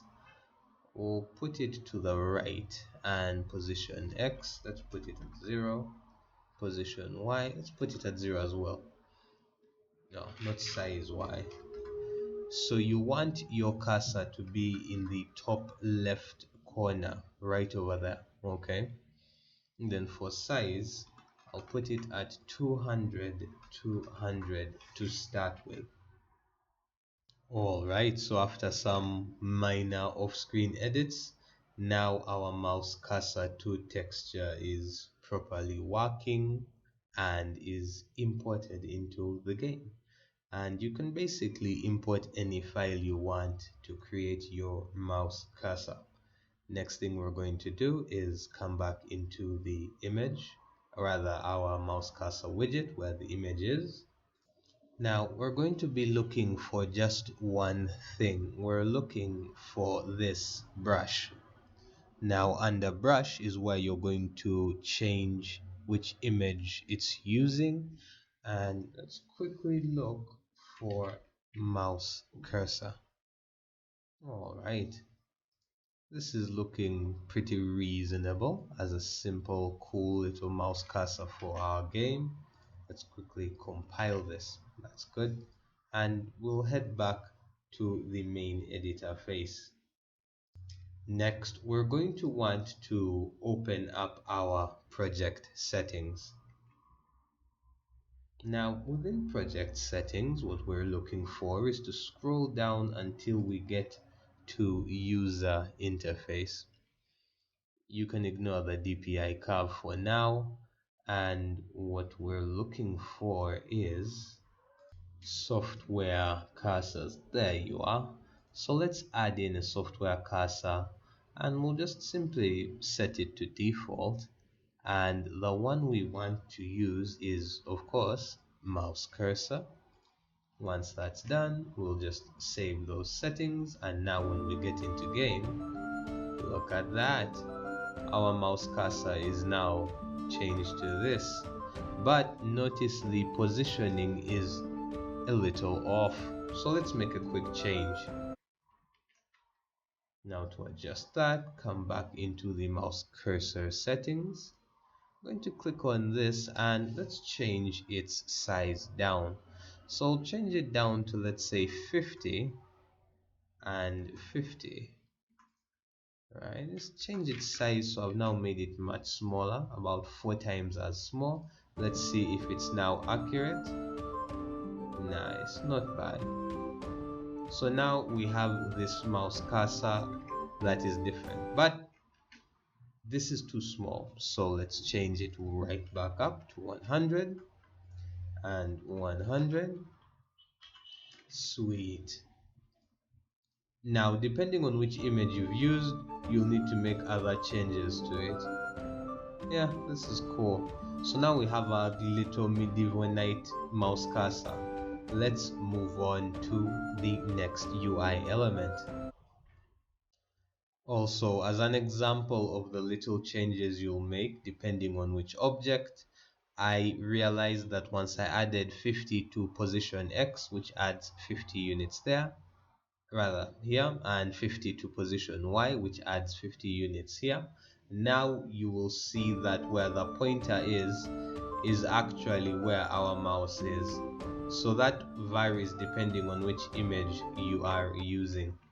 But now that you have your cursor set up, we can move forward with the next user interface change. Alright, so what's going to be implemented next into here is going to be some basic user interface elements to change up the look of the UI from inside the game's main menu. Now, let's quickly have a look at how it looks now. So we're going to change the buttons and this big text over here. This big text is going to be changed, and also the project name to something a bit more energizing. So the way that I am doing it is I picked up and bought this asset from freepick.com, and I am going to separate each one of these into layers and add these into the game. There are many ways to add user interface elements, and you can select and create the ones you want. Let's move on. I'm going to separate each of these into a different image and put it into the game. Just a quick revision. This is one of the reasons why it's important to test before moving. I wasn't happy with how the other asset pack was, so I'm buying the fantasy UI pack and I'll be adding this to the game instead and see how it looks. Let's move forward. Alright, so after looking around, I've eventually come across every single element that I like for the user interface. So I have a red button, a purple button, a loading bar. They're all simple images that can be used, a simple helmet icon, and a menu background that I like. Now, as far as implementation, let's set aside the mouse cursor and project settings. We'll go right into the main menu, and immediately we'll start with the main canvas. the main menu panel, which is the main panel here, and I'll add in an image. So I'll put that in here, put it over here, and as far as brush, let's quickly, let me put this a bit higher up because I'm having trouble seeing what I want. Okay, so Unreal Engine's interface has decided to not be cool. Okay, I'll put that. And this is good. We've added in our little image, but I want it to be a bit higher up. Excellent, because it's going to be behind that text, right? This is good. And then now I'll go and check quickly on the import settings. So whenever you import something, let's apply paper to the settings, save that, and then create a sprite from it. All right, now go back to the main menu, and I will look for the menu background sprite. All right, so I've added this in here. And in case you didn't notice it in the last video, when I imported my background the first time, I messed up and imported it with some white background because I didn't export it as a PNG with like now I've exported it properly as a PNG with a transparent background. It's just one of those little UI things and little mistakes that you can make. But moving back, let's open up the main menu again and properly this time put in that background. So this is our canvas panel. Originally it had that image, that light transparent image right over there. But this time I'll head back into the main panel and I will add an image. Okay, I'll add it just around here. And I'll want it to be at the back of everything. So let's put it over there. And now I will want its position X to be just 100. I think that's a good amount. And position Y, let's see here, it's at 500.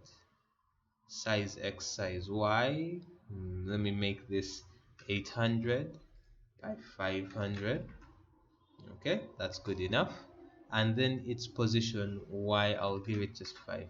Okay, it's kind of equalize things a bit. So from here, quickly go into appearance and then look for that menu background sprite. Okay, this isn't working properly yet. Hold on. Let's look for menu. This is a texture. Let's come back in. Actually, did I fully export? Give me a second. I may have not fully exported again. One sec. All right. By the magic of double checking, I hadn't. I replaced the same bad sprite. All right. Let me quickly export again. This time with the transparent background. Spins up, and done. Okay, so we can now come back here. Yes, please import what you've seen added here. Nice, now it's perfect without the terrible whiteness in the background. Let's see, where's the main menu. This is our main menu, and now we can change this to the menu background. That's just a simple texture. This is good. I like it a lot. Now I'll increase the size of the image a bit. I think that I want it to, let me increase its Y size to about 800 as well. That really stretches it out, but that's okay. I like that a lot. Now that this is here, I think what I'll do is I'll get these buttons and I'll put them, okay, that can't be there, that's no problem. Now that these are done, I think I'm going to get new game and everything and just shift their position to over here. This looks just about right. But now that I have this here, I'm going to move this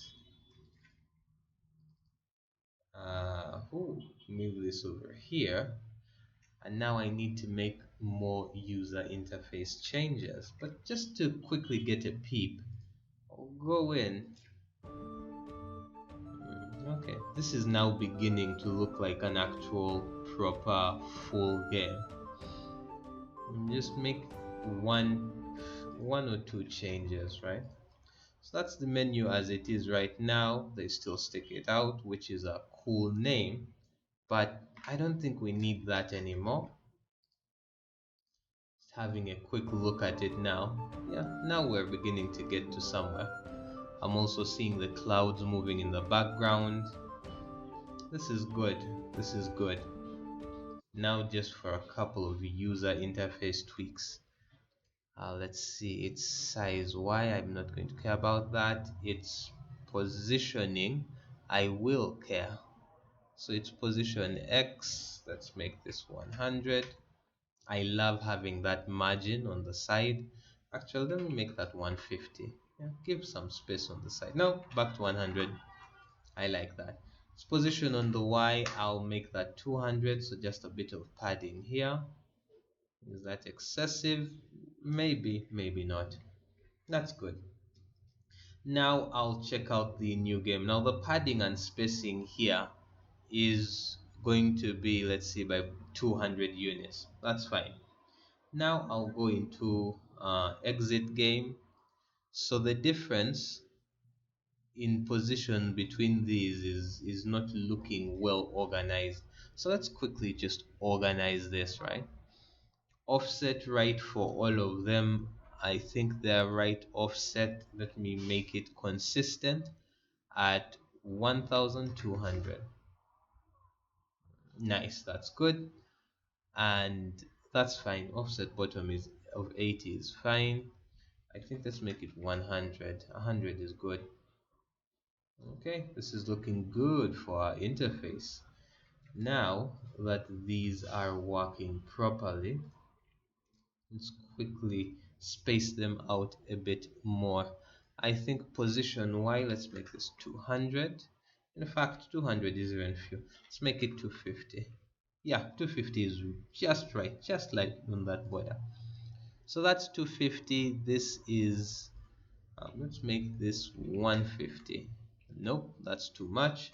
100. Yeah, 100 just works. But that's also too much. Let's say 125. Okay, 125 is good. So the difference between these is basically 250 units to 125. So this one, its position Y, we'll just make it 0. And then this one will be negative 125. Yeah, this gives us a pretty reasonable looking user interface. Now back here again and hit play. This is nice. But now I want these buttons to look a lot better than they currently look. So I'm going to bring in more buttons. Let's quickly do that. So I'll come over here and I need to now add in some buttons from the asset pack and add them to the game. Alright, so here we are with a nice button over here that's going to be very useful. So I'll quickly export this button as always as a PNG, and I'll export it and I'll call it button blue. And now it's in the game. So we'll come over here and say, yes, please import it. Thank you very much. And I'll come and I'll click on this button of new game. So new game, its text color is currently white. White is an alright text color. I'll quickly select it and then come down to style. So it's normal style. I will look for an image and I'll look for under buttons. Okay, let's try it out with button blue. Ooh, the sizing is looking pretty terrible, and that's something I'll need to adjust. So quickly come around. So under image size, quickly need to adjust this to something way higher. So let's say Y200, X300, and see, are we getting there? Not yet. Okay, so let's go to 3000 on the Y, 3000 on the X. Still not giving me the right look. Alright, so the reason why that art asset isn't getting the job done is simply because it's the wrong size. So I'll come back here and I'll decide, okay, document setup, right? Dimensions, let's squish this down. Let's unlock these and I'll make it on the X 1000. Okay. Oh, let's widen this up. There's no need for that to be there. So what I want is it to go from tip to tip. So I'll spread it out nice and even. Good. And then bring it exactly into the center of the perfect. Make sure everything is centered. Excellent. Okay, let's try a re-export and see if it will make our UI better. Exporting once again. Perfect. Button blue. Let's save that. Let's replace that real quick. And then we'll go straight back into Unreal Engine. Import. Yes, now our changes are in and you can see clearly. Yeah, this is good. Now we actually have a working button. Let's quickly compare how it looks. Okay, we're getting a user interface. If we click on options, we have all these. We can make it window borderless. We have this slider that we totally can't click. Oh my god. That we totally can click when it's in the perfect position. We'll come back to this later. Okay, so, but of course on hover it goes back to its original, and that's okay for now. And just like that, we have the button actually showing in the wrong color, but it's now visible. And all I did was I double clicked on the button blue and I simply adjusted its brightness up to 5. I think this brightness can go even further. If I bring it up to something like 7.5, right? Now you can tell and see that it's really bright. It's truly bright, and you can notice that, which is, in my opinion, good enough. Now if I come over here, now click on new game, we'll make a couple of different changes. I'll say Harvard. Same thing, we'll use the exact same button for every single state, although it's why it still needs to be 1000. Even outline, we don't need that. So when it's hovered, when it's pressed, we'll use the same thing, the exact same texture. Image size, just make sure that it's the same. So I made this in the 3000 by 1000 resolution, so I want that to remain pretty consistent, right? So I'll come over here now and I'll say, hey, when it is its default appearance, I really want this to be blue. So, well, for starters, the amount of color crashing that's happening is quite a bit. So let me just cancel any of those changes. There's tint. Okay, so let's now go through the mods very quickly. So normal foreground, that's boring. Harvard pressed, doesn't matter. Okay, so pressed foreground, this should really be set to 0. I'm going to need to check and see if this is what's causing issues with the coloring. So in the spirit of troubleshooting, I've reached out to some people in the forums, and well, we've come up with a couple of solutions to the color not coming in as clean as it should have. So I'll quickly come into this texture with the quick double click, and I'll look into compression settings, and let's quickly see. Oh, okay, so we'll set that to default. Okay, that's cool. We'll make sure that is properly ticked. That's okay. Okay, default on that. No, for some reason, so when I remove blue, it's being rendered without the blue for some reason, which is very sus. Let's have a look and see other settings. All right, so right now the game has two bugs. One, that is something that we are going to clean up because it's a gameplay bug, which is the movement. Let's quickly open up a level with it. Melee enemy, okay. All right, so let's quickly go here. All right, so the first one is the melee enemy bug, which is a gameplay bug.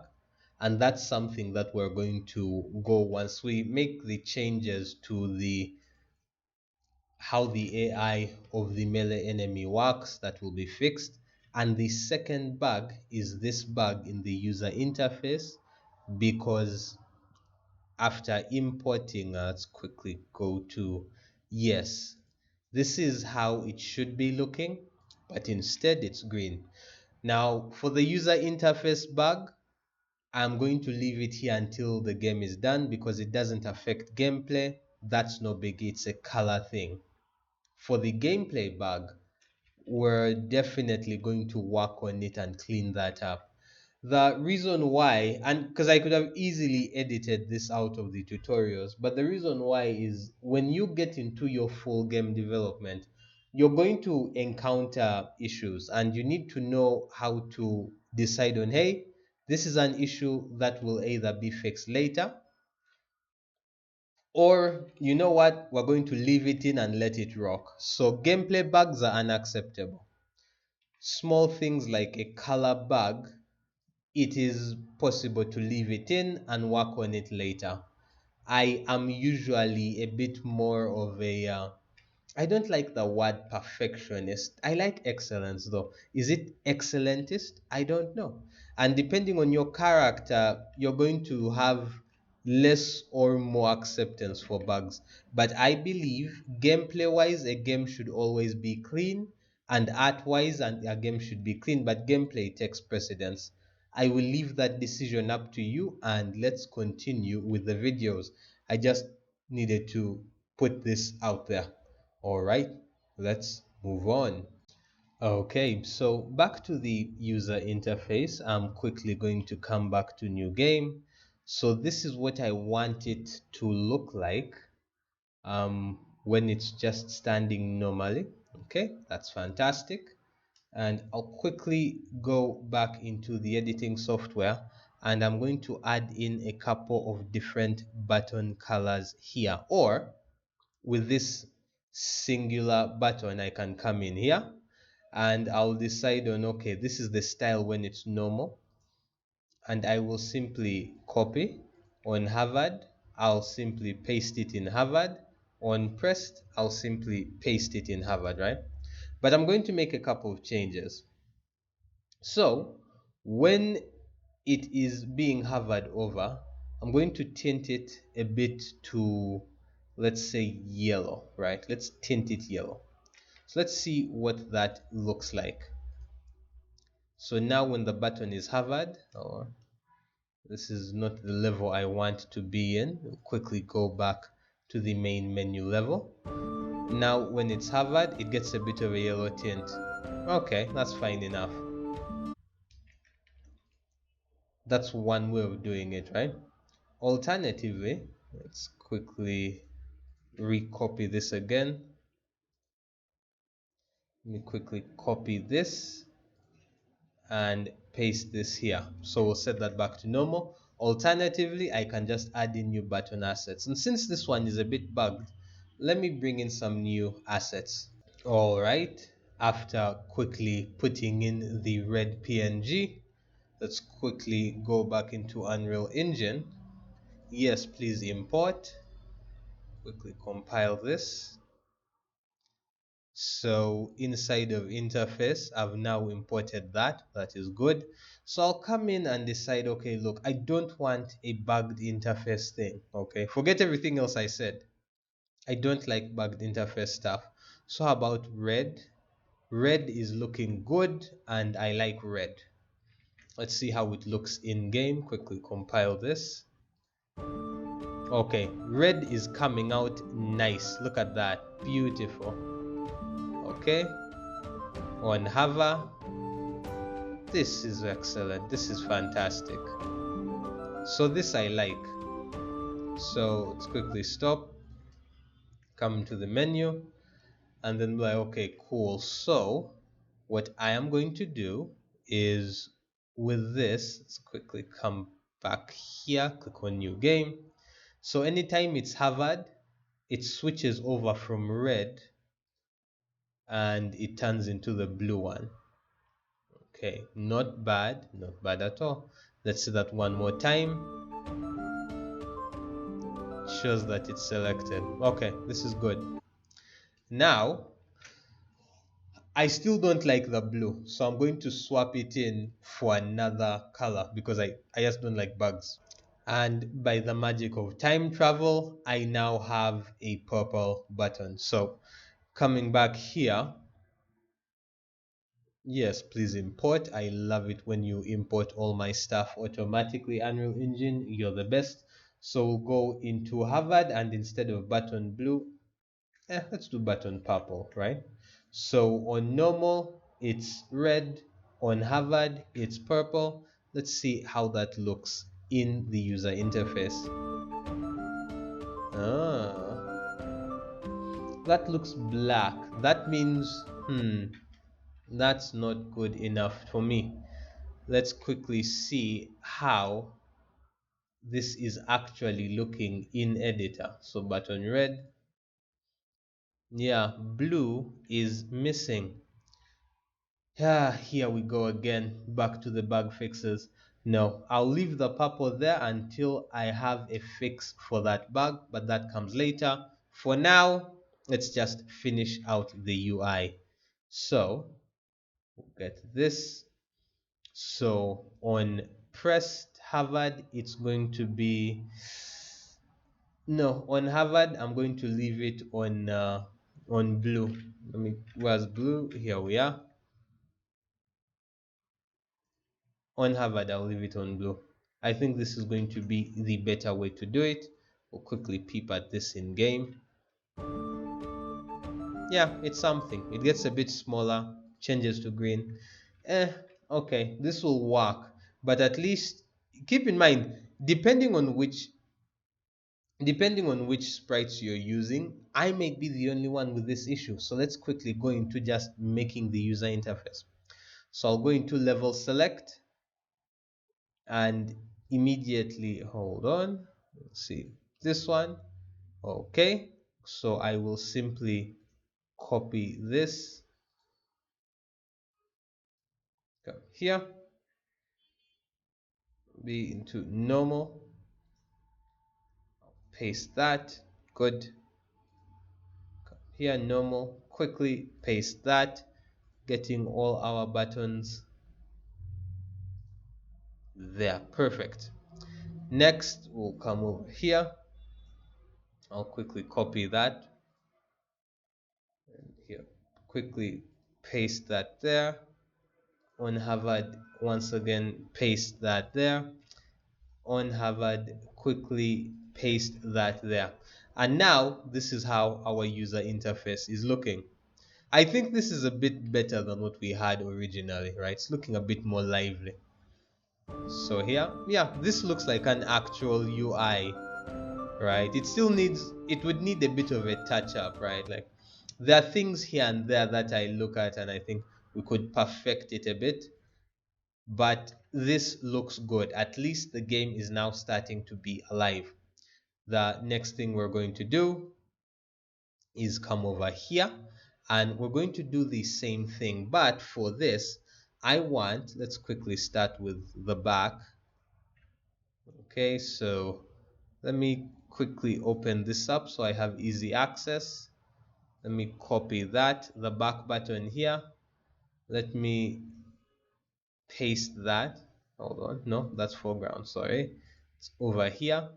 Let's quickly paste that there, and I guess for the last back button as well, let's quickly paste that there, okay, for consistency, just making sure.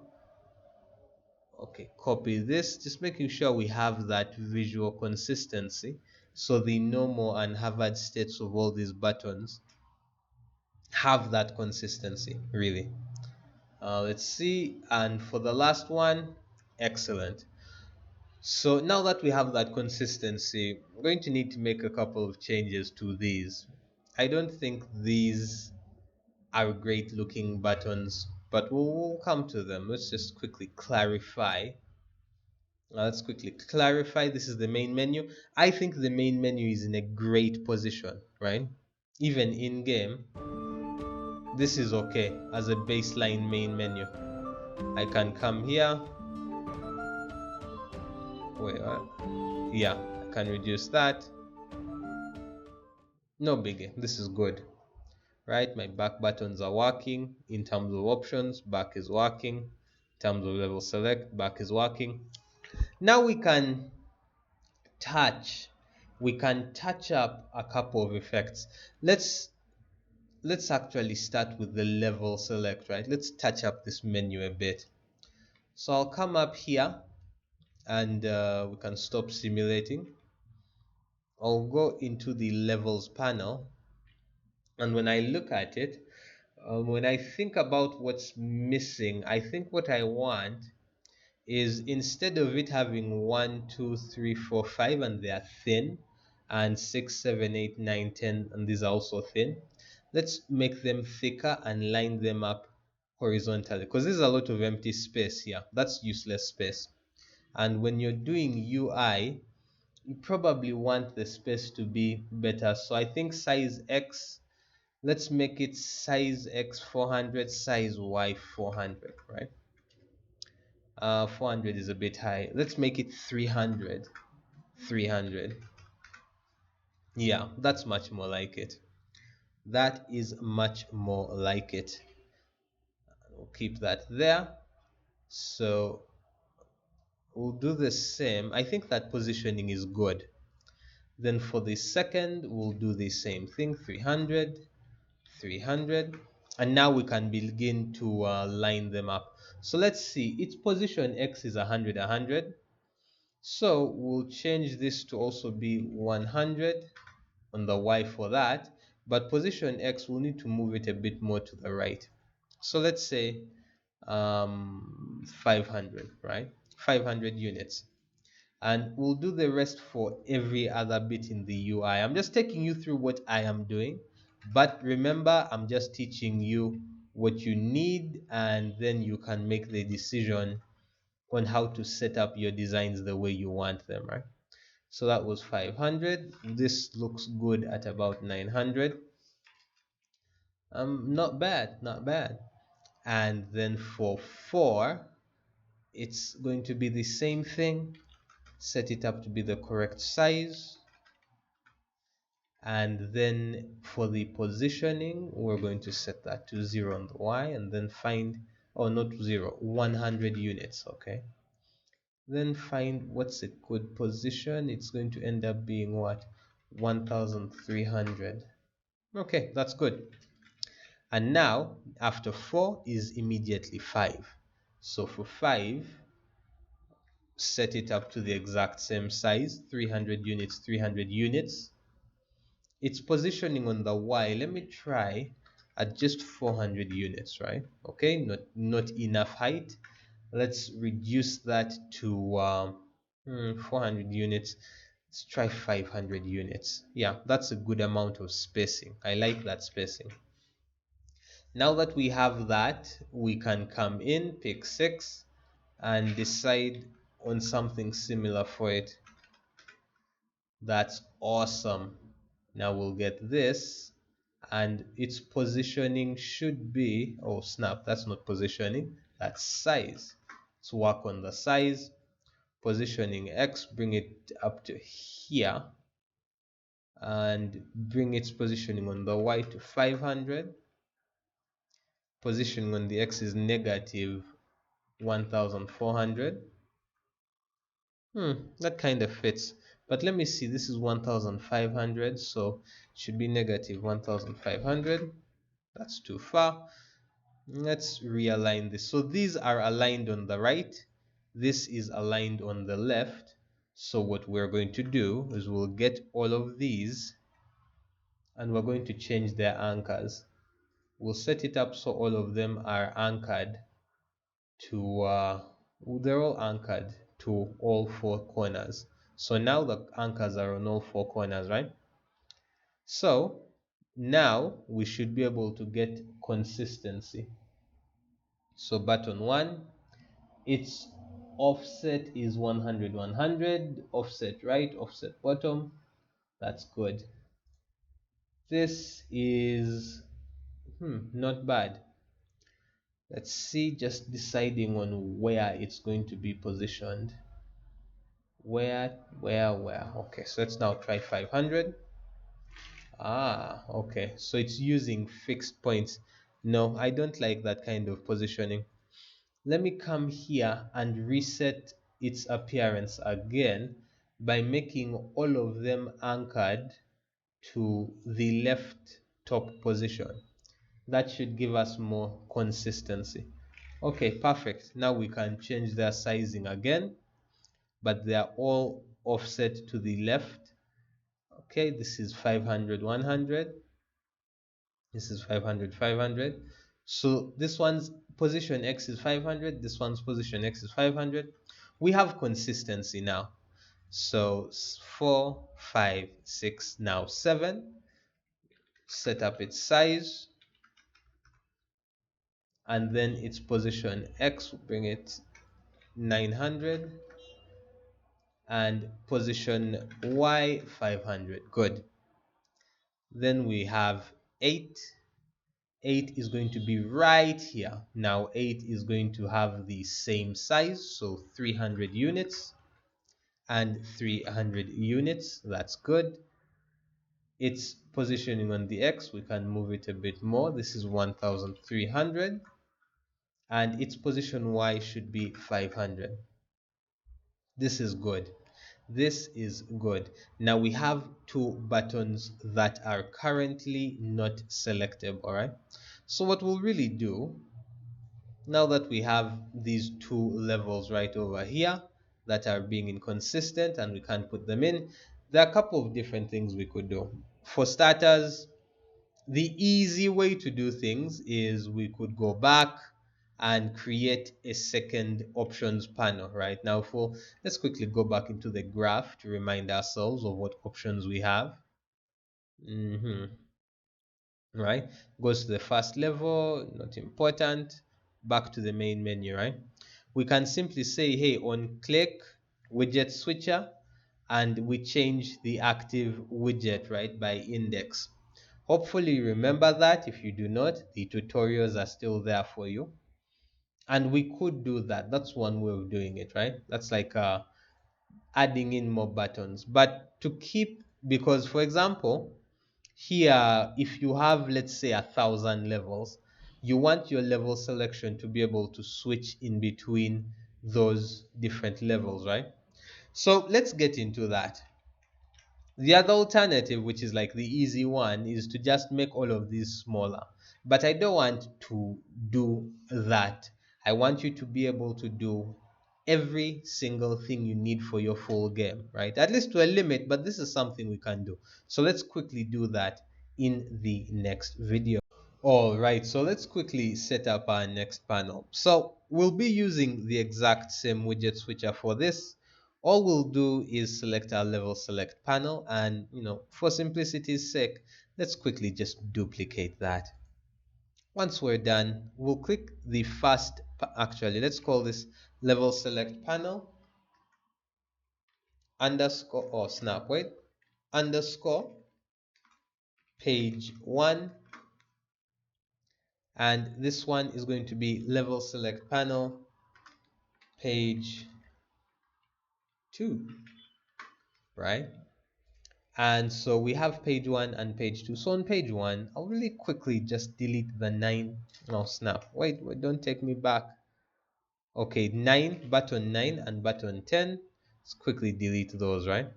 So I'm going to make a couple of changes because I don't want there to be this big vacuum on the right hand side, right? So I'm going to adjust the spacing in between. So here it goes from 100 to 500. Let's quickly adjust that to 600. Nice. And then 3. I could do that, or since we already have, let's quickly delete that, 10. That's one way of doing it. Alternatively, I could shift everything to the right by a small amount. So I could adjust it right by a tiny amount, getting it right there. Now let's clean up the values, okay? So position X 204, we don't want that. So let's go from Y, position X, nope. It won't let me edit those all at once, no problem. 204 is unacceptable. Let's say 200, right? And then U, of course, 600. And then 3, just 1,000. We just made a slight touch, just a slight touch to move everything forward. And it's the same thing for the others. Just cleaning up the numbers, making sure everything is aligned basically perfectly, right? And let's see, nice. Nice, nice, nice, nice, nice. And voila, we have a reasonable looking good level select menu. Let's quickly compile this. Oh wait, did I see a wait, let's go to this on clicked 10, and that's fine, that's fine. Okay, let's quickly break this. No, it's basically looking for buttons 9 and 10. So what we'll do is we'll come over here. It's not seeing buttons 9 and 10, so I understand why it has that problem. So we'll come over here and I'll get buttons 8 to 1 and delete them on that page, right, on level select panel page 2. And I'll quickly change the names of this to 9, so that solves that issue. Dismiss that real quick, and we'll come over here to 10 and I'll change its name to 10. That should solve that issue. Let's try to compile again, and voila, no problem. We had just deleted numbers, and in duplication it changed the names. It was a simple naming problem, honestly. That one's now dealt with. So before moving on, we'll just quickly change the size of this to 300, and 300 same as everything else, and 10 here to 300, 300 same as everything else. And let me see the position of 1. So it's 200, 100. Position X 200, position Y 100.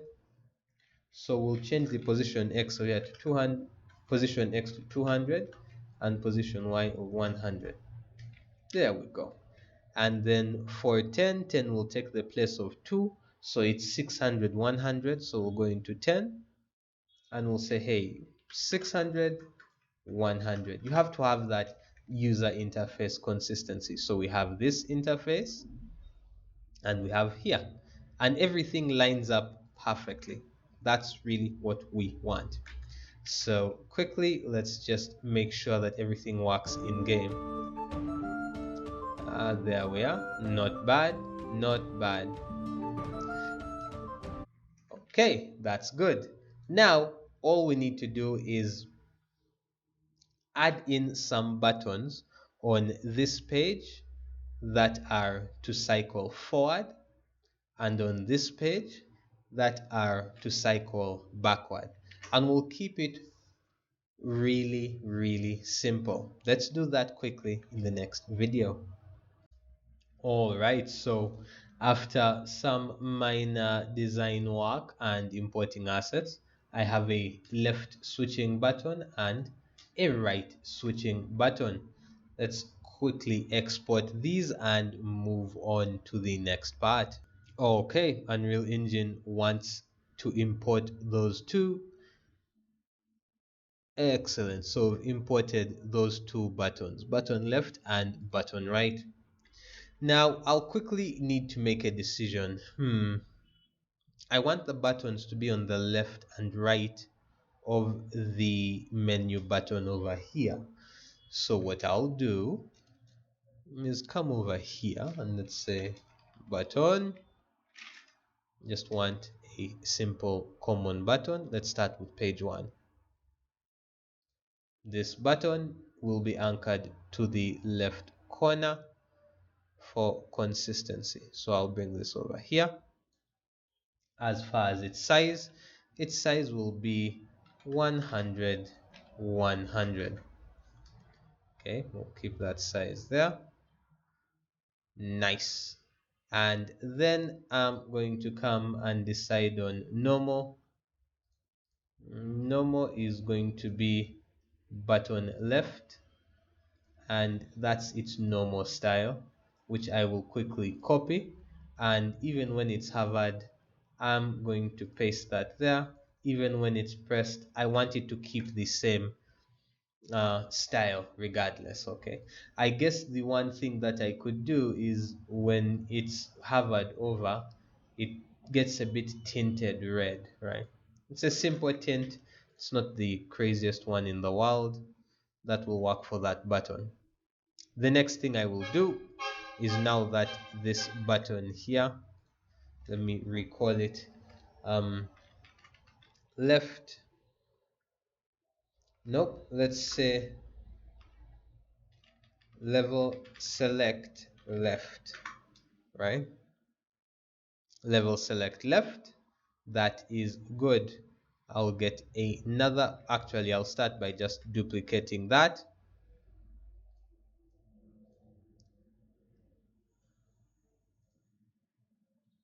Now that I have level select left selected, let's quickly have this, and I'm just going to quickly position it somewhere here. Let me quickly look at the numbers. Position X, position Y is 900, position X is 600. And no, I don't like how it looks. Let me looking at it. Let's position this properly. Nope, I think this is a good positioning. That's fine, about 600. Position Y is where we'll need to increase it a bit to, let's say, 920. That looks good. So for this one, position X is 1200. That looks good. And 920 on the Y. Yeah, this looks nice and consistent. But instead of having its normal as button left, we simply put it to button right. Then we'll get it and switch this to button right as well. And pressed, simply set it to button right as well. And we'll save that.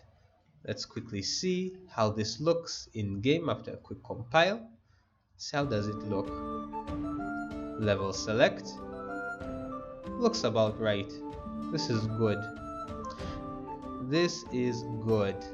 Although, let's quickly come here and make a couple of changes. I want the outline to be 100% gone. Let's look for outline. Outline, let's basically make this invisible. It should never have any outline ever. So even under normal outline, I don't want an outline for this. Let's push this out. Even when pressed, I want this at 0. I do not want a visible outline. Let's quickly compile this and see. It still wants to give us a visible outline. Let me quickly double check this.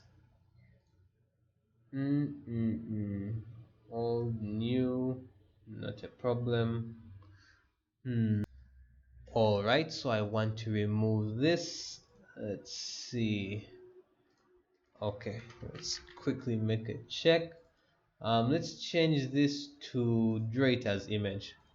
Yeah, perfect. So when you draw it as image, that should remove a lot of the problems. So that's now looking clean. Then with you, let's draw it as image as well, so that we don't need to deal with any outlines. Now, perfect. Let's look at how this looks in game.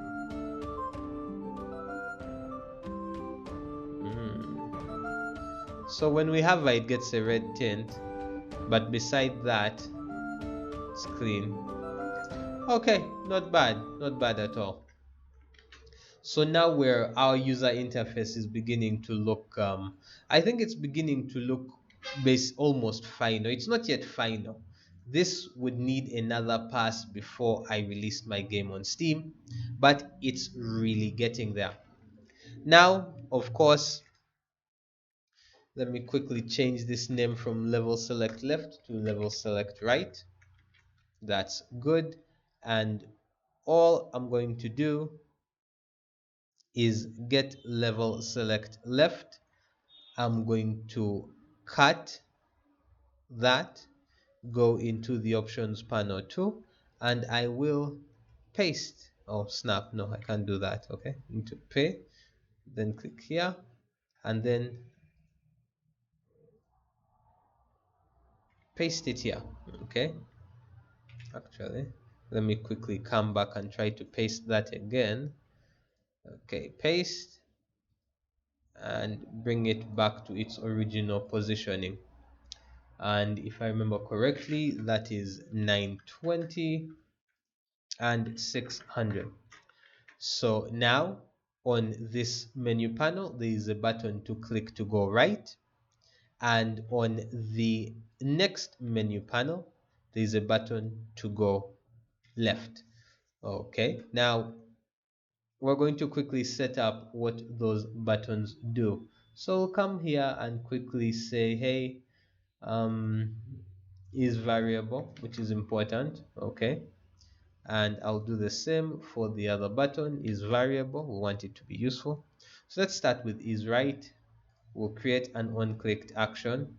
That's good that that's now there. Then I'll click on level select left. That's good. Let's quickly come here and on-clicked action. Cool. So level select left and right, their actions are ready. Now we'll quickly cut these and go to where the level selection in, that's a volume slider. For going back to the main menu panel, okay, we'll paste these here. So this time we'll lead over here. Quickly compile this. Now essentially what we want is to come collect this back. This would go back to index 0 because that's all it was doing. Come back here. Now we're going to need to figure out, let's first line this up properly. Let's straighten all pin connections. Let's straighten all pin connections. Move this over here and bring this over here. Okay, let me straighten this as well. Bring this over here, move you a bit to the left, and straighten this connection. The more organized your nodes are, the better your game performs. That's probably not true, but it helps me feel good about needing to line these up. All right, so let's quickly see. Right now, it's saying index 0. Let's go and have a look. So there's index 0, that's the first. This is index 1, and this should be index 2. So since it's the second level panel, right? So remember, it is 0, 1, 2. So we'll go into the graph just to see. So on menu select right, it wants to go to 2.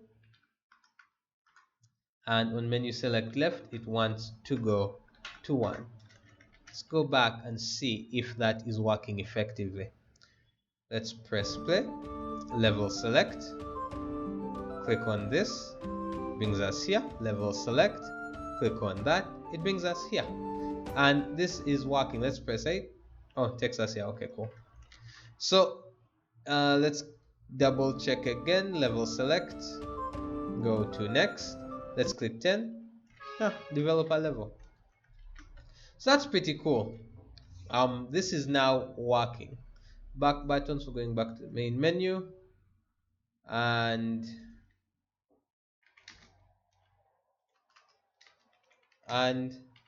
level selection menus. Okay, just to make sure that, and level selection menu. Okay, so we know that these are the ones that manage going back to the main menu. These are this, okay, these back buttons, okay, the code for the back buttons.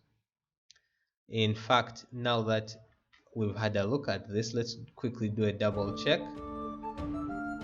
This will go back to the main menu. Does it work with this? Aha, got him. This isn't going back. Okay, let's quickly fix that. We'll go to the second page, click on this is variable, on clicked, quickly call that, come over here where the menu level selection, no, buttons for going back to the main menu.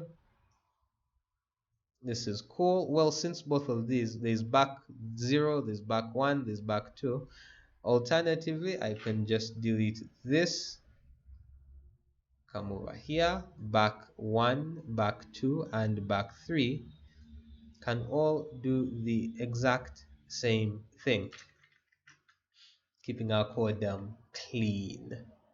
So let's go back and see if this is working as intended. Options, hold on, nope, this is no longer working properly. So 1, 2, 3. Ooh, back is now working, but options is now taking us here. So we'll need to organize options again. Okay, so we'll come here, and what we are looking for, let's see, volume sliders, blah blah blah, that's not important. On clicked back 1, that's not important. Options panel is now index 3 since we've added another panel, and should work properly. Let's double check. Options now goes back to options. Level select is working effectively. Moving left is right, this is good. Level select, right, back. Okay, so we now have a properly working menu, and that is cool. That is good to know. with level selection, and it looks reasonably good. That makes me pretty happy. The one thing that I would change is to come here. This is good. This is good. This is good. This is good enough. This will work for now. Now that we have all this working, we're not going to come in and are we going to change this? Let's see today. Yeah, we can actually change this. We can simply come through. I like this.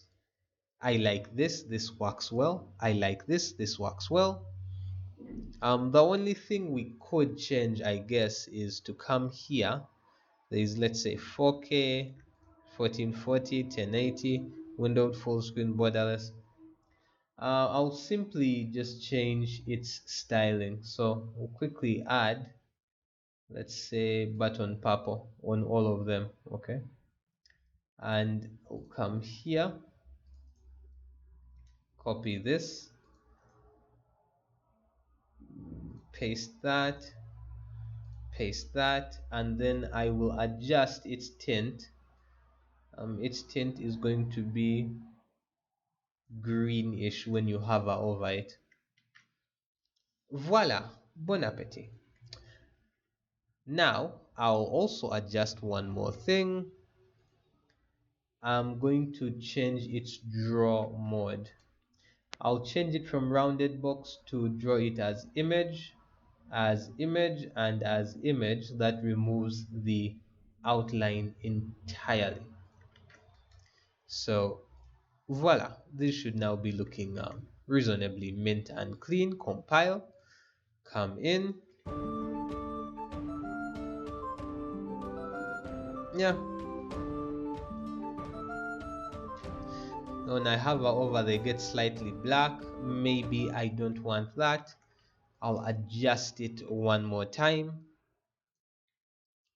So all four of these, when they are hovered, let's see, I want to look for the hover settings. So what's the tint?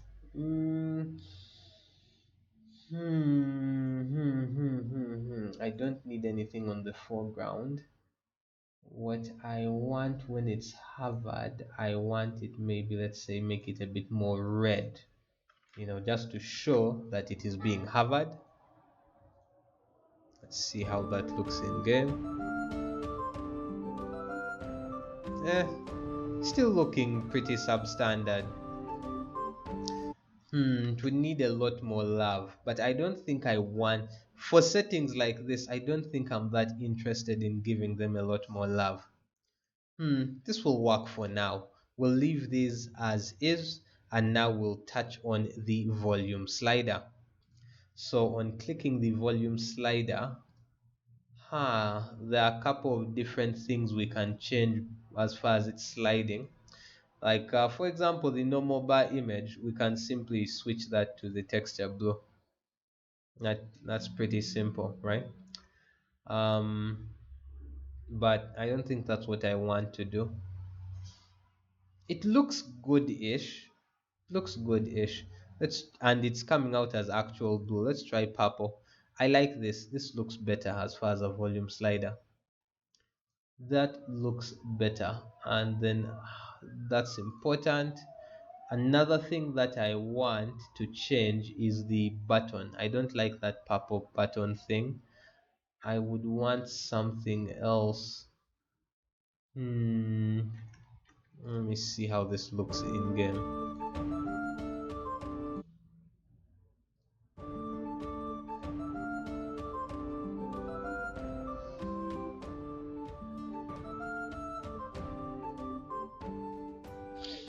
No, this doesn't look good. I would need to design something exactly for this. I would need to like come in and actually design something for it. And I don't think I want to put in the work to design something just for a slider. That doesn't seem like a good idea. Let's see, that's the normal bar image. Okay, but what we can do is come into this and add in something new. It's good, but let's increase its size by a vast amount. Let's say 150. Nope, no, that's not working. Let's go back to the slider. Let's quickly remove that. I do want to change the thumb image to something more exciting. Hmm. This wax image size is going to be the challenge. Draw as image. Let's see what its image size is currently 6080. I want it to increase in size, but when I increase it in size it gets bad. Let's see, 200. Yeah, that looks a lot better. Let's quickly compile, go in.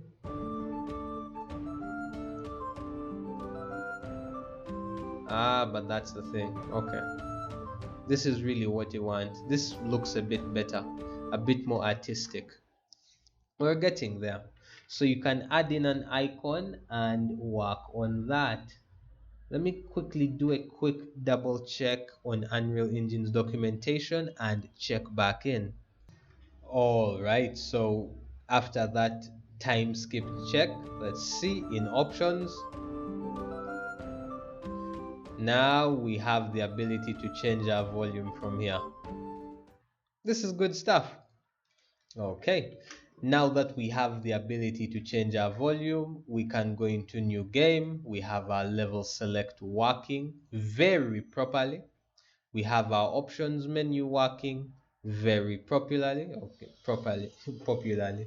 Oh my goodness. Now that we have all this stuff working and it's looking reasonably good, we can begin to think of moving forward. If there is anything else I would change, I would maybe change the text font that we have here. Um, hmm, Actually, now that I think about it, I'm looking at it and it could use a bit of a font touch up. Let's do that in the next video. All right, now adding in new fonts into the game is really easy. We're simply going to create a new folder. We're going to call it fonts, and inside of the fonts folder, you can go online and just find fonts to download. The ones that I'm going to put in are the NOS font. You want to look for this file. Let's quickly see. OTF, that's fantastic. Let's quickly get that and drop it in. Would you like to create a new font asset using the imported first font as its default font? Yes, please. And there we are. We've imported that. And there's another font which I like called Enchanted Land. Okay, and we'll simply come. And this is another font. And now we're done. We can simply save that. So we can go back into the main menu here and look for font. And now instead of just Roboto, we also have Enchanted Land, which changes its look dramatically. And we have NOS. So now to choose between Enchanted Land and NOS, I don't know for sure which one I want. Enchanted Land is nice. NOS is also nice. I tell you what, I'm going to add in and just switch all of these to NOS and see how they look. NOS. Okay, let's look at this in game before any decisions are made.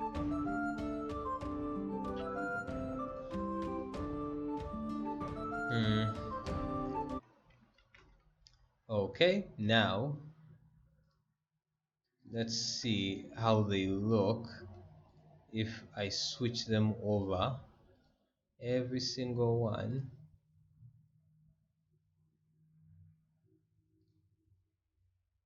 Okay, so font, let's switch it over to Enchanted Land. and see how it looks. Window resolution. Yeah, this works. I think I'm going to switch over every single font into Enchanted Land. I don't know if it looks better, but I'm guessing that I don't know. I'm just guessing that. Oh, hold on, not that font.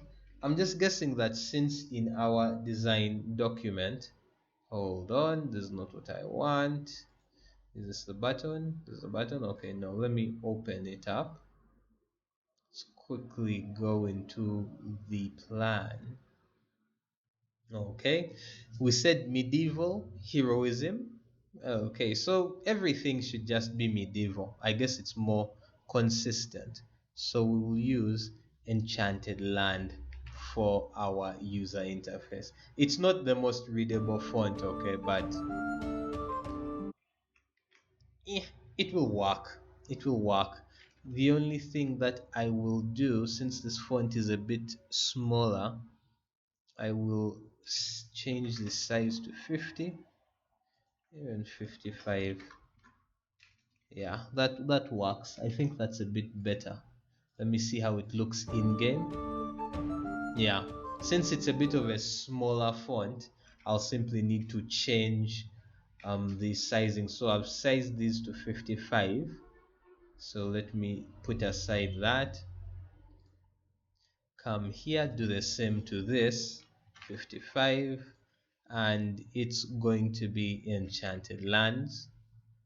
Coming to the next one, click on this and Enchanted Lands 55. Let's have that sweet consistency. And in the options panel, we'll do the same thing.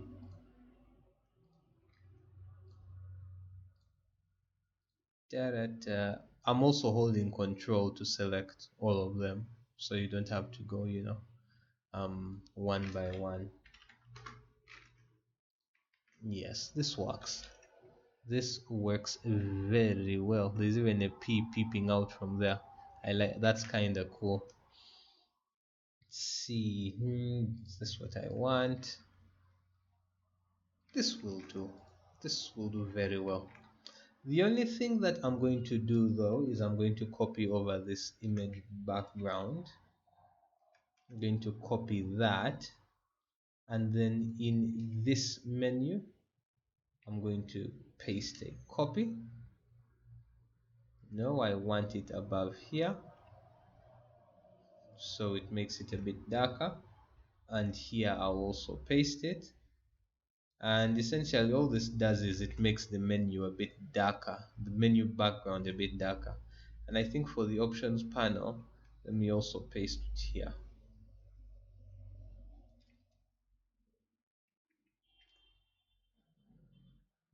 Now let's see, make sure it's in the right location.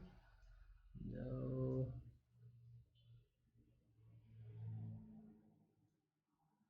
Okay, now let's quickly see what this looks like in the actual user interface. So when you click options, okay, you can see that little black thing there. Nice. Back here. Okay, this is good, but this is like a general soft change. You don't necessarily have to do it. Okay, this one is just me setting it up the way that I want. Then offset, let's do 0 0. Good. That's the options menu. Offset 0 0. Good. We'll stretch it out. Image here, its anchor should be all across, and its offset should be 0 0 as well. That is good. And then in level select, it's the same thing, just want it to be set up correctly. That stretches it out. Main menu, that's not the one I'm thinking about. So let me quickly rename this. So let me say black background, right? Just so that it's easy to know what it is. So black background 2. So okay, face this, black background 3. We'll have to use different names for each one, and for the rest it's perfectly fine. I think this is a good looking menu. Darkens it a bit, that's good. This is good. New game. All right. So now that we have a pretty reasonable working menu that I'm personally pleased with, I think it fits within the theme. And if we go back once again, we'll notice the theme is medieval heroism, and everything is starting to match up. So before I go into a bit more complex things, let's make one small change. We'll go into edit, project settings. Let's go. Project thumbnail. I think we're going to choose a different image. Hold on. Let's go into content. Go into, let's see, not collections. Let's see, collections. No, that's, oh yeah, blueprints, interface. Yeah, incorrect size should be 192 by 192. Okay, so I'll quickly fix this. Quickly fix this. 192 by 192. I'll keep that in mind. All right, let me make a quick edit. All right, after doing a quick resize on this, I'm going to quickly come over here and do a simple export as PNG. We'll do the export and we'll say helmet icon. So I've saved that right over there. Now we can come back here. Yes, please do import. It's doing a quick processing of the files. Now that that's done, it should be available to select. Go into content, blueprints, interface. This is where I'm saving it, helmet icon. So this is now our project icon. So now our project thumbnail is a cool helmet, and it's still being called Stick It Out Teaching Project. Let's change this to a cool name. So let's say, what would I call this? Hold on, let me think. Okay, so I'm simply going to call this project The Calling. Hold on, what is this? Where's caps lock? No, not Claling, The Calling Teaching Project. So that's what it's going to be called, and fine, this is going to be everything. Okay, so now our project has a cool little icon. Our main menu has this, and it looks reasonably good even in gameplay. We're able to do some basic setting changes. We can reduce the volume. We have this, we have our cool pokey stabby knight thing, which is acting as our mouse cursor. And I'm hoping with what you've learned, you can change pretty much anything and everything with the mouse cursor and set it up to look the way you want.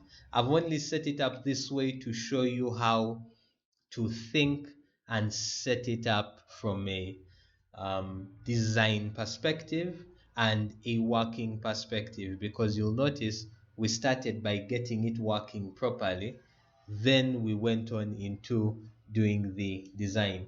So let's end this video here.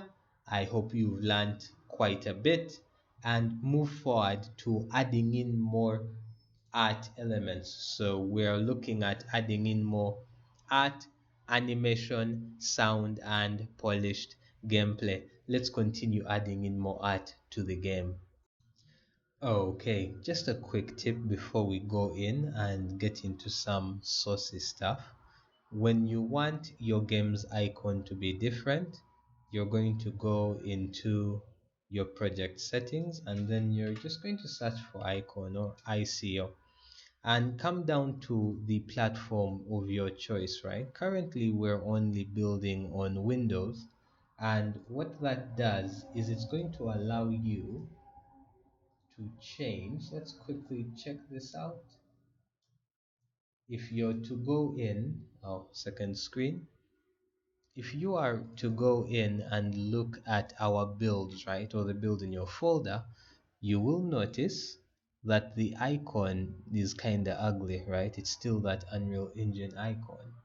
But you don't want that. You want to have the icon for your game to be a proper icon. So just go to favicon.io.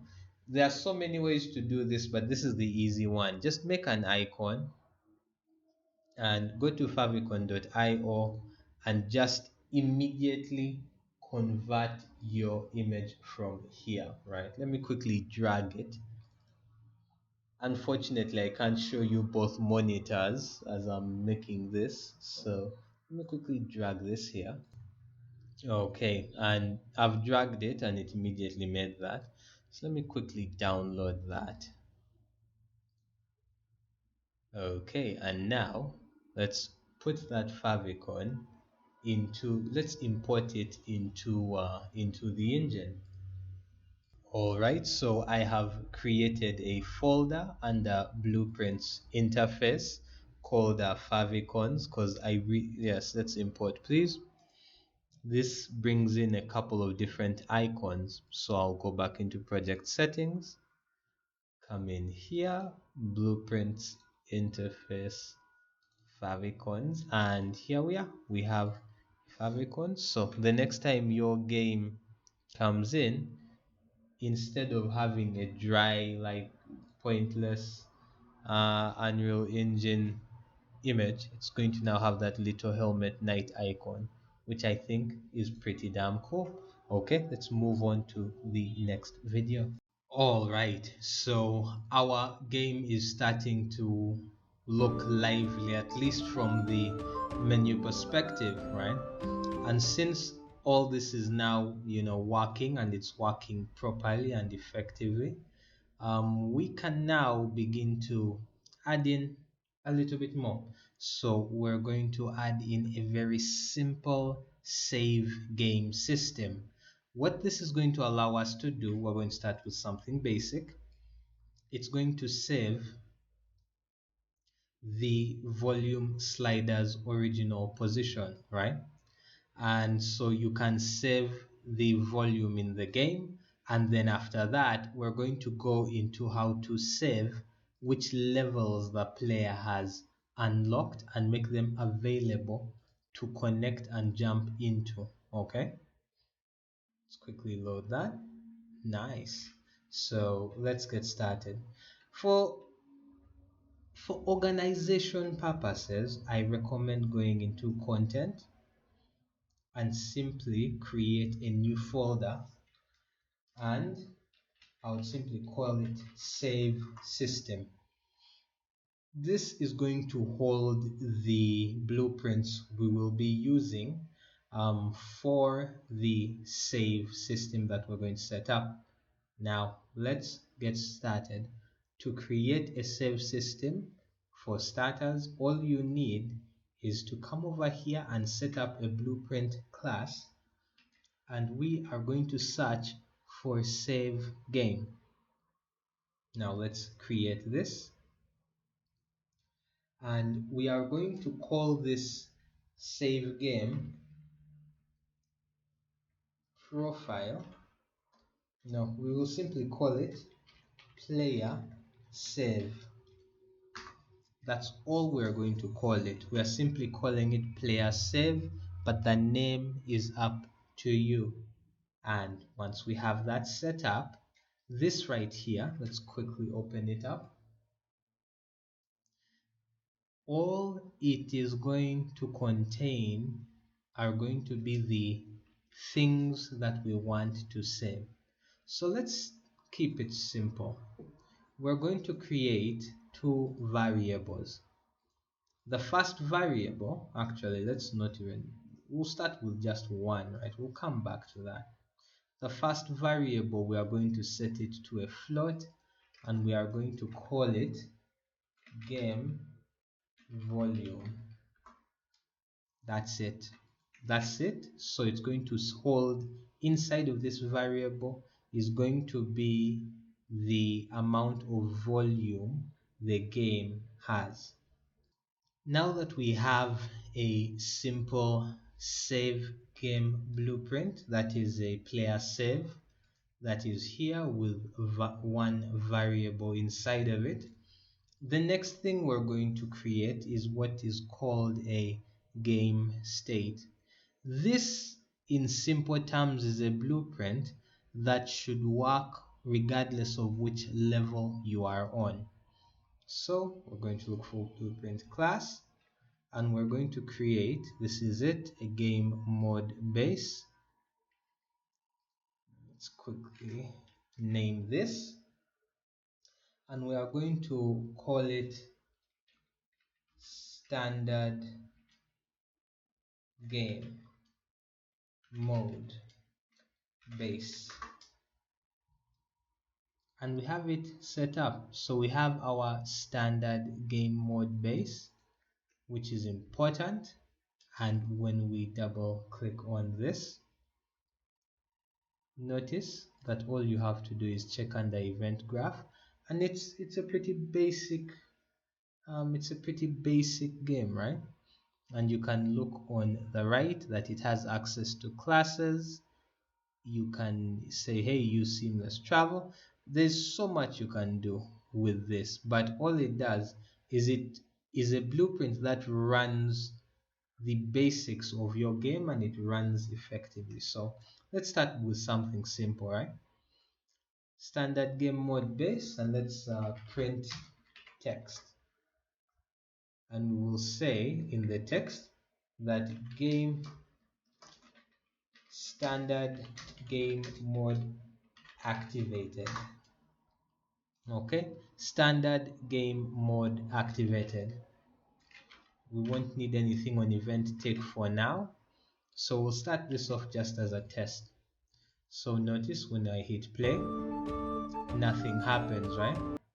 The reason why nothing happens is pretty simple. Nothing happens because right now the game mode of the world is not properly set up to run our standard game mode base.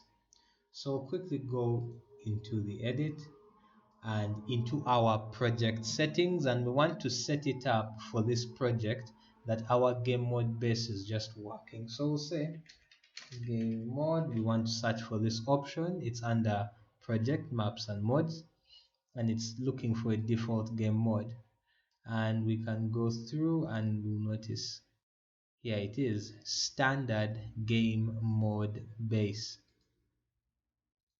We'll accept that.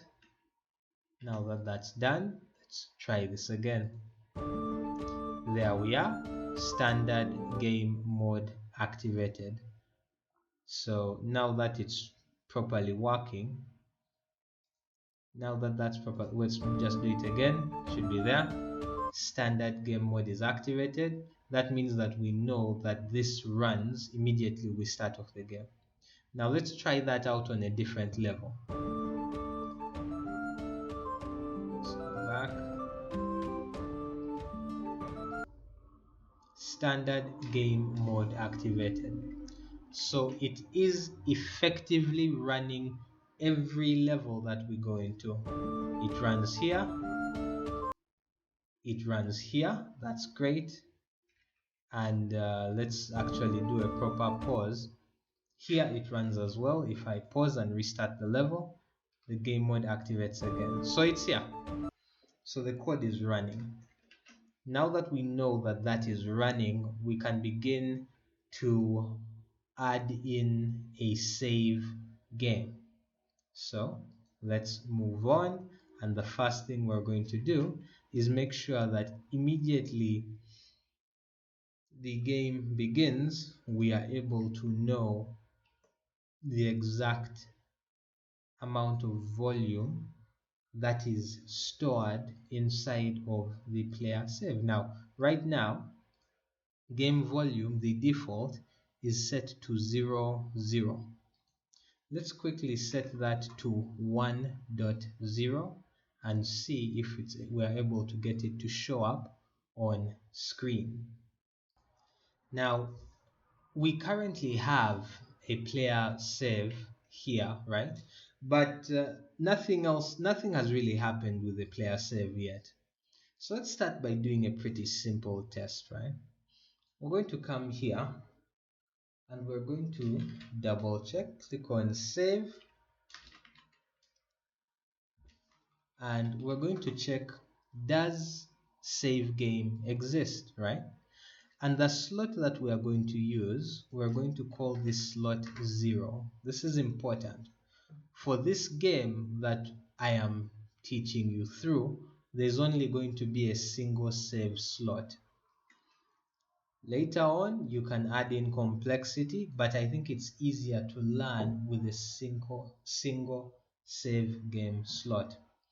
So let's branch that out, and we're going to set up a branch. Now within this branch, it's going to be pretty simple. If the condition is true, we're going to simply print save game exists, right? And if the condition is false, let's just quickly print save game does not exist. That's all we're going to do, okay? Save game exists, save game does not exist. That is essentially everything that we're going to need to do this as a quick test. So it's going to come on event begin play. It's going to print text, standard game mode activated. It's going to double check and see if the save game exists.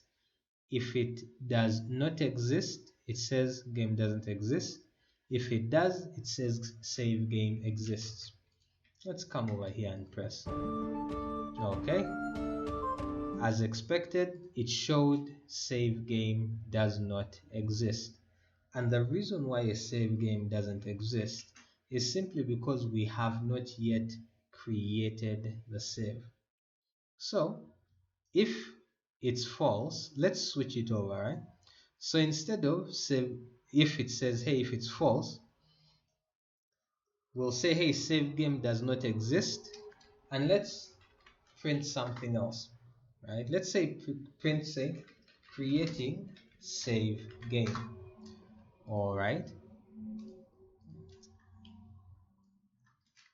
So right now, if it detects that save game doesn't exist, it should print the text creating save game, and let's see if this works correctly. Nice. So that is good to see. So let's come back to the game mode base, and we're going to make one addition. So over here, it will simply be,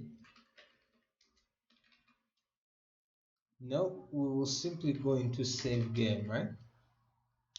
And we're going to, let's see, save game to slot. Okay, let's quickly save this, and let's say, hey, which game object are we going to use, right?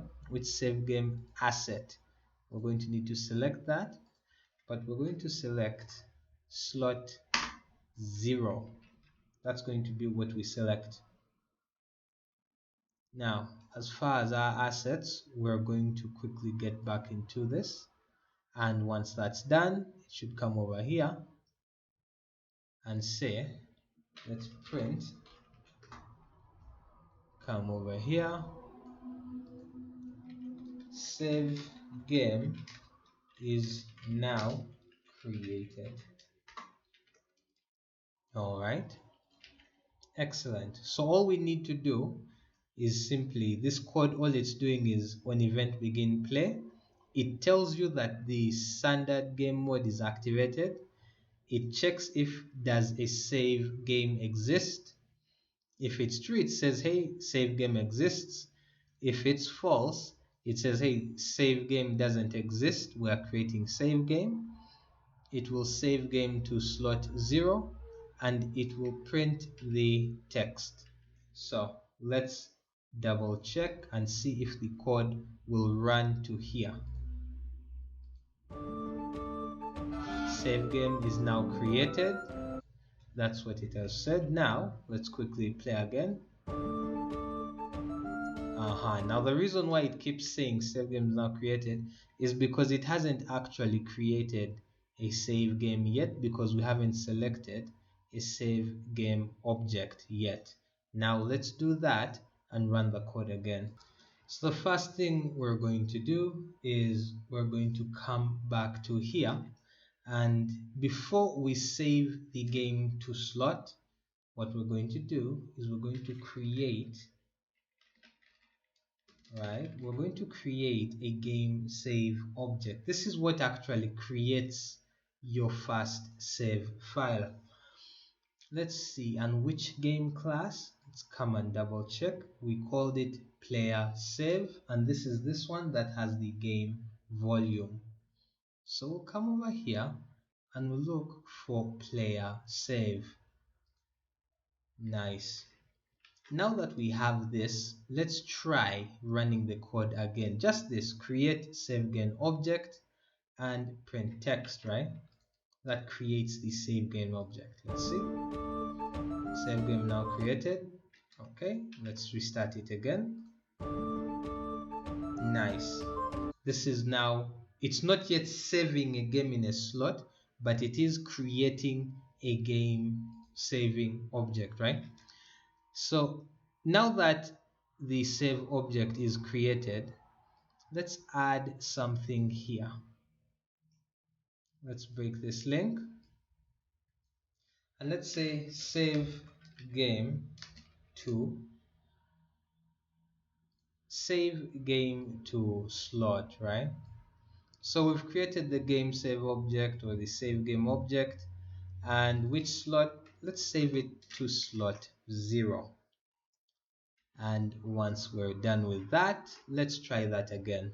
So remember, we are starting off by checking on the game mode, which we don't need anymore. I think you have that down. You've seen when and where it runs from. And then, does save game exist in slot name 0? If false, it comes down and it says save game does not exist, creating save game. It creates the save game object and it saves game to slot, and it prints out text, save game is now created.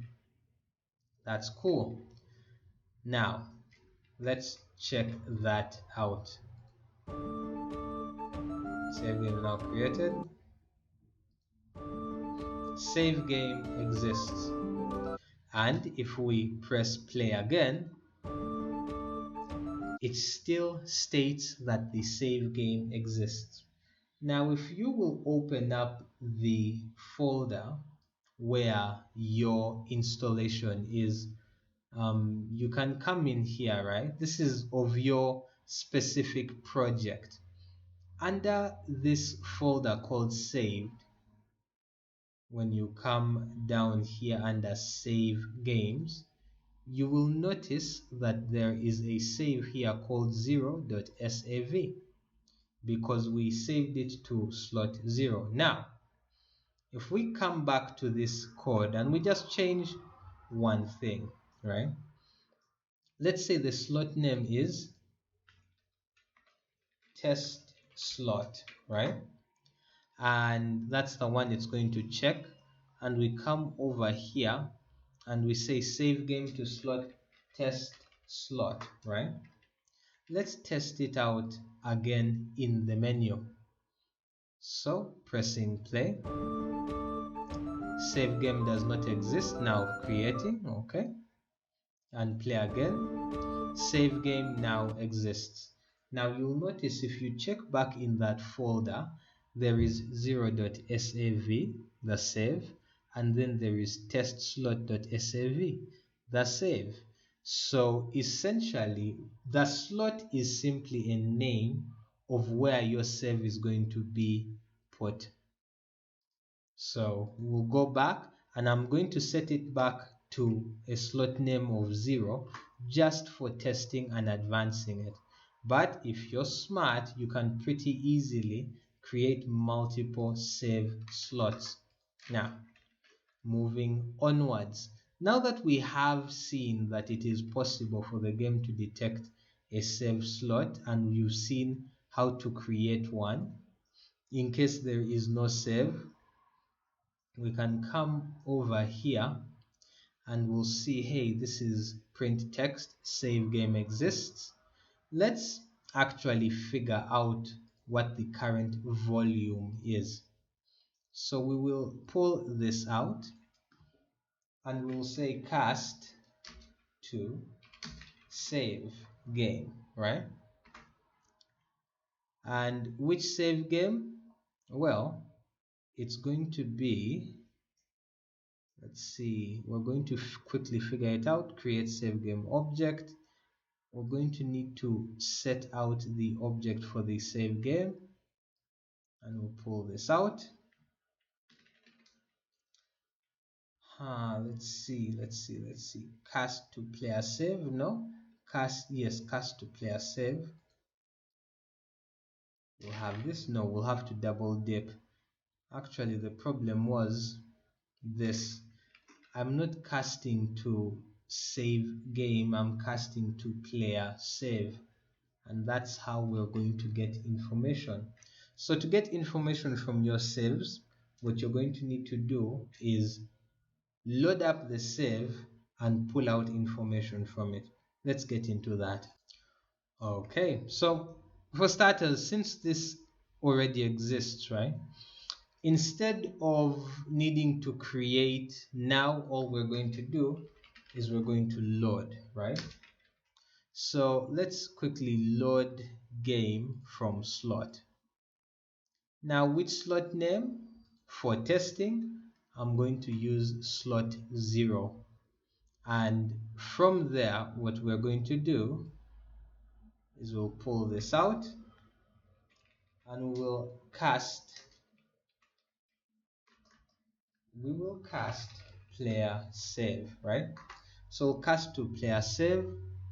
Basically, what that means is we want to access the player save that we've just loaded up, and as player save we're going to get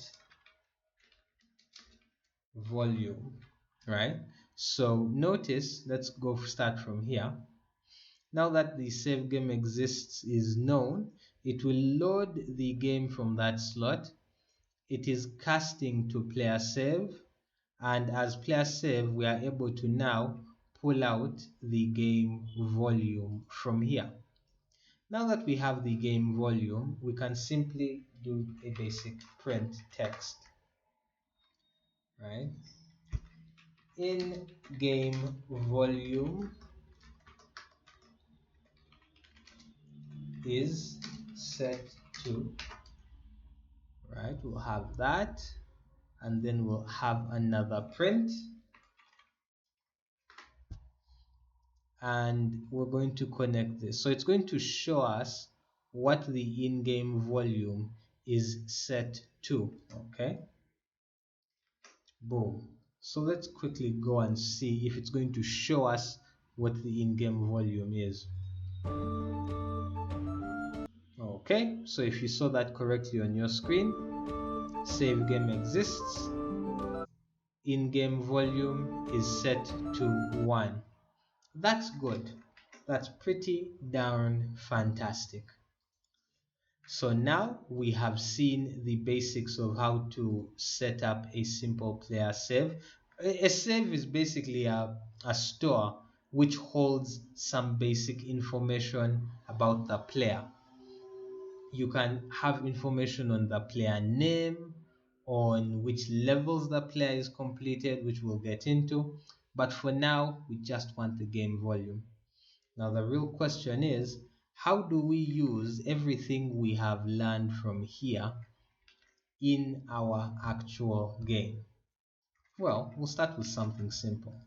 So going into our main menu and into our graph, we're going to change something pretty simple. If we go down to the volume slider for in-game audio, it's set up pretty nicely, right? But if we can get these two and copy them over, take it right up to the top. Now, we'll pull these in, right? What if we could get the volume that is saved and apply it to this, which will set the volume for the whole game? All we're going to have to do, now we're going to copy a little bit of code, right? Let's just do the does save game exist, branching out right up to loading the slot, casting player to save. Let's actually just get all this blueprint code over here and copy it, and in the main menu paste it right here, right?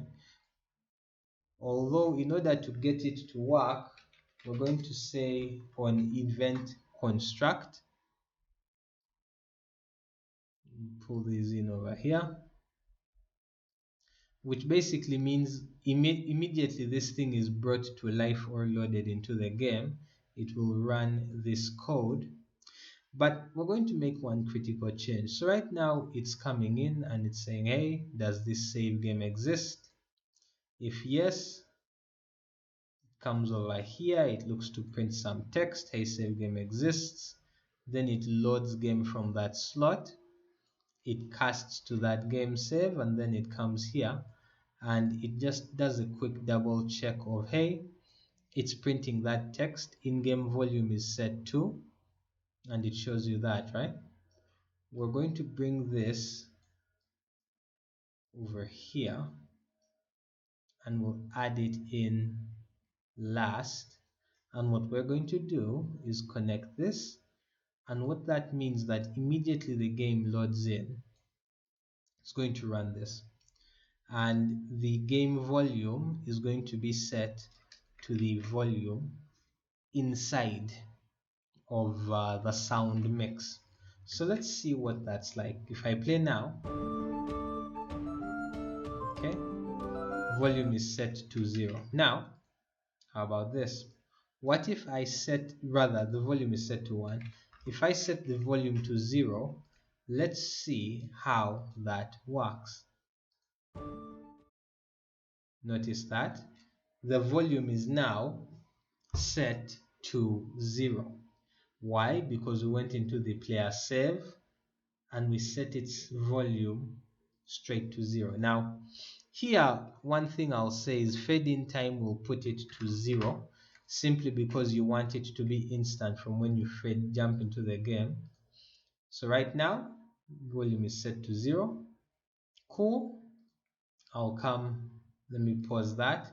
But if I go here and I change its default value to 1, let's see what happens. Now the volume is at 1. Now that's excellent. So what we're going to do now is there's no need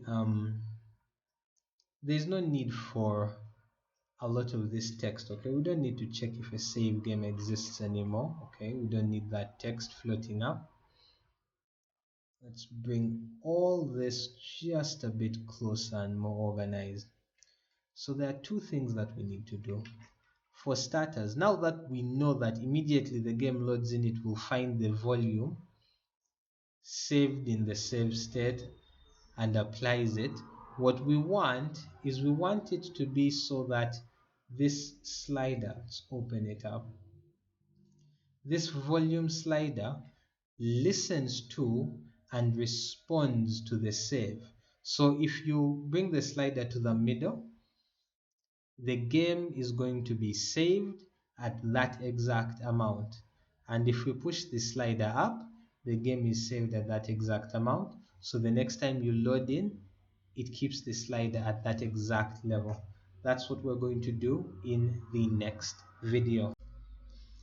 Alright, so let's quickly go into setting it up so that the slider, that is this slider over here, is able to quickly, let me quickly close you, is able to quickly be set to a specific level in game. Now, let's first close that. The first thing we're going to do is, this is not needed. Let's remove any bindings. So let's set up its initial value to 1. That's simple. We're going to go into the graph and make a couple of additions. For starters, we're going to start this off with a sequence node. With this first thing, the first sequence that it goes through on event construct. But now, this is going to be the second thing that we go through, right? So what I really truly want is going to be to get our slider, this one over here, and I want to change its value. So we'll come over here and we'll say slider, let's see, get slider 2, right? That's what the slider that we want. And we're going to say set value, right? So we're going to set its value, come over here, and what we want to set its value to is going to be pretty simple. It's going to be the game volume variable. So let's get game volume and attach it here. So immediately the game starts, the slider should move over to the game volume variable. So let's see what that looks like in game, right? So in-game volume is set to 0.5. The slider is set to 0.5. Now we can still increase it and we can decrease it, but when we press play, game volume is set to 0.5. There it is.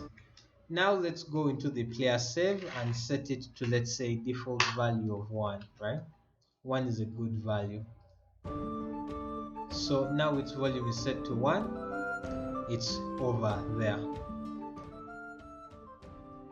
That's basically how we set it up so that the volume changes based off of the volume variable inside of our save. But now we don't want it to simply be set up so that it checks a save, cool, it sets this value. We really actually truly want it to be set up so that this is also starting to look kind of ugly. Let me bring this in over here just to kind of sort of clean it up. Is there a way to make this not look ugly? Okay, I guess this looks a bit more clean and organized. But we're still missing a bit, right? And the bit that's missing comes down to over here, because there is still a volume slider for in-game audio, and what it does is on value change, it sets a sound mix override and it pushes sound mix modifier, right? And it gets that value and it places it in the sound mix. So what we really want right now, what we truly want, is a way for the save game to interact with the save file. So we'll start with something pretty simple. Let's first break this link. So we'll quickly get these three, right? These three nodes that we've set up before, and we'll come up here and we'll place them in. Okay, I can only imagine. Oh yeah, this we can't simply paste it because it's a one-off event. That's okay. We'll need to change the organization. I think a good way to do that would be to change this into group movement. So I'll quickly bring this in. Hold up. Wait a minute. What's this widget switcher doing here? Doesn't make sense, man. That was strange to say the least. Push these up here and we'll bring this into here. Okay, with at least one space.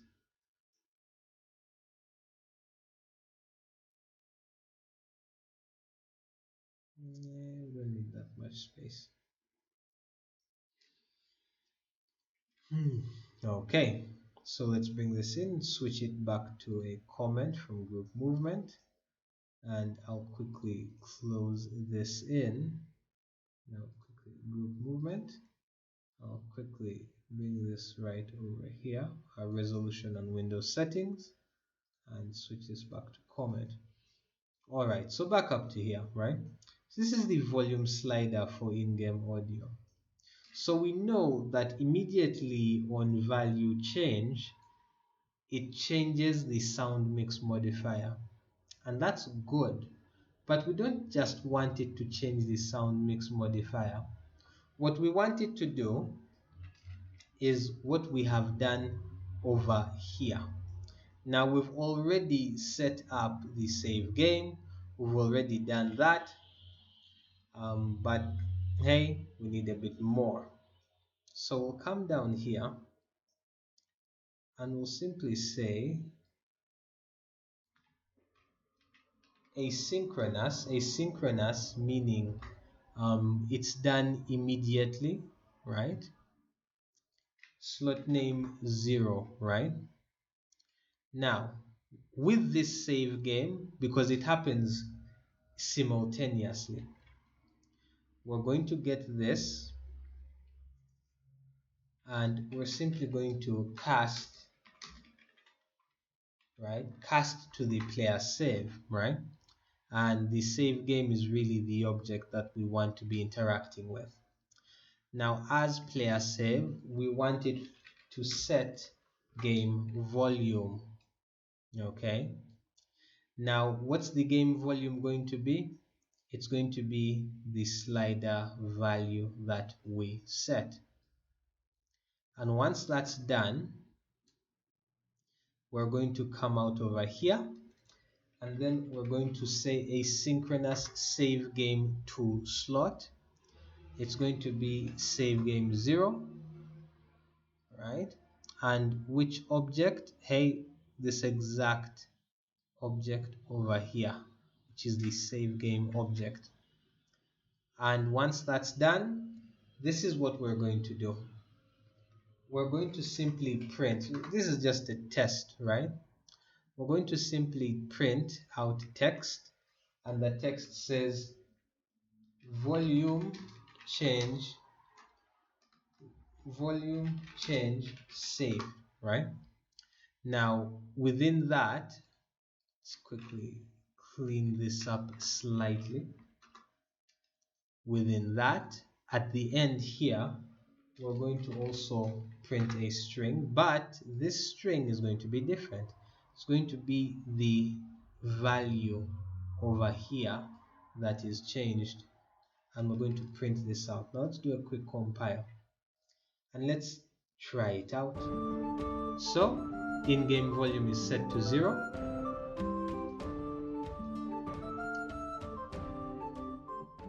In-game volume is now set to 0.283. Let's go back. Let's exit, right? Now we're going to load it in. Notice now in-game volume is still set to 0.23. Set it back to not 1. Set it to 0.781. Let's go back. Exit the game. And then when we play, in-game volume is set to 0.81. So now let's first reduce this volume.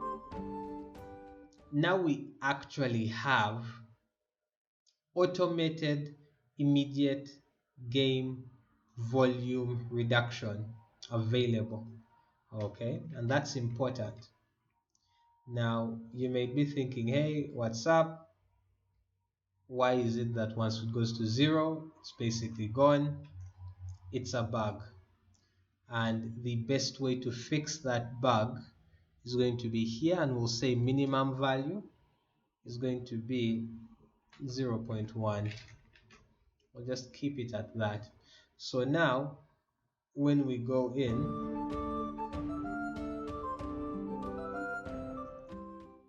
it will still stay at 0.1, so it won't go into negative values. Yeah. So now that we have that done, you have learned how to create a proper volume slider. You've learned how to create different volume systems. So there is different volume for user interface, you can have different volume for voice acting, and you can all set up and organize that now, right? Now let's quickly add this. Saving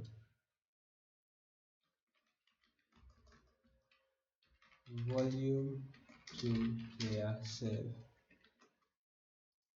Okay, so volume slider for in-game audio and code for saving volume to player save. Okay, so all of this is here, it's ready to run and interact. Now you might ask, hold on, let's quickly put that text to float a bit lower. Now you may ask, why use a synchronous save game to slot, while here when in this initial event construct, whereby we're just creating the game save and we were setting it up. Well, the reason why is because asynchronous can be done in one go, while loading a single save game all at once takes up a lot of data. Now let's quickly organize this before moving on. So we'll get this right, and we'll place this over here. Now what is this? Well, it is set saved volume levels to be current volume level in the game. Hold up.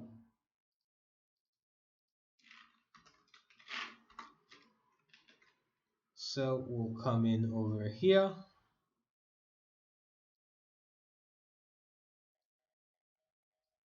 All right, and we'll get all this code and we'll put it in here. Now I will leave the event construct out of it and the sequence out of it, because sequence nodes have a lot of power and they can be used for quite a lot. And the event construct is similar, right? Has a lot of power and there's a lot that it can do. So I don't want it to all be muddled together. But in essence, let's line it up. Easy quick branch. So okay, good. Let's quickly move this down. Let's keep it clean, clean and well organized. So essentially, yes, this now looks neat. Looks like a neat organized set of code. Set value, let's keep that clean. We are setting the value for this slider. Straighten these connections. we'll straighten this connect, straighten all of them. No, but maybe straightening all of them isn't good. Um, no, I don't think straightening that is useful. These ones are straight, these ones are straight. Perfect. The only thing we're going to do now, depending on if you have a deep understanding of this, is we're going to delete all of those, you know, we're going to delete all of those nodes which have the text specifying what exactly is going on. Let's remove that text clarifier there as well. We'll bring this down. Keep it tight and organized. Nice. Put this over here. Bring this right in over here, looking beautiful. I love how nice this code can look when it's organized. Hold on. Okay, perfect. And then this. Yeah, now this looks like professional code. So immediately the game loads in, it checks for if a save game exists, at least with this menu. If it does, it loads in from slot, it casts to it, and it sets the sound mix to be what is saved in the save game. At that point, it just sets the value of the slider. It just sets it. Now with the volume slider, when it's interacted with, it sets the sound mix and it immediately starts saving data to the slot. Once that is done, now we can delete these two. They are no longer needed because we have a good understanding of the systems. I guess the only thing needed now is just straighten out some of these connections. Okay, let's straighten this out, straighten this out, straighten this out, straighten this out, and last but not least, you guessed it, straighten that connection. So now our code is back to being properly and truly well organized. If there is anything you have missed or that has confused you, please go back and do a quick double check. Every bit of this code should be working and working effectively for what we are going into next. And once we are done with that, we will be moving on to character movement and animation, touching it up. Don't worry, I know we've been in the user interface game for a long while, and that can be tiring. I totally get it. But this is what really makes good games, okay? Understanding the basics. I hope this is useful to you. If it is, please say so, and let's go into the next video.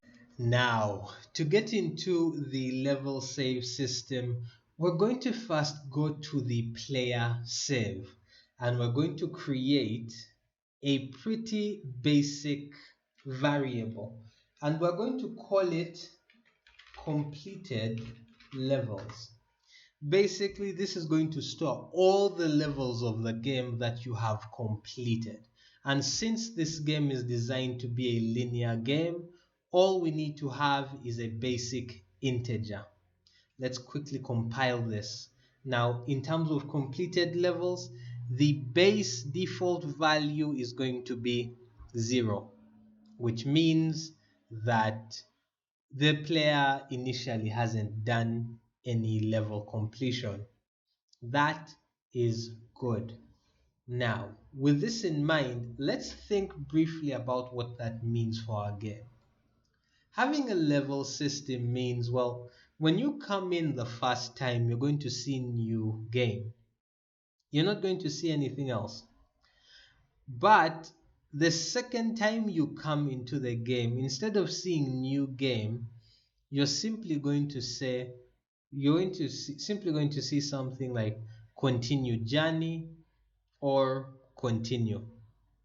Now, how do we implement that? And then on the level selection page, if the player hasn't reached level 8 and finished it, There's sort of no reason for them to see this second page, right? We simply want the player to be able to come in and see only the levels that they have completed. That will be very important moving forward. So in order to do that, all we're going to need to do is set up some basic blueprints to execute that idea. So starting with this. So to begin with, we're going to look at the variable, right, called new game, right? We are going to just get this as new game, and what we're going to do is we're going to duplicate it. A proper duplicate. Now this duplicate, we're going to change its name and we're going to call it journey onwards. Right? Journey, no, actually, we're going to call it, yeah, let's just call it journey. Right? We'll just call it journey. Now we'll come here on the text level and we'll call it journey, right? We'll keep it really simple.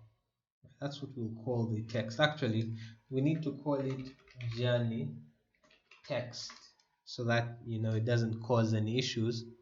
And then we'll come down here and we'll look for the text, and instead of new game we'll simply call it journey.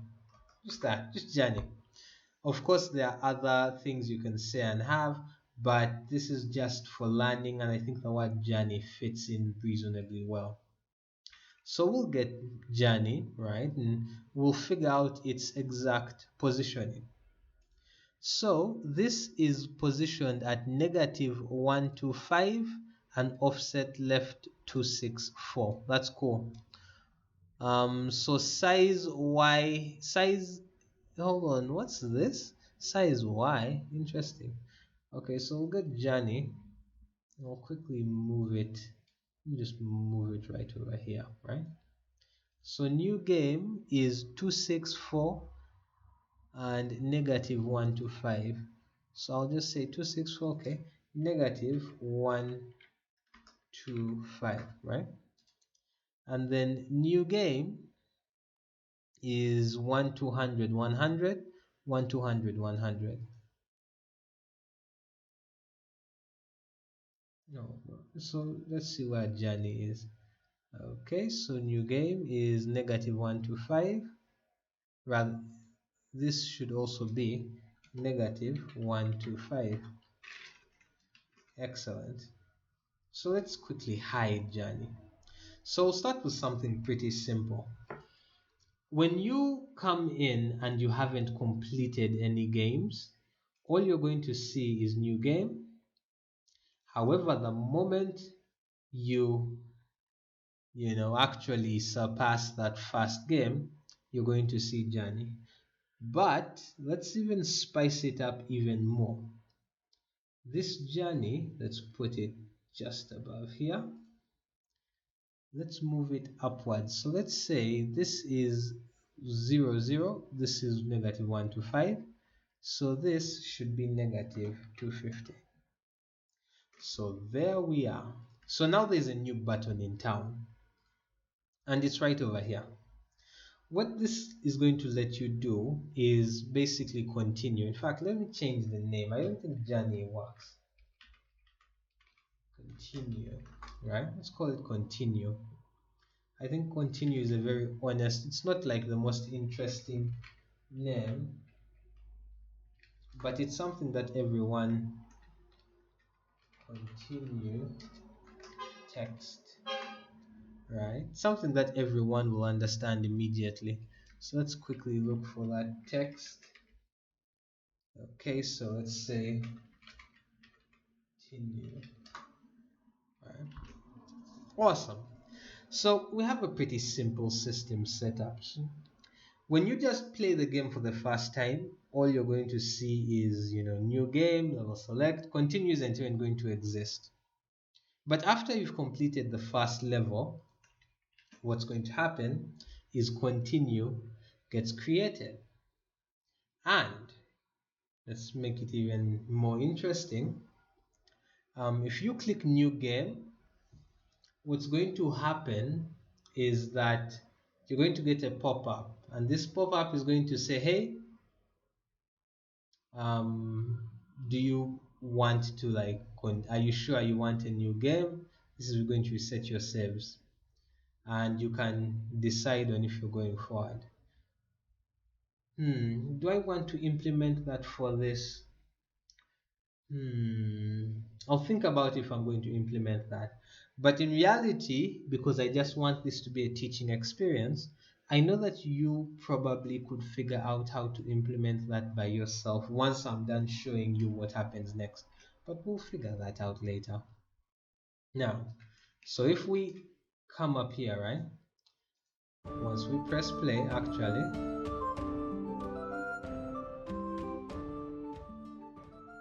let's exit, make sure our save is working. Yes, our save is working. So if you try to click continue, nothing happens, right? But if you click new game, you go into the game. So what we want it to be is that continue is going to get the level that your highest level that you are in and put you in that level. So let's start with something basic, right? We know for a fact that in the player save there is completed levels, and currently completed levels are set to 0. This is something we know it for a fact. So what we're going to do is we're going to go into the main menu, right now. This obviously is going to be set to is variable, and we're going to change one thing to hide it until the player has reached a certain level of progress. Come into the graph and let's make the changes. Now quickly, we're going to add another pin right over here, and we're going to bring it in, and we're going to simply call remove from parent, right? So remove from parent, and what are we going to be removing from parent? We're going to be removing continue from parent, right? Boom. So keep in mind, this is how it looked now when we entered game, but now when I come into here, I press play, boom, it's no longer there. So to show you that the code is properly working, we'll come over here. We can simply break this link, and now I press play again. It's there, you see, it's still there. It's only, but I come over into main menu, I remove continue from the parent, and boom, they're all gone. So this is what we're going to do. We're going to use some basic destructive coding. We're going to set it up so that if you go into level select, if you haven't crossed level 8, this button won't be here, right? Even this little button over here won't exist, and you won't be able to see 9 and 10. It's going to be that simple. So let's quickly come back into the main menu, and we're going to be looking for something, right? So the first thing we're going to do is we're going to get that load game from slot, and we'll bring it here. Let's quickly break this link, right? We're going to break that, and what else do I want to hold? Okay, so we'll load this game save from the slot, then of course casting to the player save. We'll come over here. Now we already know we can remove this from parent, right? So we'll come in and we'll say, hey, get completed levels. It's a pretty simple thing, right? So we'll get completed levels, and we're going to do a simple check, right?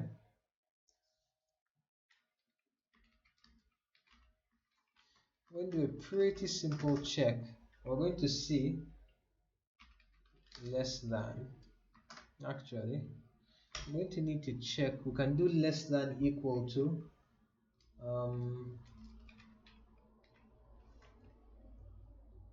So we'll say less equal, right?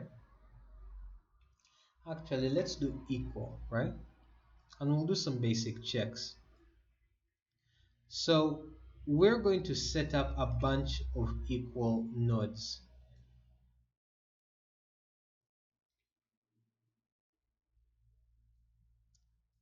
Let's see. Okay, so that's the first 3, 4, 5, 6, 7, and 8. There we go. And we're going to line them all up.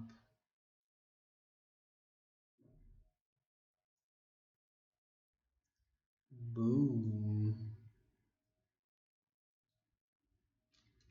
Okay, so we have these, and we're just going to line them all up. No alignment. Let's align them slightly to the left. Let's see, alignment, distribute vertically. Let's space them out nicely. Okay, so now that these are spaced out, right? We're going to do a quick check on that. Now, if it's equal to 0, that's going to be fine. We're going to figure that out, right? If it's equal to, let's say, 1, right? Simple, simple. If it's equal to 2, and then let's say 3, of course, 3. Let's see if it's equal to 4, and if it's equal to 5. Okay, we're just going to do this is just basic simplified version of events, right? Let's say 6. Oh, this didn't go through. 6, and let's say 7, right? Just 7 is equal to 7. Let's in fact bump this up to the last one, and it's going to say, so for the last one I'm going to say if it's equal to 8, right? So 8 completed levels. Boom. And we can do if else statement checks on each of these different situations, right? So here's what we'll do. We have the ability to do simple remove from parents, right? So we'll do this. I'll create a bunch of these. Okay, so 1, 2, 3, 4, 5, 6, nice, 7. Okay, just 7 of these. 7 of these should be enough. And what we're going to do, we'll start with just the continue, right? So if the number of levels you've completed is 0, all we're going to do is we're going to come over here, right? And we're going to create a branch. And then with this first one, let's see, we're going to do a quick check. And if the answer is the levels you've completed are equal to 0, it's just going to delete the continue from existing. So let's come in and see if continue exists. There is no continue. Cool. But then let's say I set the completed levels default value to 1, right? Continue now exists. Okay, now let's come back, let's reset it and set it to 0, and let's see. Boom, continue doesn't exist. That's cool. So we now know for certain that we can do basic checks and see how many levels the player has completed. And based off how many levels the player has completed, we're able to make some decisions as far as what elements we show and what elements we don't on the user interface. This is good. This is a good start. Now that we have this down, right, we're like, okay, I can do some basic double checks. How do I get this done in a bit more of an effective, clean way? Well, it's always good to start from the bottom. What you want is to have all these elements here. So let me come out and see something basic. Let's say in the level select, right? Not there in the level select panel. The only way to get to this panel over here is by clicking this. So what is this? This is level select right. So let's come into the menu again. Where's level select right? So bring it in over here, get level select right, and we'll quickly set it to be removed from its parent. Just that, we don't need anything else. And let's see, how many levels should you have completed? Well, if the number of levels you've completed is 1, 2, 3, 4, 5, 6, 7, 8, then that means that what we're looking for is a pretty simple. Okay, let's do this, and we'll come here and we'll create a pretty simple sequence, right? Very simple sequence, just a handful of nodes. Okay, so let's say this is going to be our second sequence, right? And level select right is what's on par. And what I want to see, right? Can I stop the player from seeing all those other levels being available? If they have completed, let's say let's not do less than 8 levels, right? Or because equal to for this isn't going to work. So what we are going to see is equal to, so if it is less than, let's see where let's bring this in. So if the number of levels completed is less than 8, right? If it's less than 8 or equal to, actually, if it is less than 7 or equal to 7, then what we want to do is we want to destroy level select right. Let's have a look at what that looks like, right? So we're here. If we're going to level select, there's no way to go and click on the other levels. It's just not possible. You can't, right? You can't click on anything. You can't click on that. So let's go back. So that's like the simplified way of getting menus ready that limit you. Okay, so we'll go through that once again. Now, there's a really simple way of doing this. Really simple. It's incredibly simple. And you're just going to need to have understood some amount of coding. I've showed you the hard way. The hard way is you could line all of these up and make those decisions one by one, right? But there's another way you can do it, right? Those destructive decisions. We know we have access to the completed levels. We know for certain, right?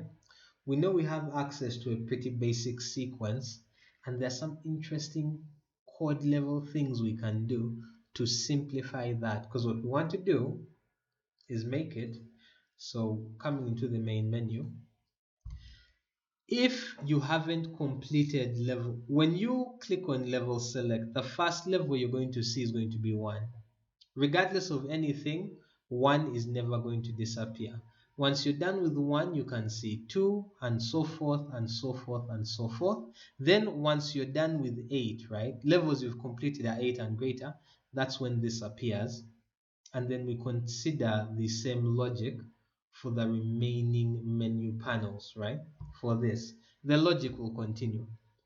So this is what we're going to do, right? We're going to come in, we're going to open up the graph, And now we're going to think like actual proper programmers. Let's quickly delete this branch, right? Let's just delete it, set it aside. We'll start with the simple stuff. So we're going to get this. Let's quickly delete this sequence as well.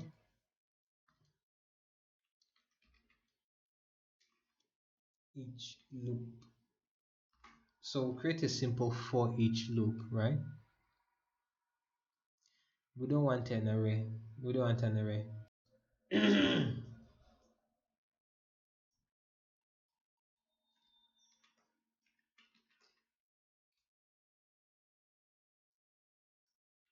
Don't worry about me, just trying to make something that is reasonably tedious work appear as if it is not as tedious as it actually is, but it is still as tedious as it actually is.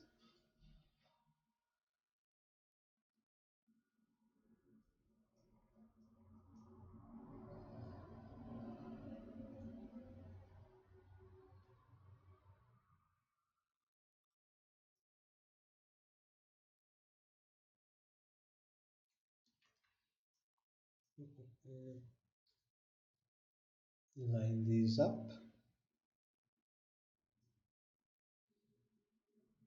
quickly, align them to the left, and distribute them vertically, and then push them over just over here.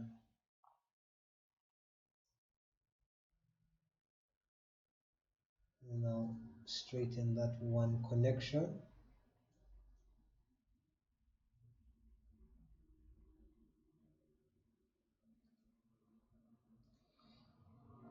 Oh my god. Okay. 0, 1, 2, 3, 4,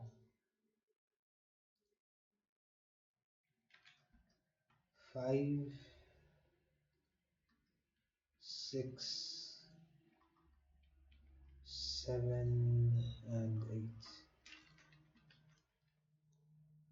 Not 80, 8, flat 8.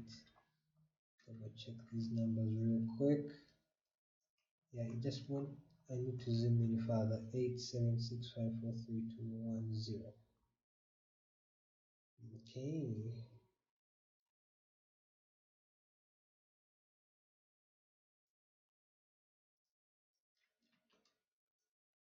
And now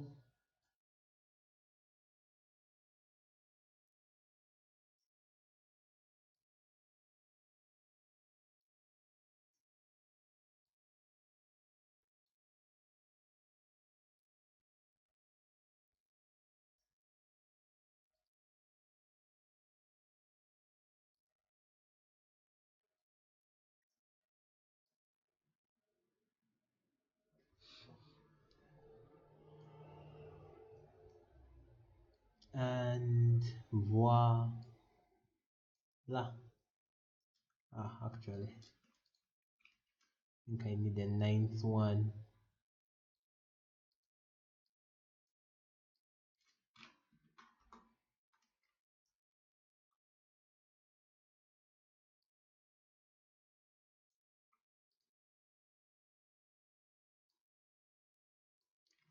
And voila.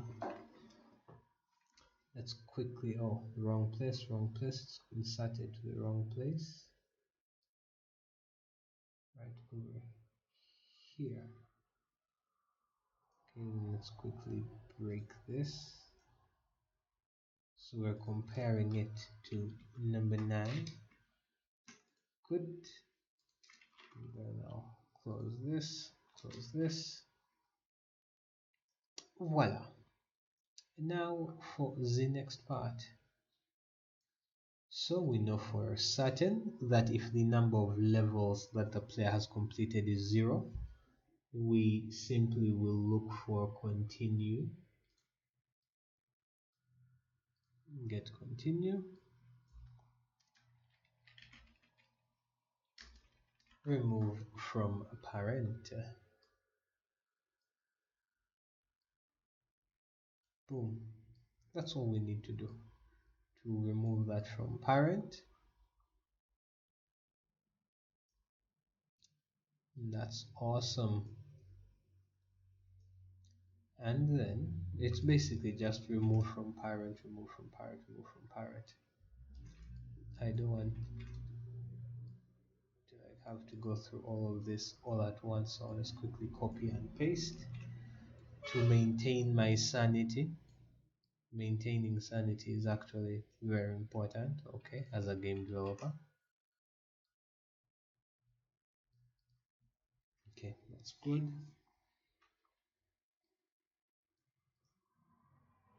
Alignment, align left, good. And then do that, good.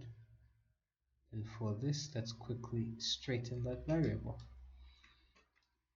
All right, now back to the explanation as I quickly go through. I've tried multiple different strategies, right? But the truth is, all of them end up being nasty. All of them. So there's nothing I can do about that. So what I will do is that if it is equal to,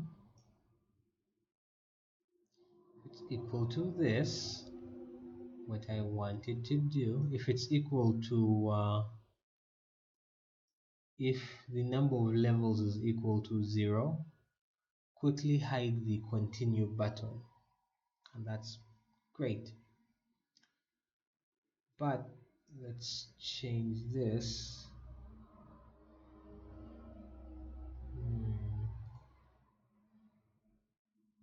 Okay, so it's going to check and see if it is equal to,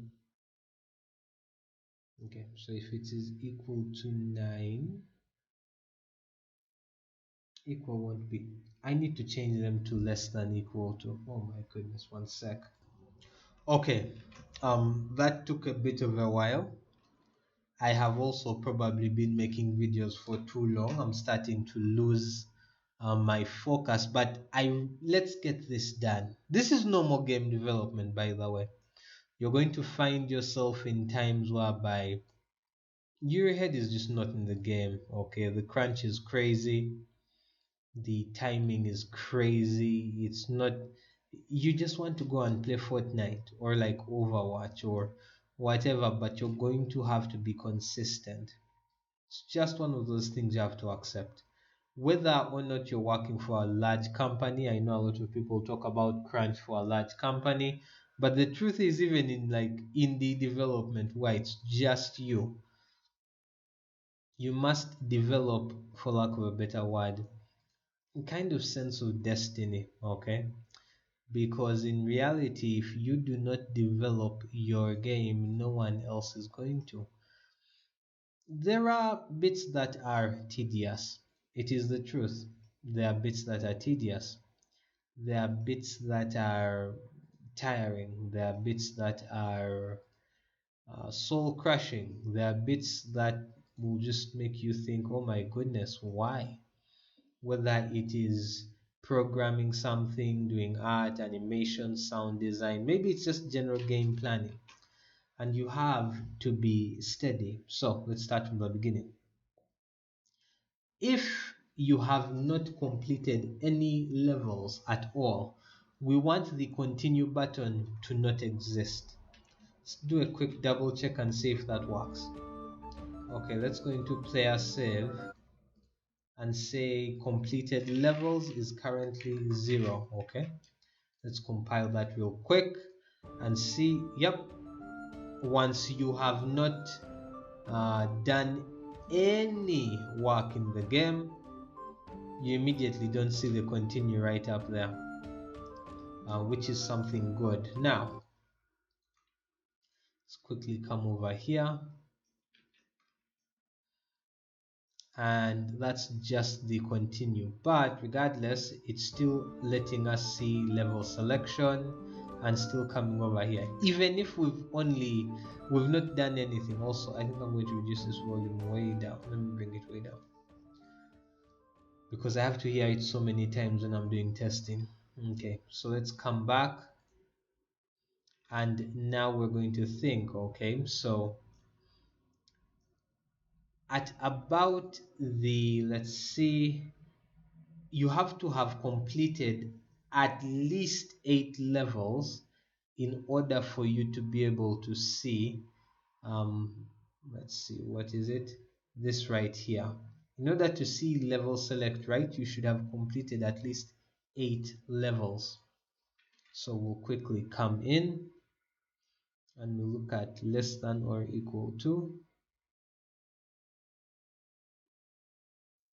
Hold on. It's less than or equal to that.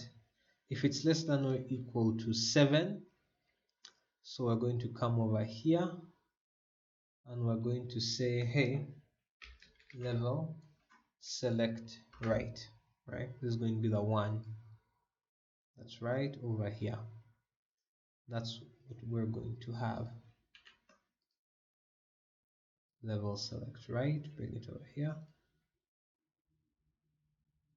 Let's just straighten this connection. So let's come in and see if this is working correctly. Level select. Boom, we're no longer able to check out the other levels. This is excellent. So let's quickly come over here, back to the main menu, and we'll make some other decisions. So we'll say, hey, since this isn't necessarily true, so how about 9, right? Well, at 9, we want to get 10. Just get 10, have it here. At 8, we want to get 9. Right, so we'll get 9 here, and then here at 7 we want to get 8, but what we're going to do is we'll extend this out because we're doing two things. So we'll hit remove from parent. Let's straighten this link, and we'll get this level select right. Hold on, let's quickly straighten this. We'll say pull this out,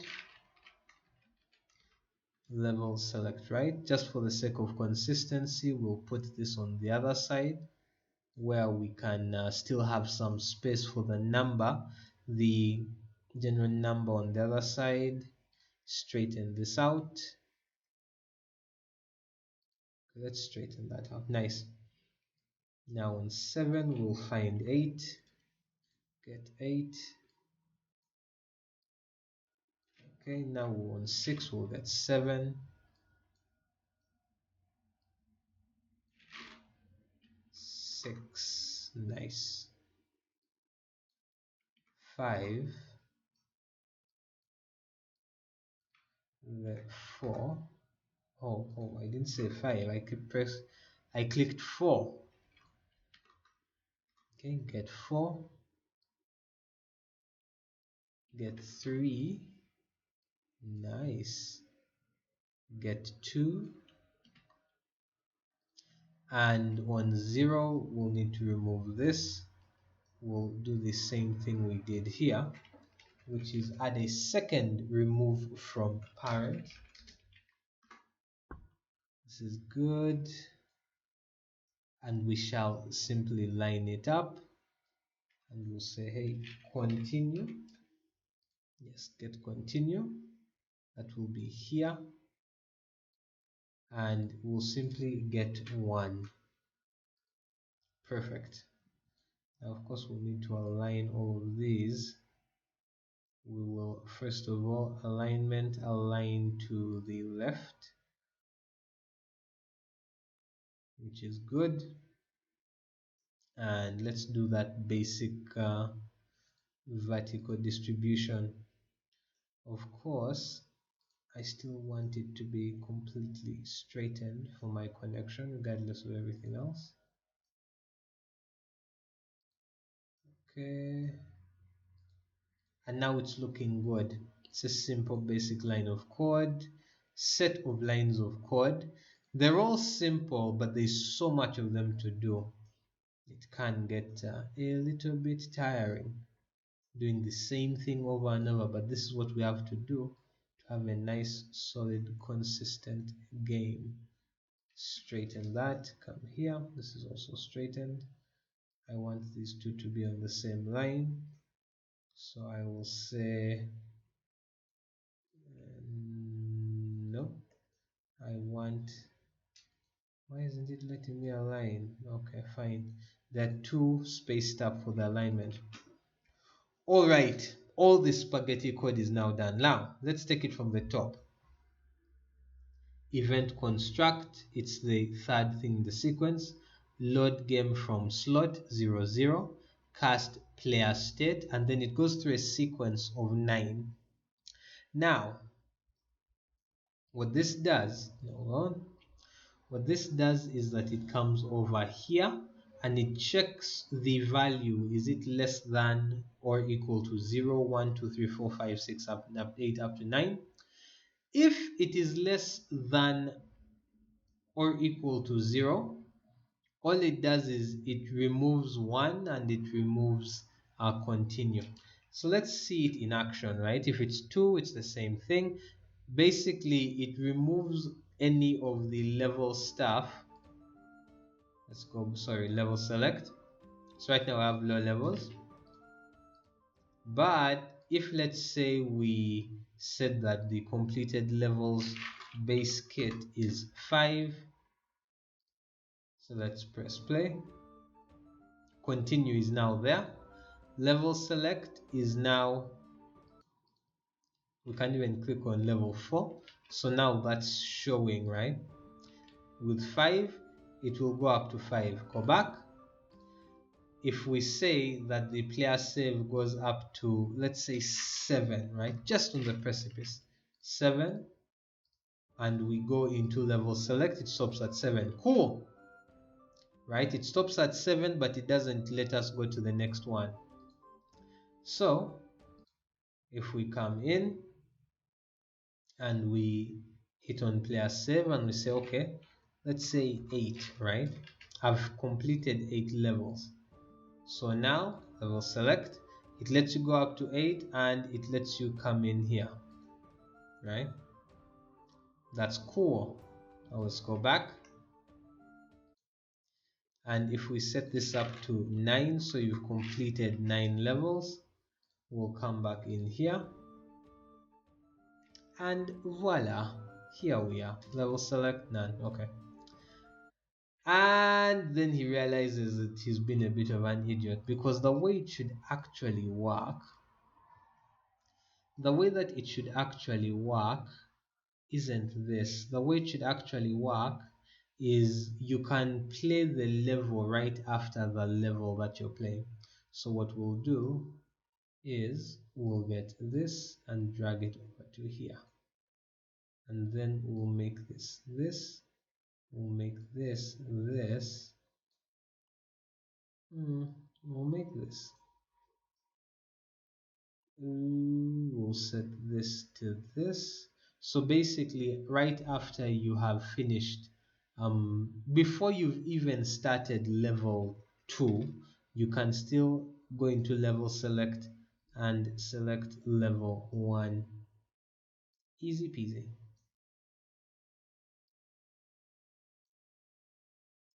Sweet. That's one way of doing it. There are others. Do I want to go through the others?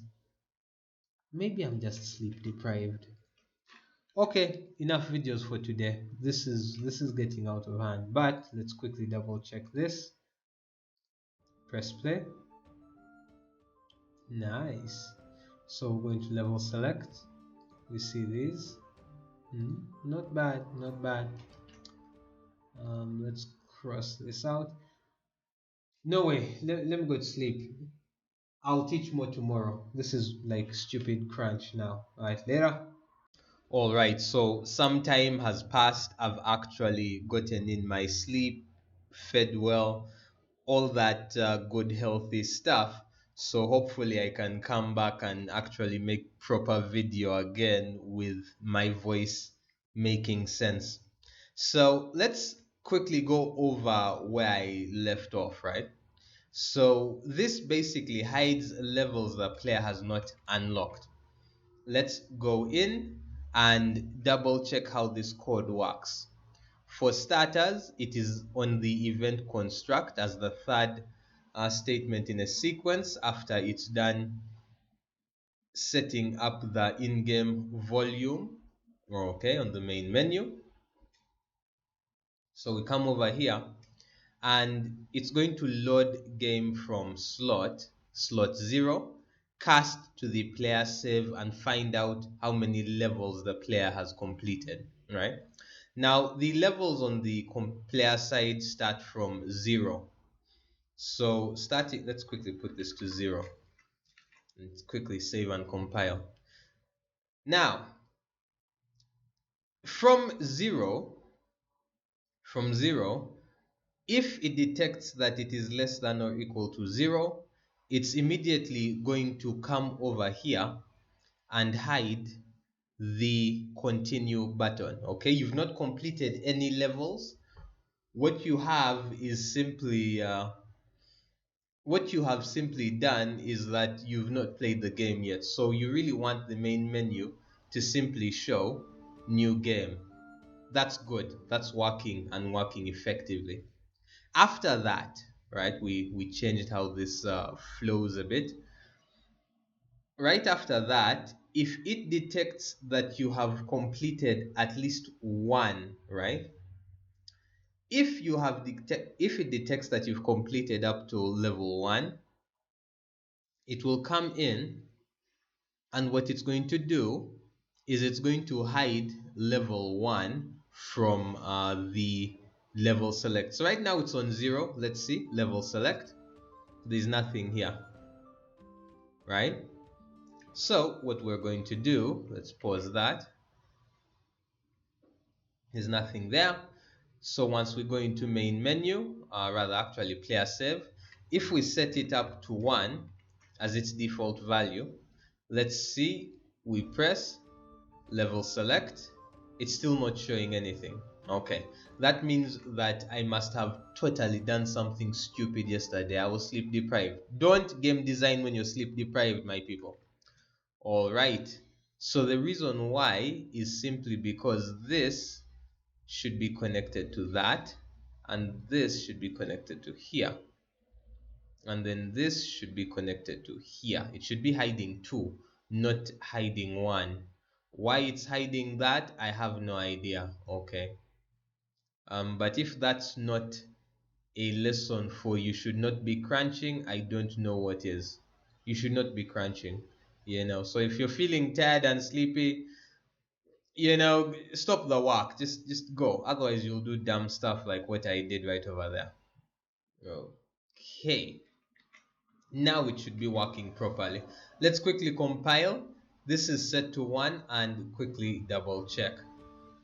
So now level 1 is selectable here, and if we go back, continue is selectable. Now let's think about it from a logical perspective, right? If I have completed level 1, I shouldn't see only level 1, I should see levels 1 and 2. So let's go back. Come back to the main menu again, and the way that the code should actually be working is actually this. If you have completed level 1, you should be able to see level 2 as a level on the level select options, which means that the code should be flowing like this. It will check and see if you have crossed a level, and immediately you're going to be able to restart from the next level in the game. I think that makes more logical sense. Okay, it just makes more logical sense. And here we can just break this link, because if you have finished level 9, we're going to change what level 10 is to a simple we'll change what level 10 is. But right now, as far as the actual game, we have 9 levels, so let's not worry about what happens when you finish the boss level. Let's quickly double check that. Yes, the level 9 is the final boss of this particular game. So this is how you set it up to just hide the levels. Now, if you wanted to make it extra spicy and well designed, on the designer, you would set up in this exact same position, the exact same size, some images with a lock on them. So once these ones are hidden, what is behind them showing that the level is locked would end up showing up. So let's try doing that for real, for real. So let's get this, copy this over, and what we're going to do, oh snap, copy, and let's see if it will allow us to paste. This is not making any sense. Okay, guys, stop that. Okay, it will be right here.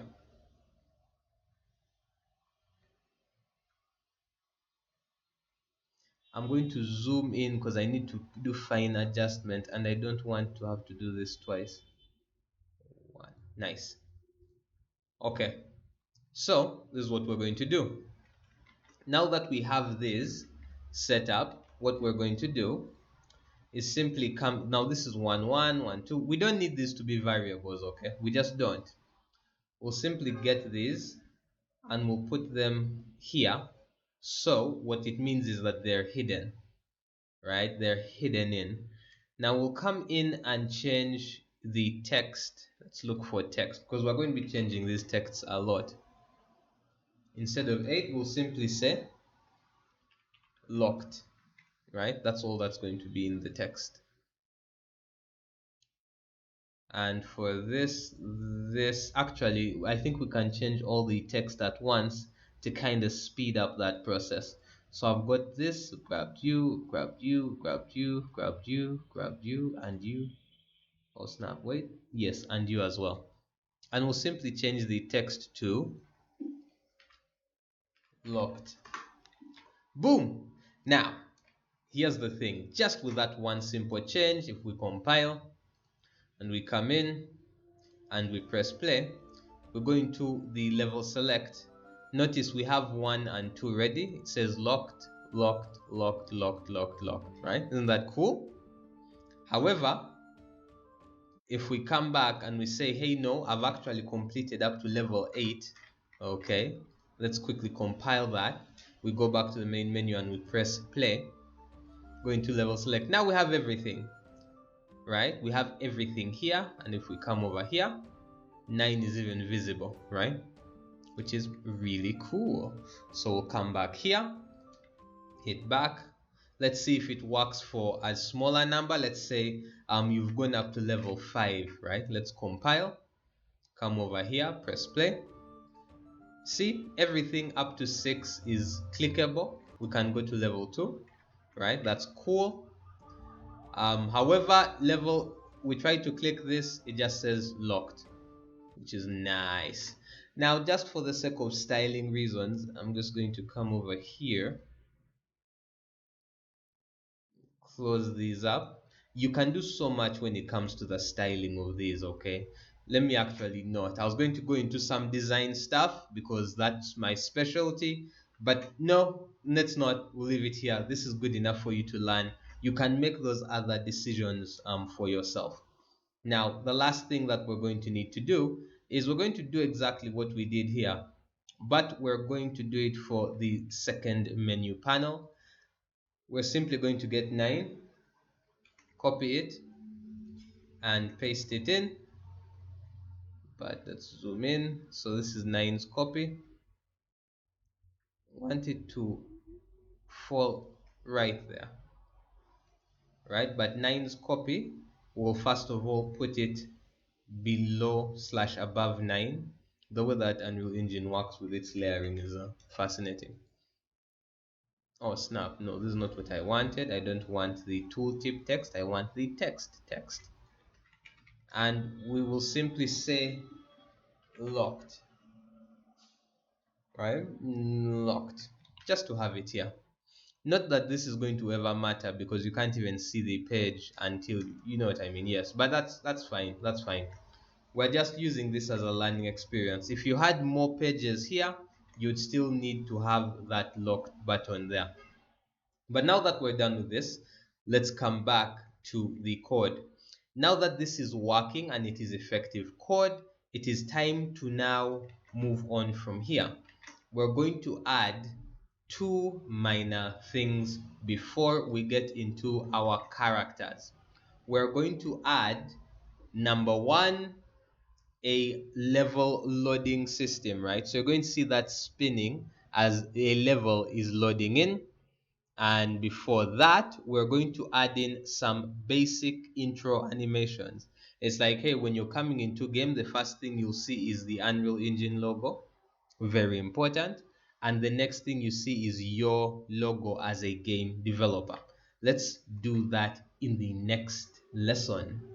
Now, to quickly add in those intro videos, we're going to start with something simple, right? We'll click on this and create a new folder. No, not here. That's the wrong place.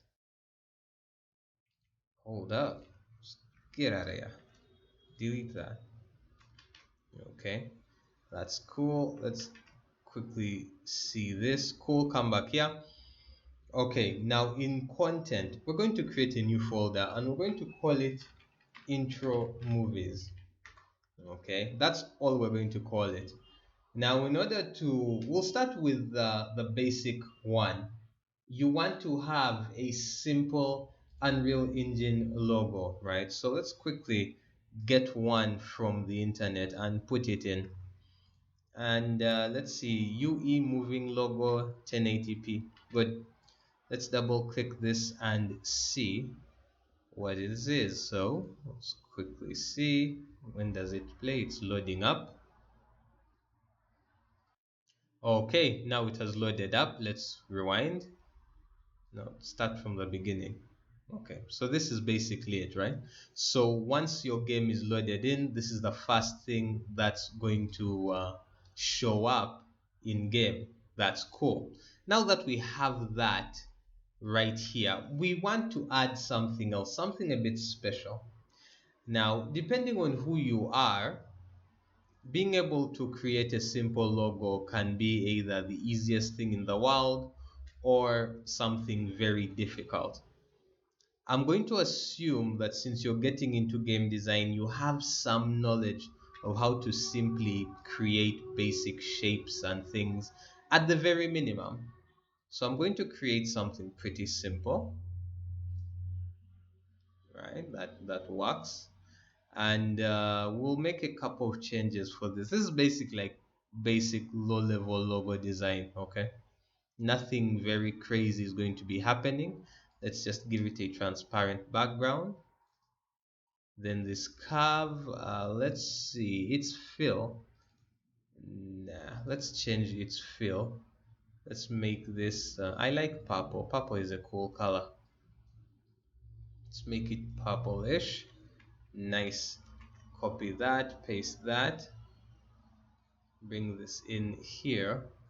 Actually, let's leave it in the exact same place, except I'll shift this node slightly over here. That's cool. Then I'll click on this and I'll give it a slightly darker shade of purple. No, no, no, no, no, no. Come on, let's tweak it a bit more. Nice, just a bit darker. That's beautiful. And then then I'll get this and I'll, oh snap, no. Then I'll say, okay, cool. This is like our logo now, okay? This is our logo. We don't need anything else. I guess the one adjustment is going to be, let's quickly group this together. Nice. That's right over there. Hold up. Let's scale this uniformly. Uniformly. Thank you. No, that's way too much. Okay, there. And then down here, we'll scale it down uniformly. Perfect. Okay, so this is like our test studio logo. So let's save as, Okay, let's save it in like a pretty basic place. Let's say blueprints, user interface, content, and content. Let's put it in intro movies. So let's say this is a studio logo. All right, that's cool. Um, hmm. Yeah, we basically saved this and we're done. Now that we're done with this, let's now do something else. Let's do that. Hold on. Let's quickly save that this file in general. No, leave alone. Let's just save as. So we'll simply call it, yeah, studio logo. Let's save it as that. Nope, we already have that. That's nice. So we've saved that as studio logo. But now I don't just want to save it as studio logo inside of our game engine, which is probably not what you should do. You should do this elsewhere. Let's quickly export it as a PNG. Nice. Let's export. It will be studio logo PNG. Nice. Sent that in. Now we'll hide that. Come over here and add in some text. This text, we're simply going to call it, what's a cool studio name? Let's say Wandering Studios. Nice. Wandering Studios works.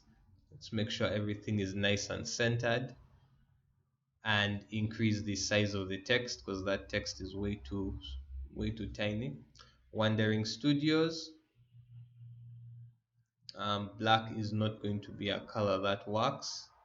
We'll have it be super whitish and we'll scale it a bit. Let's scale it, make it bigger. Wandering Studios. This is good enough. Okay, so we have our text of Wandering Studios.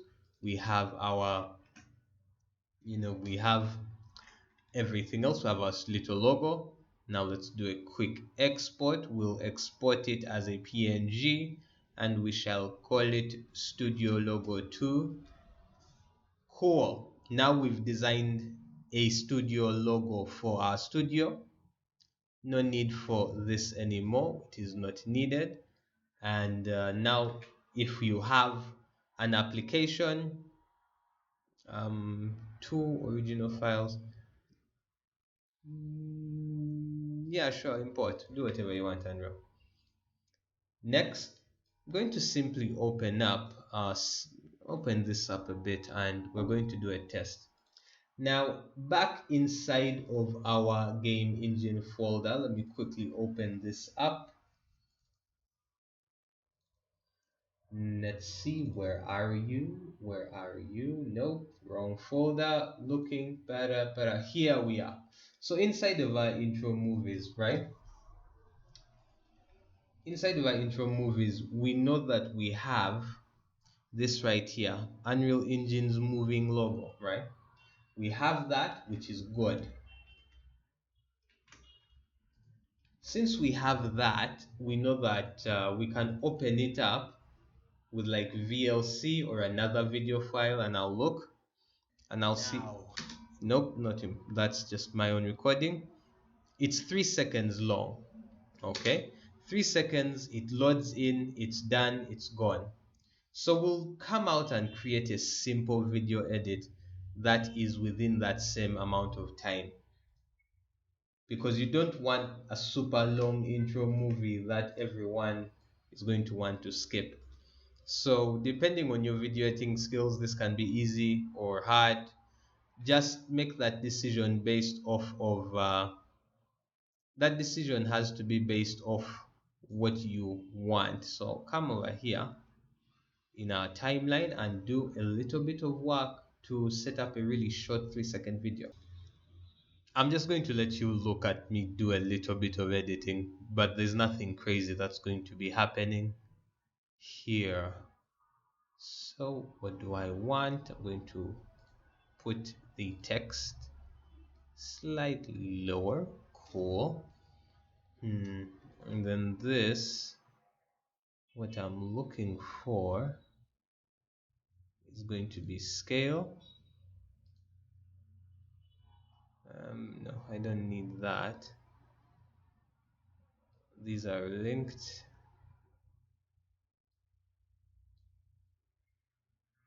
No, I don't want that.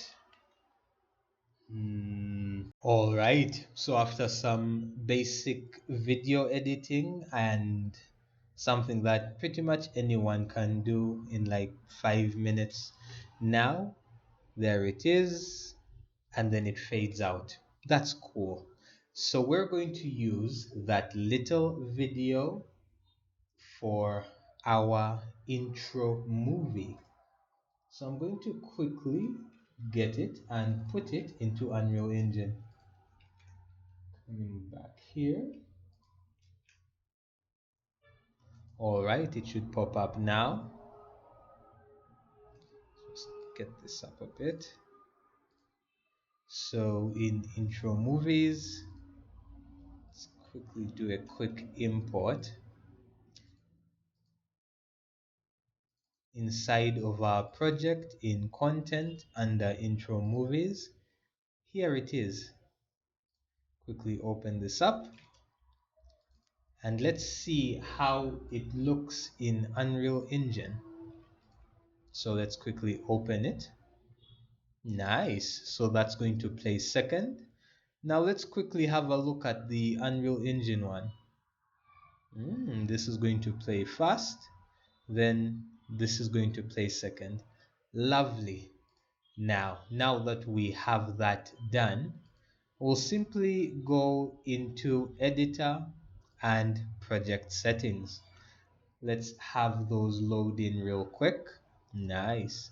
Then under movies over here, we'll simply add in two elements. So startup movies, the first one, we've got to come over here, look for intro movies, is going to be the Unreal Engine one. Yes, copy, good. And then the second one is going to be back into content, in the editor, open it up. Yes, please do copy it. And we'll say, hey, first of all, wait for the movies to complete. And yes, the movies are skippable. And just with those two settings, we are done with adding intro movies to our game. Now you can quickly export it if you want to see how that looks in your project, and based off what you've created, you should see it exact in your game. Let's go. So now that we're done with that, we're going to be moving forward. Yeah, hold on, need to quickly change a setting. Zoom out just a little bit and come back into blueprints, interface, come down here on main menu. I was a bit zoomed in, which caused that, but you shouldn't have any bugs. Give it a moment. Okay, let's do a quick check on this. It should have only bugged out because we weren't using a correct aspect ratio. Let me do a quick check. Yeah, this is just an aspect ratio thing. I'm going to need to change that. Okay, so this should be working pretty reasonably clean. Yes, I'm not seeing any issues here. Okay. When I click new game, I can move around. Nice. Okay, let's try that again.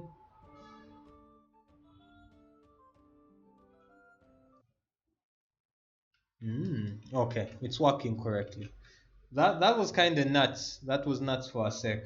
Weird bugs keep happening, but it's fine. There's no problem. Okay, moving forward. Now we are actually going to head right back into the level design, and we are going direct to the levels and to level 001. Let's save everything here, and we're going back here. So get ready to get back into the world in the next video. Okay, so let's get into adding in a little bit of art into the world and get into our first level, right? Let's get into this. Okay, we'll come over here and say, okay, I don't like this cube. Okay, this is a boring cube, it's a boring flow. Let's quickly delete that. Okay, the flow is deleted. Now that our flow is deleted, what's the static mesh? Why is it here? I have no idea. There is no reason it should be here. Anyway, it's come up with this as medieval sound. It's here, cool. Let's go back to our camera. Where's our camera? Our camera is here. Cool. You know what? Let me leave the flow for a bit. Let me leave the flow. Okay. Okay. But it's boring and it's at 0, 0, 0 negative. No, let's put it at 0. So this basic flow is here at 0, 0, 0. Let's add in some assets and spice up this world. Immediately go to the Epic Games Store. Now, I will leave the specifics to you, okay, of what you're going to pick. Just go into the marketplace and you're going to make a decision. You can either decide to make your game a 2D game, right? Which is basically to make it 2D, you go switch the camera up to orthographic and go that way, or you can make it 2.5D. I know most of you are 2.5D, so let's get into that, right? So let's look in. There are a couple of stylized assets. I guess this one is currently free for today, so okay, we can look at it. We'll have a look. Let's have a peep. But I'll probably not be using that. Now you can go into free content, Epic Games content, and you'll notice a couple of other things, right? You can get this entire environment basically for free. You can get all kinds of things from the Epic Games Store, and this is one of the reasons why Epic Games Store is so powerful, right? Let's go into permanently free. Now, under permanently free, not look at this.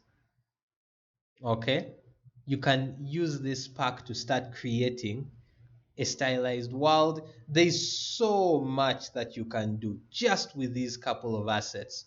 So pick any single one. You don't need to do a lot of work after this. I'm just going to show you how to import. uh, Let me quickly add this to cart as well. Quickly show you how to import some basic assets and we'll get started. So basically go to your library. The one I want to use, let me see, the one that fits our design theme of medieval heroism is going to be this. So I'll quickly click on add to project. I'll click on stick it out. And I'll say, hey, click add to project. Okay, that's it. And now it's going to download the Infinity Blade Castle to our project. So it's about 1.5 GB. So let's have a look at what we have. So it has like a castle environment. It has a couple of interiors. It has an exterior. That's fine. And that's what I'm going to use just for the main menu area. So let's quickly wait for that download to finish and go in. You can pick whichever one you want, any 3D environment that makes you happy. Okay, so the asset fully loaded in. If you look here, it is under the names Environment Pack 1. So quickly, I clicked into Environment Pack 1 and I've looked in at the maps. This looks okay from inside. This is the inner environment. I'm thinking of a couple of cool positions for the menu, maybe like here and have the menu stuff, but I don't know if I want the internal. I think maybe the external would be better. Let's have a look at the external and see if, see if we can have a look which just looks better for the main menu. Oh, yes, now this is what I'm. Did someone just pass by my window with like a super loud vehicle? Anyway, now this is what I'm talking about. It's still building a couple of shaders. Let me bring the microphone closer. But this is what I think would be a great environment for our main menu. I like it. I like it a lot. In fact, this level I think would be a great backdrop for the main menu that is to come. This is good. This is quality. I like this scenery. I like this view. Let me wait for the shaders to come in, and then we're going to quickly figure out how we're going to add this asset pack, right? Everything here, from our Infinity Blade grasslands right into our, let's close this up, we'll add it into our actual levels, and then we'll use it for the main menu of the game. Lovely clouds. This is good stuff. Now, just for starters, a quick overview. All it is getting a 3D environment and adding it to your game. It is a pre-built 3D environment, like let's say, like you see this one. This is a nice one you can use. It's called Stylized Fantasy Provincial. It's currently free.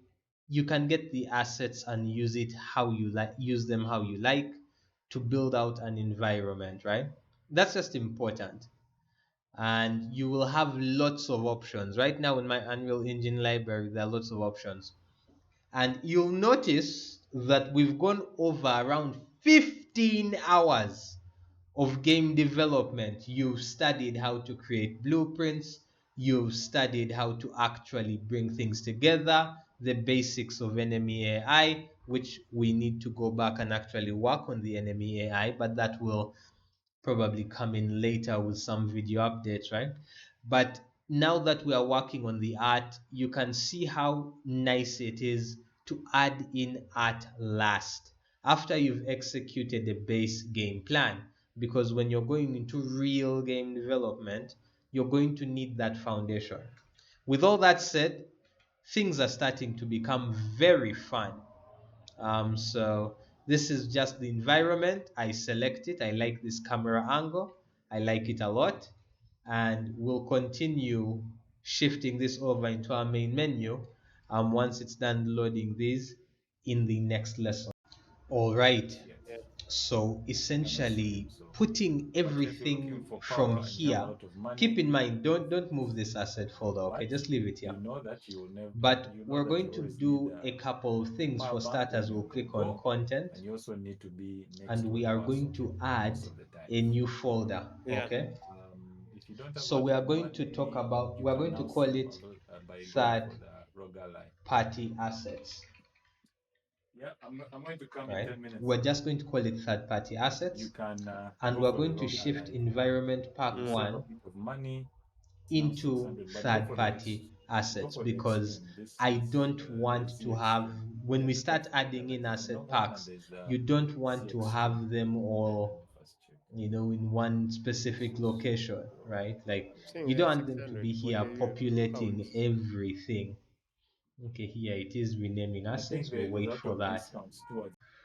Okay, so I've found a really good angle that I like.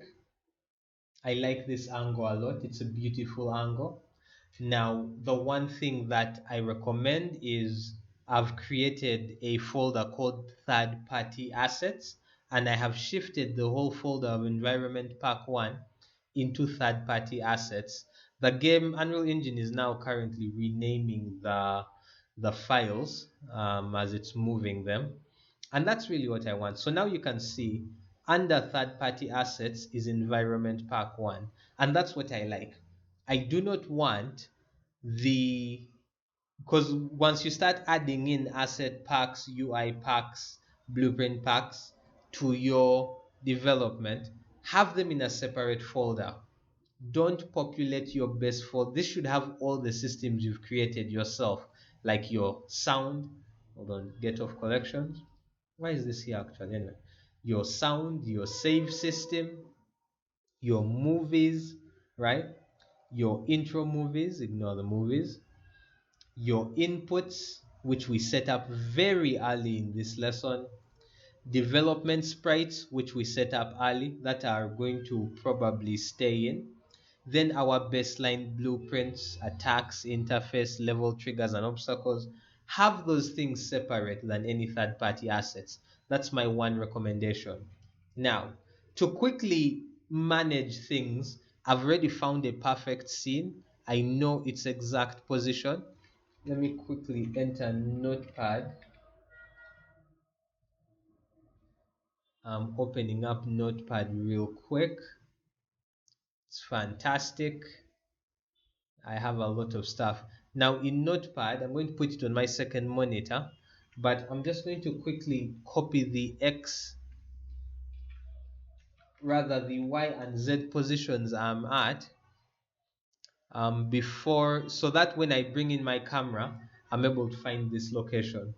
So I'll come in and go and select everything and quickly go into edit, copy, or if you're in Windows and you know the shortcut, I've clicked copy, right? Then I'll come down here into levels. I'll go down to main menu and I'll click here and create a folder and I'll call it environment, right? And under environment, I will click on edit and paste. Now it's pasting in a lot of assets, so that's going to take some time. As you can see, it's importing actors. Okay, it's come out of the water texture. Now it's going to take some time to rebuild things.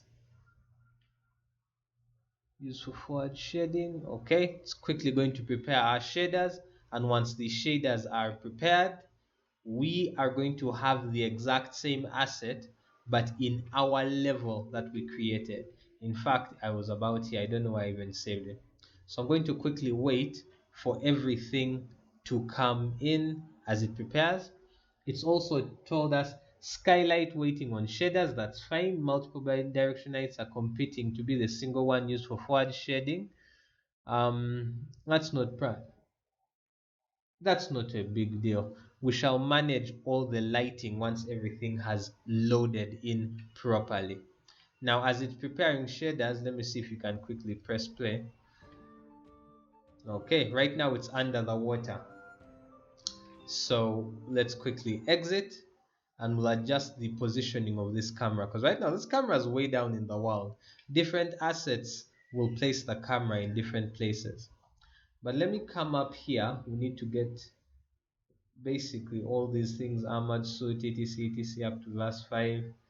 We don't need them to be here. We need them to be, hold on, one thing I want,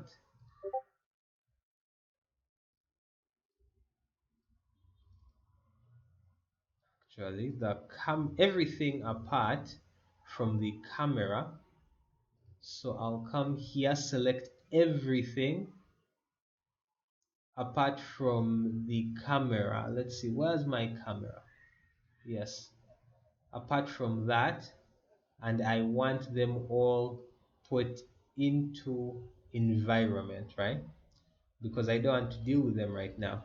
Now I'll go to my camera actor, and all I'm going to do is I'm going to go into my notepad and I'm going to go and find the Y location and my Z location and paste those in, and I want to see where it ends up now. Let's see right now, where is our camera actor? Okay, this is not where I want it to be. I want it to be somewhere else. I want it to be here. So let's quickly move it a bit to see where. Yes, that's forward. Yes, want to move it a bit more on the x-axis. So I'm moving it around here. Let's see. Okay, oh, that's too far. Let's move it back a bit. Nice. Then we'll move it along the y-axis. Okay, that's backward. Let's bring it forwards. Let's Bring it forwards. Awesome. Awesome, awesome, awesome. Now, the image that I want is going to be, if I remember correctly, it was something like this, right? The shaders aren't yet all in, but that's fine. So what I want to do is bring this here. No, here. No, no, no. Let's move it backwards a bit. Let's move it upwards a bit. Okay, a bit further up. Nice. Move it backwards. Okay, it has gone too far past. Nice. Adjust it slightly there. Adjust its height slightly. Nice. Now, this is good. So one way we can do this is we can adjust, because now let's, when we press play, we're beginning to have a fun looking environment in the background. This is good, but it's not good enough. We want it to be pointed here. So one thing we can do is we can adjust the camera manually by just adjusting its rotation. Signal this. Okay, adjusting its rotation. No, no, no, no, no, no, no, no, there, right? So now, when I press play, this is what is being shown on screen, right? That's one way of doing it. And let's quickly increase its height slightly. I want a bit more to be shown. Perfect. And this is good, right? We have a basic user interface, we have a basic environment in the background. The one thing that I would change is if I go into the blueprints and into the interface. Let's go back, not there. Blueprints, no, I want, let's see, interface. Let's go down, and on the main menu, let's quickly open that up. Okay, so our main menu is up. The one thing that I would change is, instead of this being this, that, hold on, let's quickly make sure. Yes, this right here, no, not this. This image right here being a dark tint that's kind of covering up everything, and its color and opacity. What I would want it to be is just make it completely, give it zero opacity. I want one, now that we have an actual environment, I want the player to have a clear view of the environment behind them. I like this a lot. This works, and this fits in with the initial medieval heroism build that we wanted, and this is good. So at this point we can stop here, and we'll immediately go into the first level, and we're going to create the first level to be within these environmental assets and see how it looks. Let's go into the next lesson. All right, let's get straight back into this. So right now you should have your very first level in the game. When we hit play, immediately we are able to see the menu with a bit of 3D background. So our game is now alive. It's a living, breathing game. We now have some audio, we now have some visual fidelity getting into the game. We're not going to waste any time, and immediately we are going to move, double click on levels, and we're going to go into the next level, which is the learning to jump level. But quickly, before I go there, I'm going to come over here and copy over the environment. Why is it saying move to? No, what I want is everything here. Just going to quickly copy this over. How do we copy? Where's copy? Come on, where's copy? Control C. Here we are. Edit, copy, boom. We'll copy that. Now all these assets here for the environment are copied in, and we'll go into our next level, which is the learn to jump level. Okay, let's let this load in. Now right now our learn to jump level is looking really pretty damn basic. It's looking quite potatoes. Okay, so in order to correct that, we're going to start by adding in a new folder, and we will call it environment, right? So this is our environment folder, and I'm quickly going to paste all our assets right into that. It's going to take a while. It's going to take a while. Boom. Now, here we are. This is cool. So we have this initial starting point level ready to rock.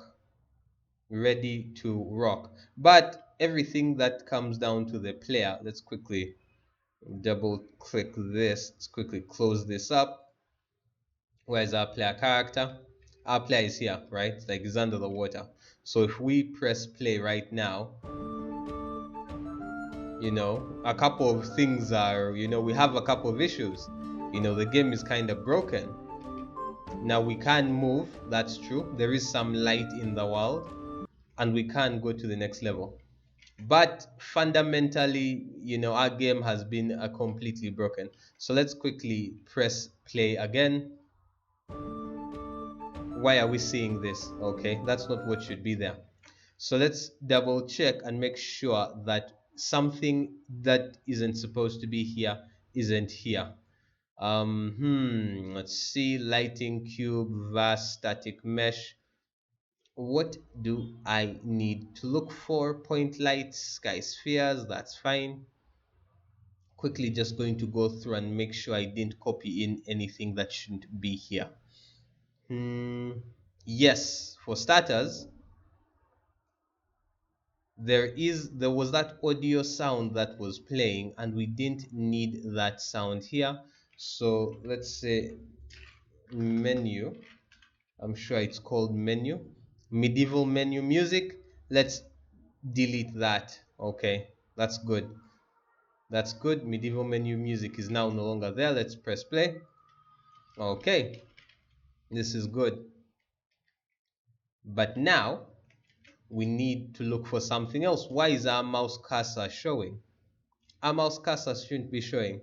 There is no reason why a mouse cursor should be showing. Like when I press play, the game starts off with the mouse cursor showing.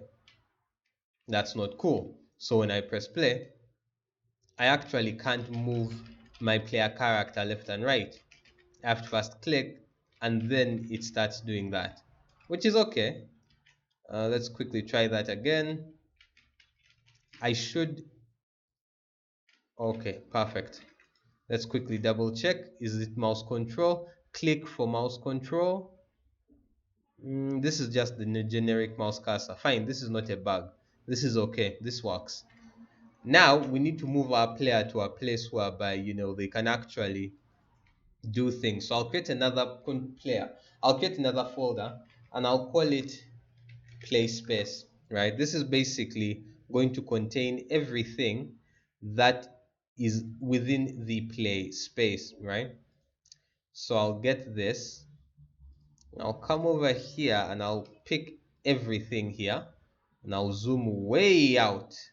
Wait, hold on. Let's increase the mouse zoom speed.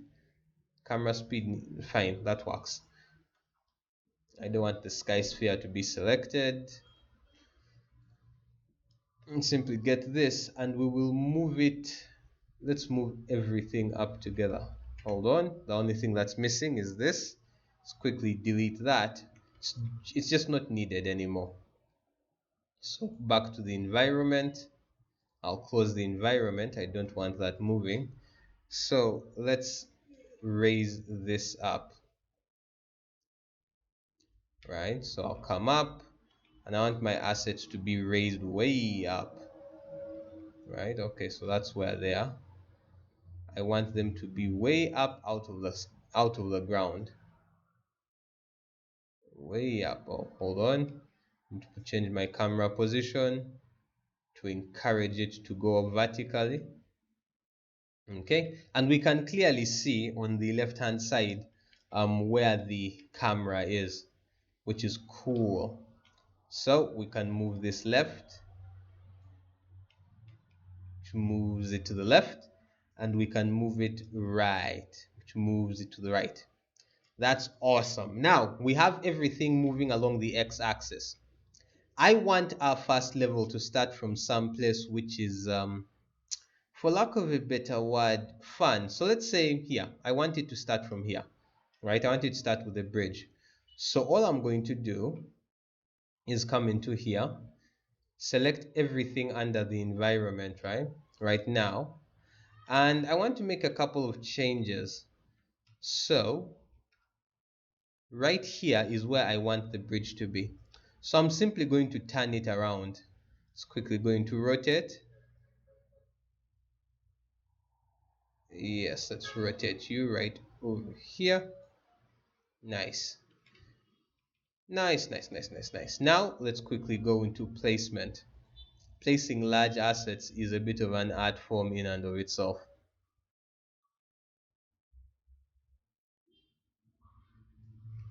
Okay, so let me look at it from the top.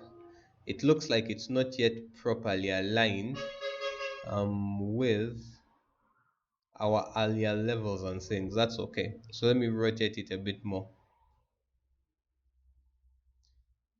Okay, much better. Now let me place it. Let's come back here. Outstanding. And move this way over here. All right, now this is a reasonable position for us to start moving our levels. Move it just a little bit here. Perfect. And now we can come in back into our play space. All of these assets are now reasonably well lined up. I like this. Come in here, come back into our play space. Oh look, Skybox is looking a little jank to the max. Our sky sphere, I don't think I need this sky sphere. Let me first remove that. We already have a sky sphere and I don't want to deal with bugs. So we'll come over here, close up that environment, and now there is a killing floor. I think I'm going to put this in its own folder called killing floor. That's nice. And then I'll drop this right into here, right into here. But now for our killing floor, I would want to increase its size and scale. So let me look for its scale, and I'm going to increase its X scale to 50. Nice. So now it is pretty wide. Now that it's 50 on the X scale, I want it to be, actually let me first drop it back to 3 so I can see this clearly. Immediately where the water starts, right where the water starts, is where I want the killing floor to be. Now I can swap that back to 50. Nice, we have a reasonable level now. So let me see there, there's cubes and spaces. The player is currently inside a mountain. Let's raise it up a bit. Okay, perfect, excellent. And then move it to the left. Nice, all right. So now that we're here, we can now quickly see how the game will look. So now that we're here, let me quickly delete this. We do not need this cube. We do not need that cube either. This is our little, oh snap, camera speed is kind of too fast now. This is our little object. Let's move through the world and see what we have. So right now I'm able to move through the world, and it's starting to look cool, right? It's starting to look like a proper game where you can actually move through stuff and move through places. Okay, and they can move up to here. Then it can go through this gate.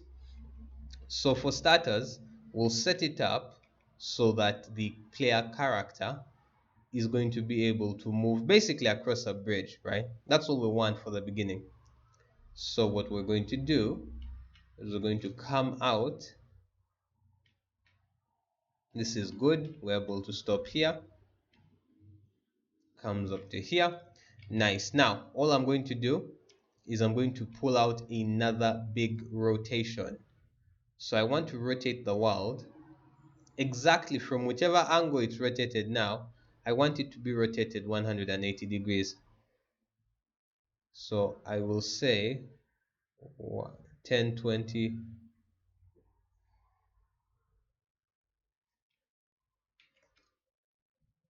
When I've pressed Ctrl Z, I want it rotated 120 degrees because I want it to be left to right.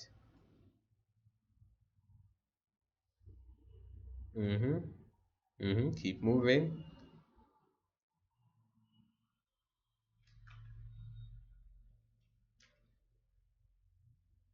Mm-hmm. 180. So close. 180. Perfect. So that's 180 degrees. That's excellent. So I'll come down here, come right back, and then I'm going to move. There are two things I'm going to move. I'm going to be moving. Hold on, which static mesh is that? I'm going to be moving our player character and the end level sprite. So we'll move it right over here. Let's see where they are. Make sure everything is in the right position. Okay, that's reasonable. And this is, where's that? There are two objects. I want to look at the level. Okay, this is here. This is here. This is good. But what I want is something a bit simpler. I want this. Let me see. Its rotation needs to be exactly 90. So I'm going to select these assets, basically that, and that, and also this. I'm going to select that as well, and make sure that its rotation is exactly 90 degrees. Oh, this I need to, let me rotate it back to 0. I don't need to change that thing's rotation. And now it should be perfectly aligned with my other assets. Now that that's there. And as far as, let's see, we'll need to adjust X location as well. I want in 3D space is negative that, blah, blah, blah. Okay, so let's see. If I change the location on the y-axis to be 0, it gets shifted up a bit. That's fine. I'll do the same for this because I want to shift the landing to 0. Then I'll bring it in a bit closer here. No, wait. I need to move a lot of assets the same way.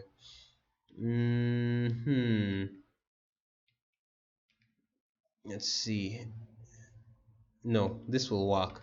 And the reason why is because I can simply shift. Let's see, which assets am I dealing with? I'm just dealing with these. Okay, good. Let's quickly play and see how it looks. Okay, so where he is not great. I want its position to be better. Let's see. Let me select the player character. Bring it down a tad. Let me see where it's situated. Okay, so it's situated right smack dab in the middle. That's good. Let's see. Once I press play, it's floating in the air. Okay, so this is a collision problem. I'll need to work on the collision, but I can jump and go to the second level. Good. So let's see. We'll move this forwards. I can move on top of this bridge. That's good. Let's see. Let's move. And can I jump over here? Okay, I can't. Okay, good. That's fine. Let's exit. Now, I'm going to skip over some of what I need to do next, but in general, everything is all going to be about moving everything to one position. The general baseline is I'm going to get all of this, and I am going to reduce its Z position to 0. So that should drop everything in the world down. Okay, perfect. And then I'm going to get this. No, not that. I want to get this mountain range thing. And then I will drop it to 0. Actually, let me drop it a bit lower. A bit lower than 0. Perfect. And start working on the game, then I'll get this, because I think 0 is generally the best location to start moving things around. This is my killing floor. I want its location to be 0 as well, so we can start working from a place like this. Now this works. This definitely works. Let's quickly rescale this to 3 so that I can see exactly where it is. Okay, you're right over here. That's good. Okay, now that it's there, but I shifted things forward, let me move everything in the world forwards as well. All right, now I've grabbed the water plane, the plane with the water. Decide a bit on its height. I think this is a good height, right around here. Good. Then we'll come over here, come back and get back to the killing floor. Will adjust its positioning to be around here, which is good. Now that the positioning is here, let's drop it down just a tad. It needs to be just above the water. These support beams are not looking the best. I think I'm going to raise the water level just a tad until it's just about touching. Yeah, it needs to be touching those beams. Now that looks way better, way more cinematic. Now come back up here and move the killing floor up a tad, because I want it to be just above the water. Just above. I think this is a good location. Now that I have that, let me scale this back to 50. Good. Now let's do a quick test. I want to see if the killing floor actually properly works. Let me first bring these down back to 0. Okay, 0 is not the best. Let's raise it up just a tad. Excellent. And then I come here. Where is the end of level? End of level is here. Let me just select that and move it close to the end of the bridge. Nice. Now come over here. We can see that the landing has been moved, so I'll need to adjust the placement of some of these assets. This is going to be moved. Let's see, where will I move this? I think this I'm going to simply delete it. I'll remove that entirely. What else will I adjust? I think I will adjust. These rocks are fun. These rocks are okay. Let me just make sure they're actually placed correctly. They need to be moved into a position where I can, nice. That's good. Then I'll bring this one down over here just a bit. I'll keep it there. I like this position. This position is okay. And then this, I'll need to drop it down just a tad and move it here. That's fine, because most of these are not going to be visible to the player. Let's see, there's some grass here. I think that these grasses here can be done away with. They're not going to be needed. Nice. Badios.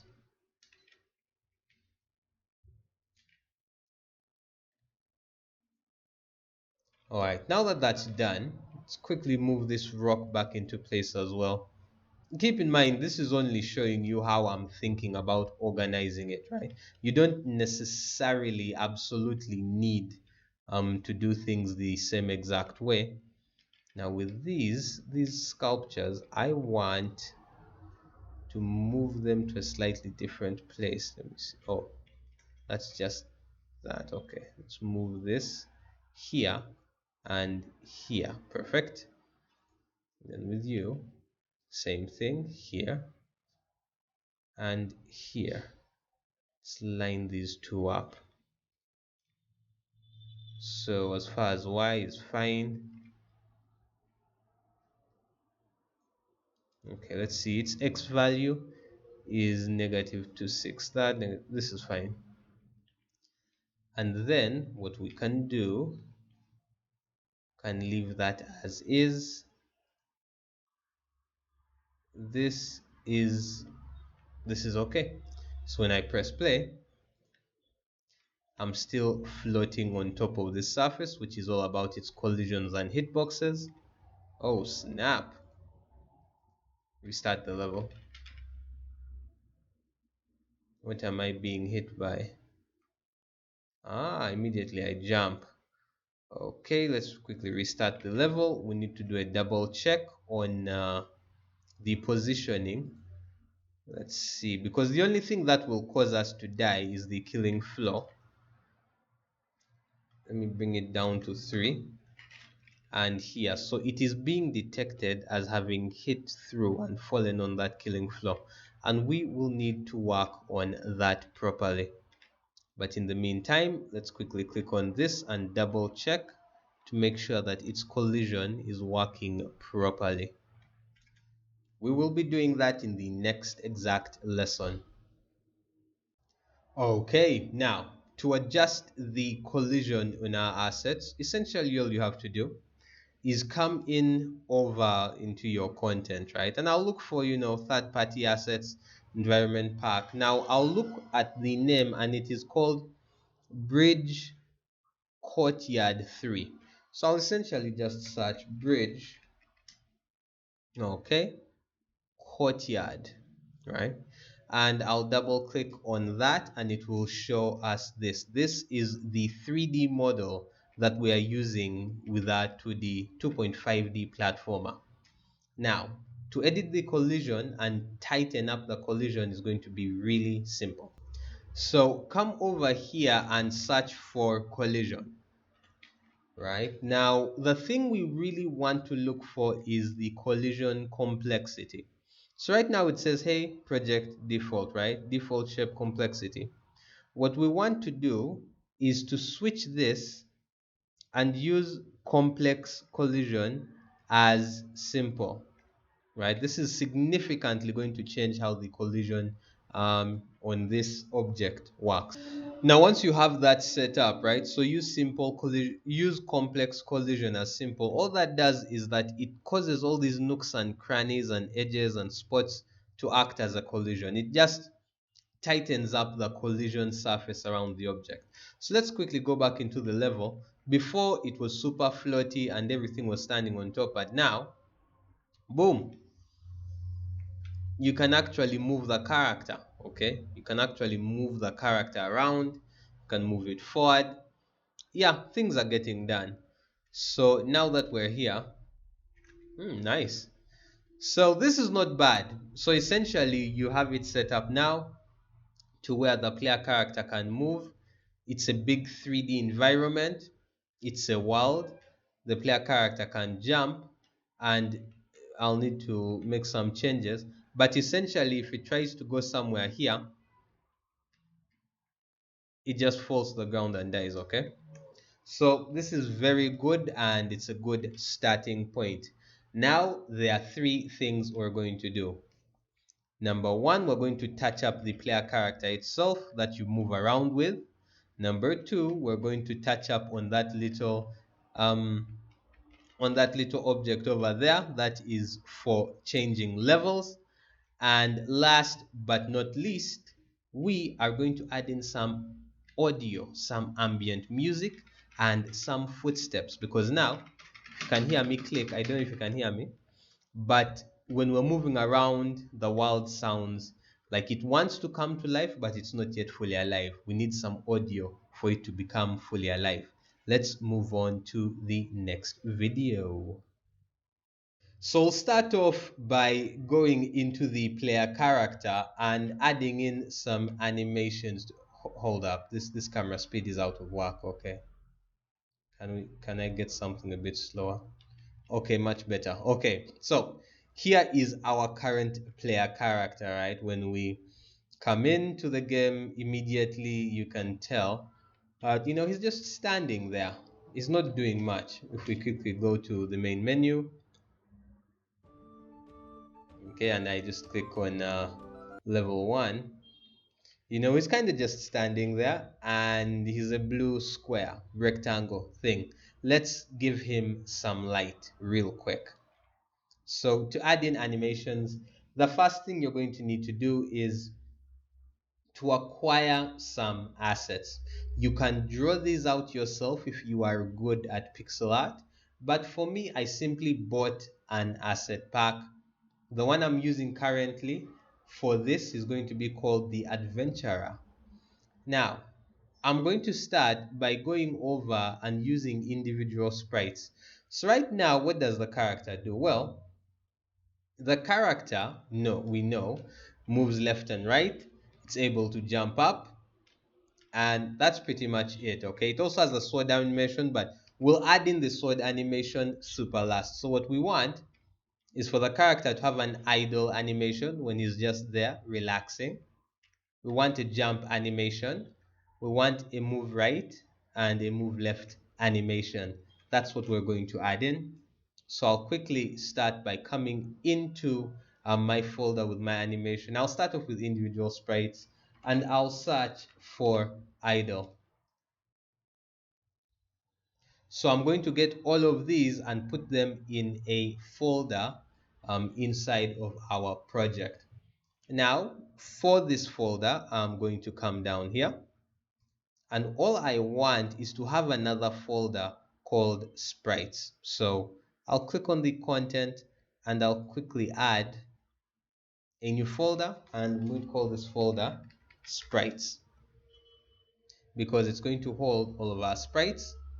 And then I'm going to add another folder and I'm going to simply say player, because we're going to have different sprites for the player and also for the different enemies. So inside of this, I'm going to add in another folder. Yes, I'm that guy. And I'll call this folder idle, just for clean organization. So I've clicked all of the idle sprites and I'll drop them in here. And I've imported them. So now we have all of our idle sprites and we can create our simple idle animation. Nice. Now, just for simplicity, we're going to we don't just drop these into the game, okay? We need to, tweak them a little bit. So I'll come in, select all of them. And the first thing is to apply some paper to the texture settings.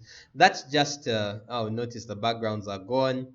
It's kind of changed how the coloring is, and that's just preparing them to turn into animations. Now that our images are fully prepped, we're going to turn these all into sprites, right? So it's going to be simple, and we'll say create sprite. That puts them into a format where they are able to be used in the game easily. And now that we're done with that, all we have to do is click on the last one and click on, actually this, there are two idle stances. There's one with a sword and without. So I'll come in here and I'll say, okay, which ones do I want? I want these three over here. And from sprites, we're going to turn them into something else entirely, which is a flipbook. So I'll click that real quick and click on create flipbook. So it's going to be called player dash idle. Nice. So now that the flipbook is created, let's quickly have a look at it. Notice that we have it playing in a loop, right? So let's see, right now it's playing this at 15 frames per second. That's kind of high. Let's drop that to 3. Okay, now 3, you can see that he's there in a nice, simple, basic idle stance. Let me drop that down even further to, let's say, 1.5. Ah, not bad, but a bit slow. 1. Nice. Let's go up to 2 until I find one whereby I'm happy. You can do this with your animations as well. You want to find a certain amount of frames per second which you are happy with. Let me upgrade that now to 2.5. I felt 3 was a bit too fast. Nice 2.75. Let's see, 3. 3 works. I think I'm okay with 3. This looks good. So now we have our player idle flipbook, and it's working clean. This looks like a good idle animation. Now we simply need to add that idle animation to our player blueprint. Now let's quickly add that in. So I like to have things pretty well organized. So inside of the sprites under player, we're going to create a little asset we'll be using. And now is when paper ZD is coming into play. So we're going to start off by creating a simple animation source.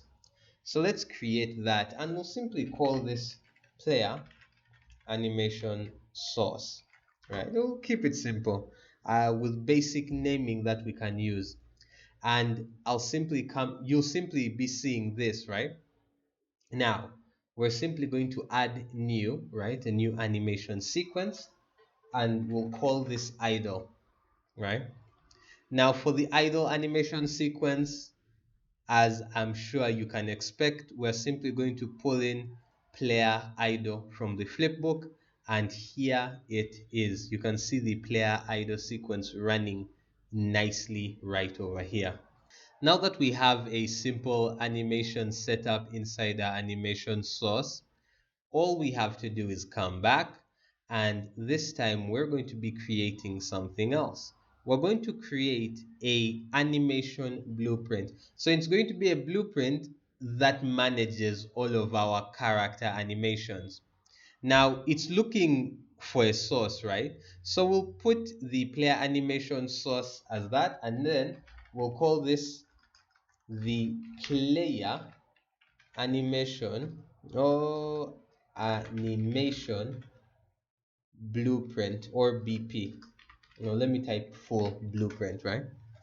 Now let's go into this and notice that it is a logic flow blueprint, which means this is where we're going to put all of the intelligence that goes into creating our animations, right?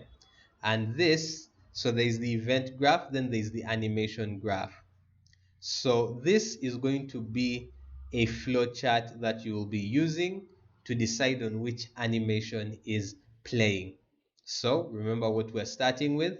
We're adding the idle animation. Let's close this. Close this.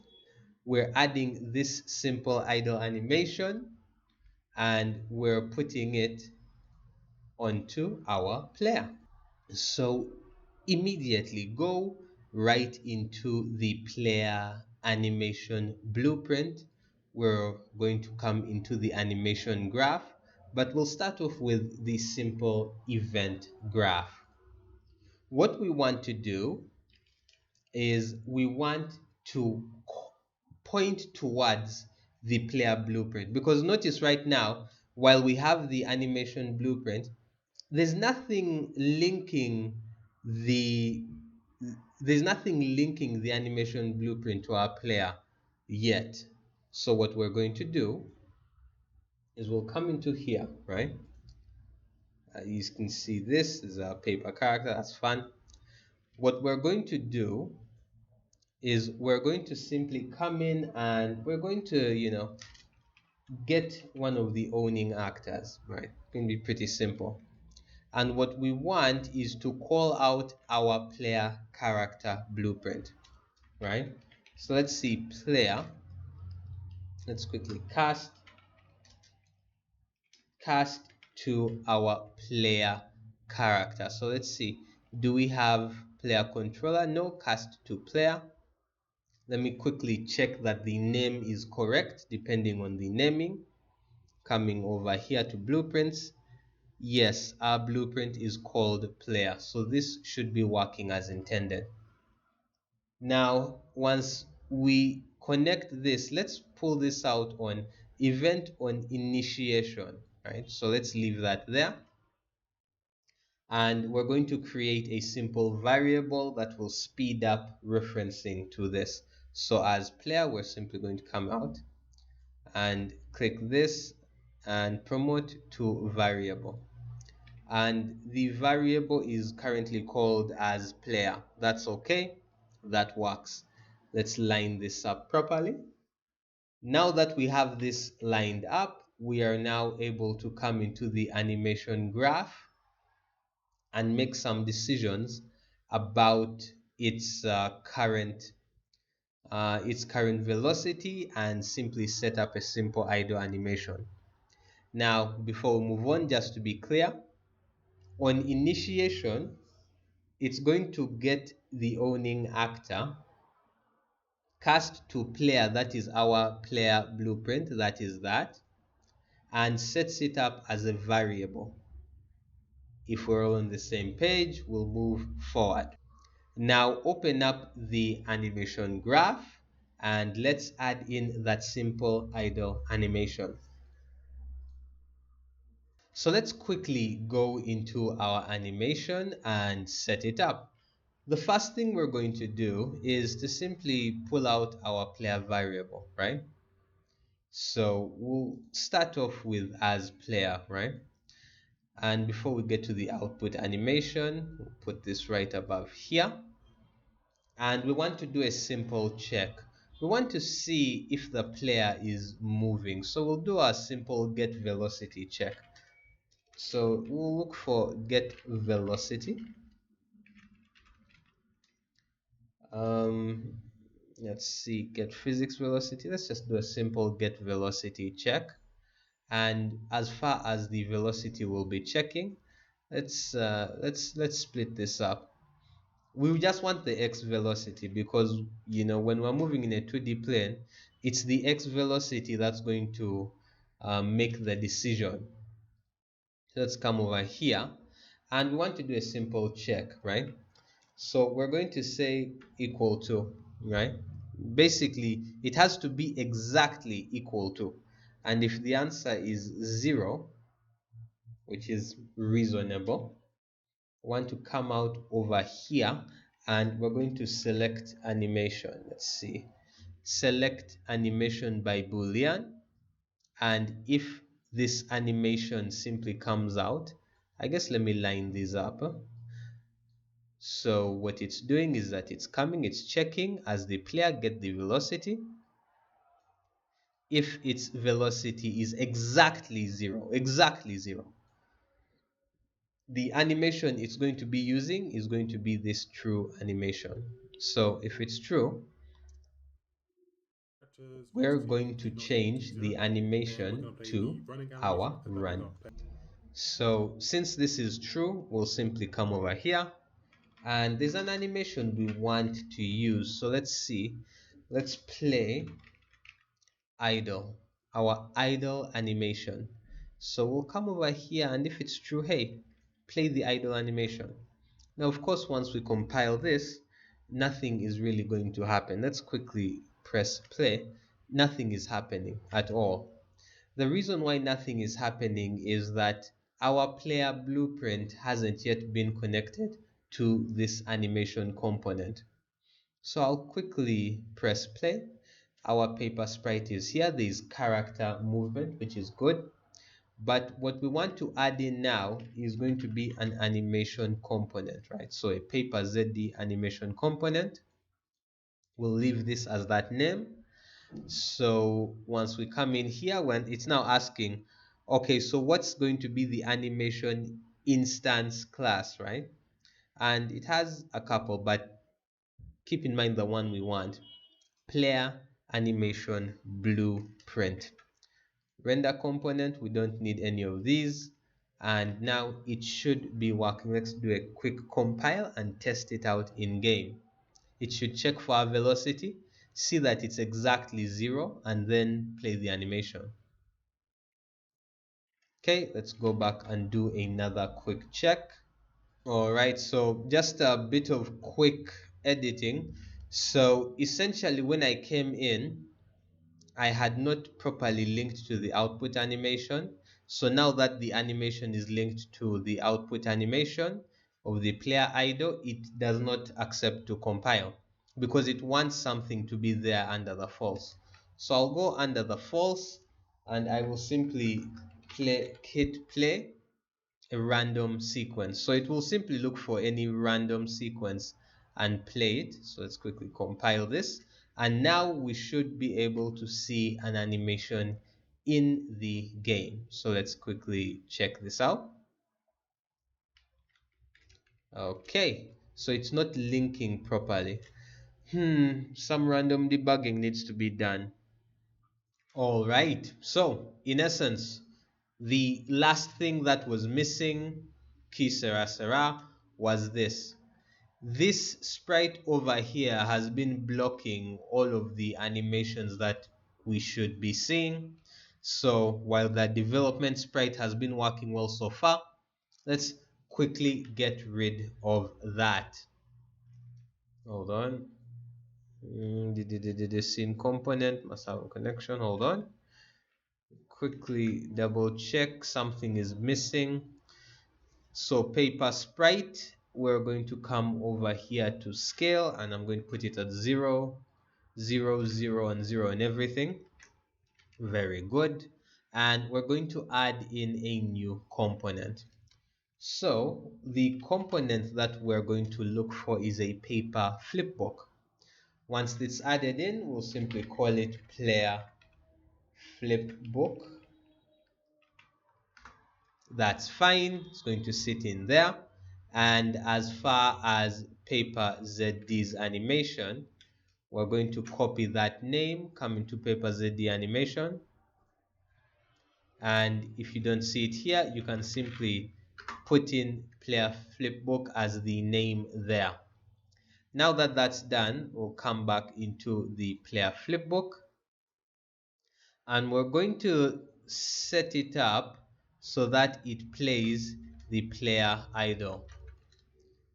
Seems good enough, looks like a reasonable size. But if we're to look at this in game, it's going to be kind of tiny. Okay, we have like a guy who's like kind of tiny. We need to spice up that size. So come over here and linking all the scaling. This seems about right. And then for the vertical positioning, can bring it up a bit. Let's see. Yeah, this seems about right. Can drop this back down to 0, although there's a lot of hitbox area above it.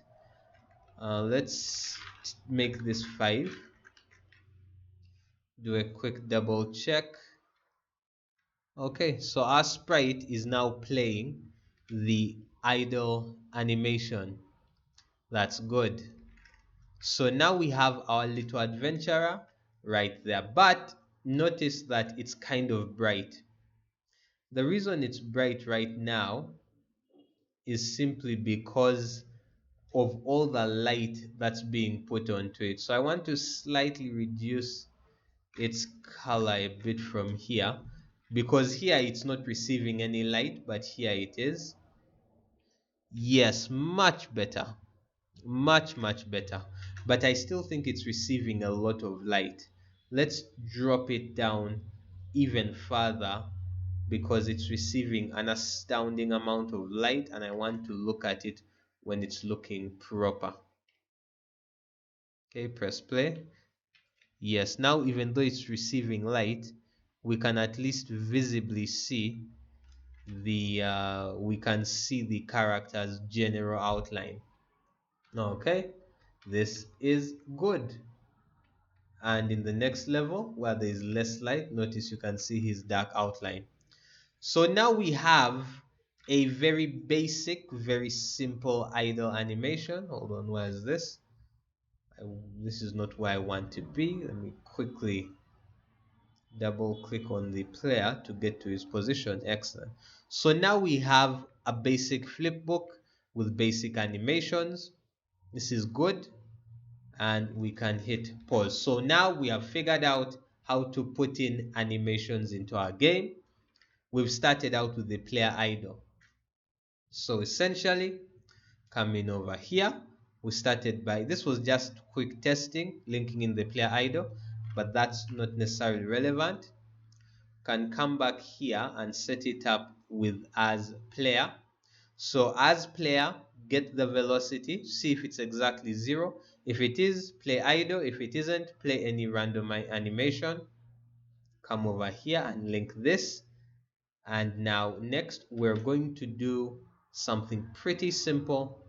We're going to tell the player to change the direction of this flip book based off the direction the player is facing. Okay, that's going to be in the next lesson.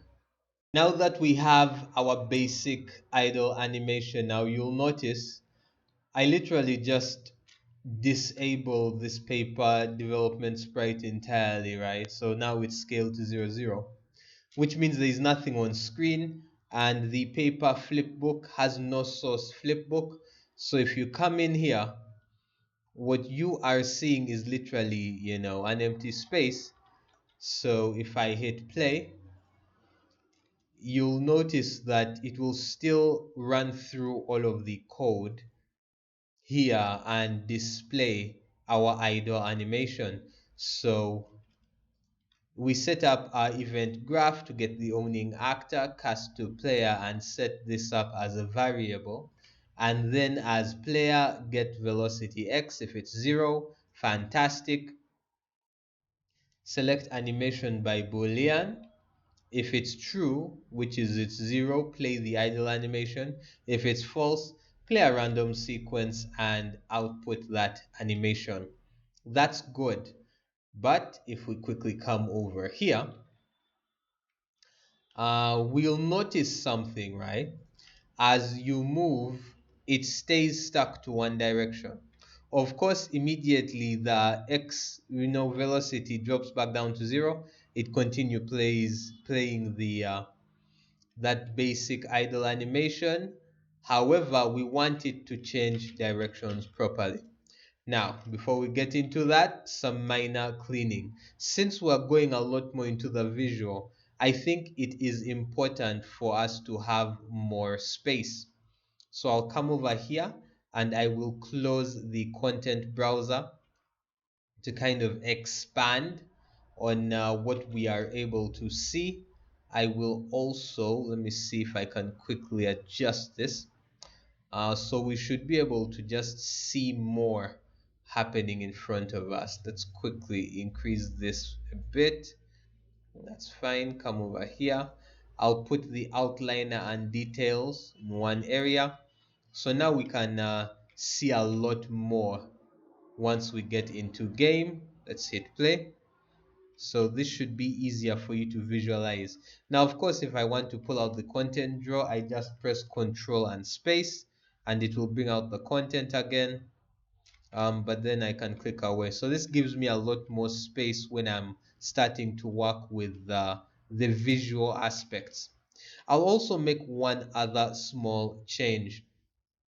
While I do love the fact that we have this empty player over here, one thing that I want to do is to simply come in over here. Let's see.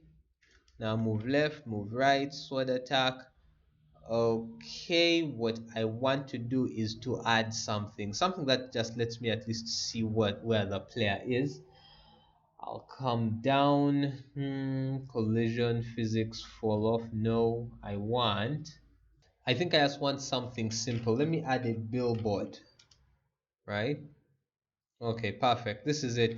Nothing crazy. Basically, when I'm in editor, at least I'll be able to see something here and know that the player is there. Let me just increase its size. Yeah, I like that. So now I can just see that, okay, this is where the player is. And when I press play, it's gone. So it's just there for development, right? For that visual consistency with development. Now that that's done, we'll quickly come in over here. So I'll go into the player blueprint, go into the event graph, and what I want is when we do the move left and move right.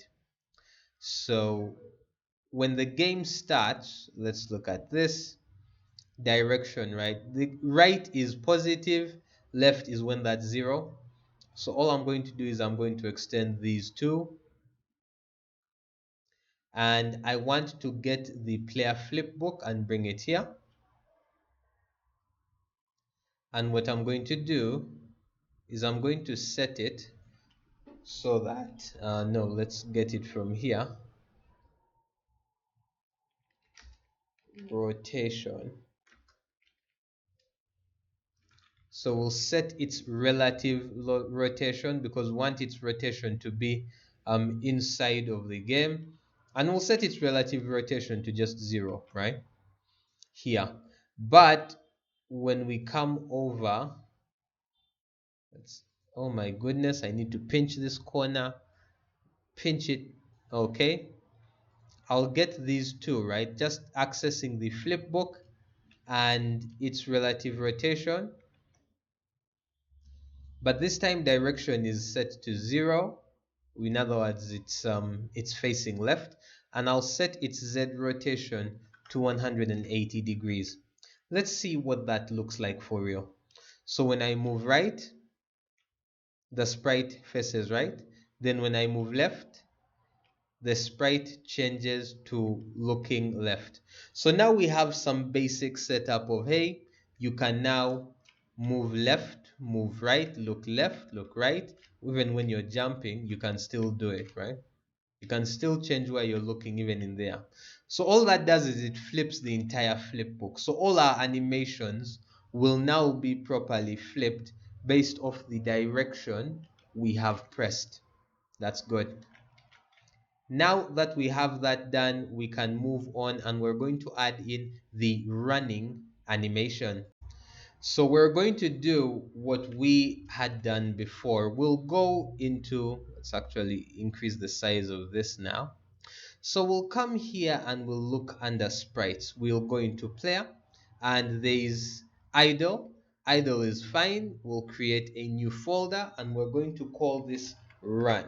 Right now we want to have our run animation. So inside the folder of the sprite assets that you have, just come in, look for the run animation depending on which assets you've bought or created. If you're drawing it yourself, you can simply draw the run animation, and I'll quickly search for that. Now that I have the run animation, let me quickly import all of these images right here. All right, now that those are done importing, all I'm going to do is, okay, so for starters, I don't like the naming. Let me switch this to run. Let me switch this to 0. Let me switch the naming to 2. Because sometimes bad naming is going to cause the animations to run out of sync. So there are 5 frames of animation. This is good. Come in here and we'll quickly, of course, set it up to apply texture to these settings. Same thing as before. Sprite actions, create sprites. Once the sprites have been created, now we can come in and simply, I do not like this naming. We'll come here and we shall create a flipbook. Now that we've created a flipbook, let's see with our sprites, where are they? From 0 to 1, good. But no, I'm not happy with this. I'm not happy with this yet. While the textures are fine and the flipbook is fine, I don't like how this is looking yet. So let me quickly delete this. I'll delete this really quickly. I'll delete these. Yes, let's delete those. So 0, 1, 0 up to 5. let me quickly, no, I can't change the name.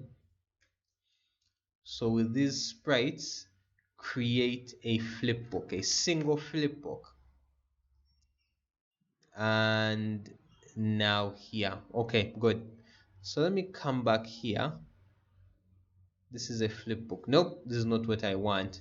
For some reason, it is simply setting all of them up, which is not creating what I want. So how am I going to deal with this? Let me start by deleting those flipbooks. Those were too many. Come in over here. Let's see. Quickly make sure that this works well, because it's going from 0 to 5. If I select these, okay, perfect. Let's see if this works correctly this time. We'll create a flipbook. It still creates way too many flipbooks. So let me just collect this and delete and see. Hold on. Yeah, let's get rid of those flipbooks. So this is this flipbook.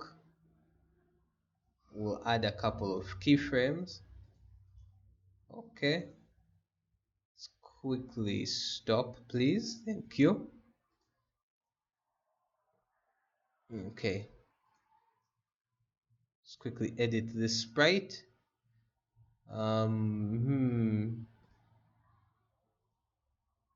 Okay, so there are 6 keyframes that are ready to receive sprites. So let's go for 0. Okay, so we'll start with 0. Since we now have to manually add these in, since it's refusing to play ball. 1, good. We'll add in 2, that's good. So 0, 1 and 2 are done. Then 3, number 3, that's sorted out. And sprite number 4, add that in. If I remember correctly, there are 5 sprites, so 6. All right, now let's play. Now this is a proper animation, right?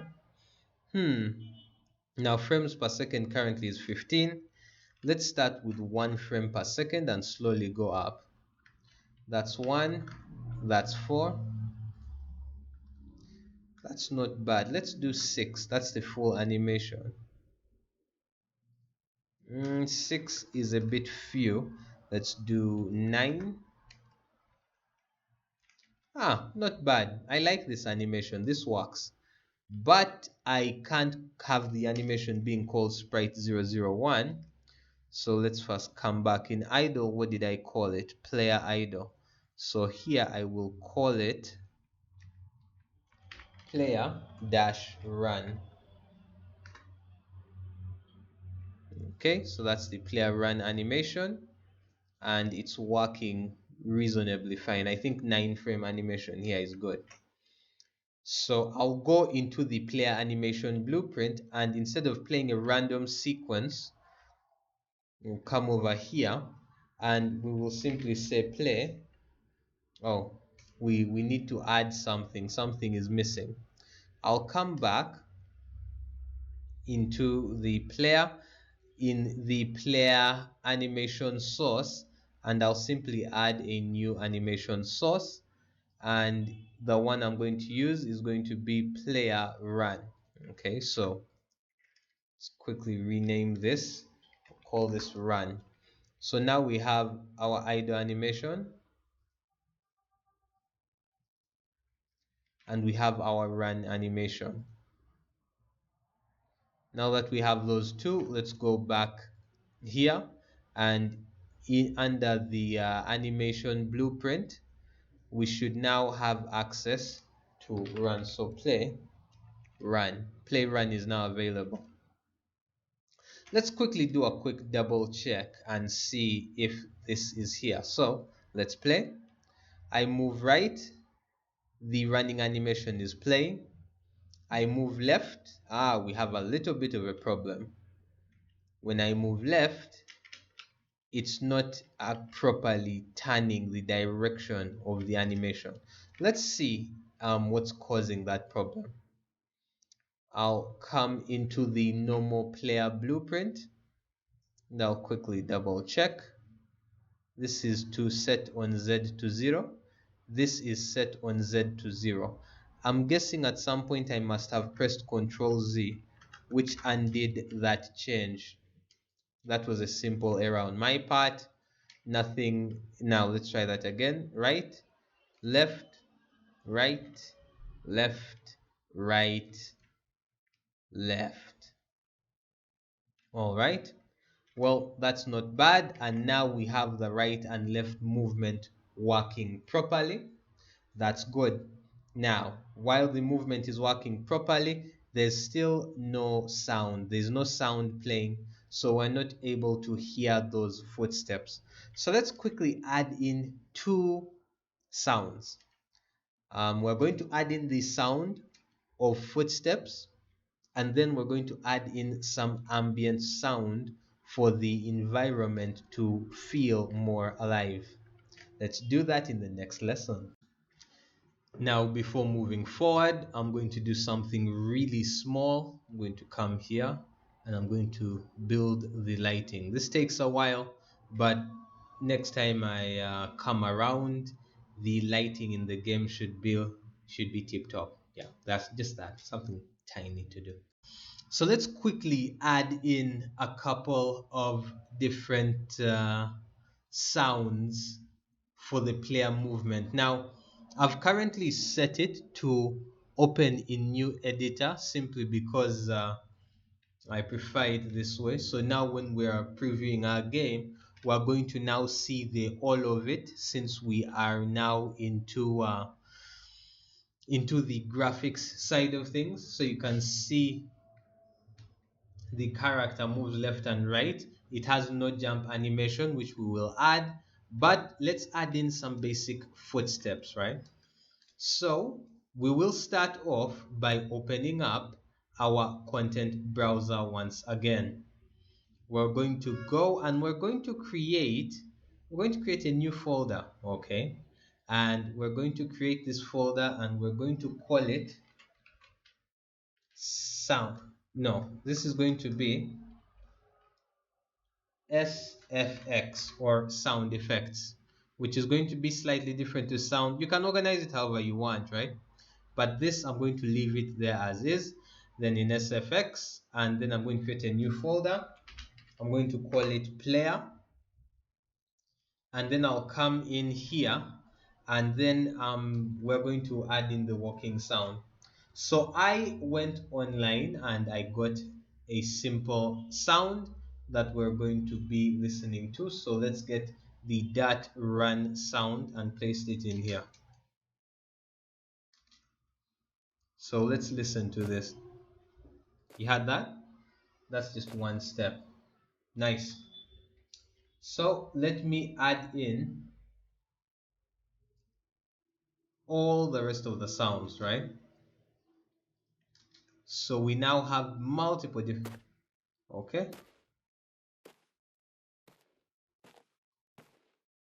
Nice. So we have multiple sounds. Now there are many ways to get sounds. You can buy them online, or you could literally use your phone and record yourself stepping.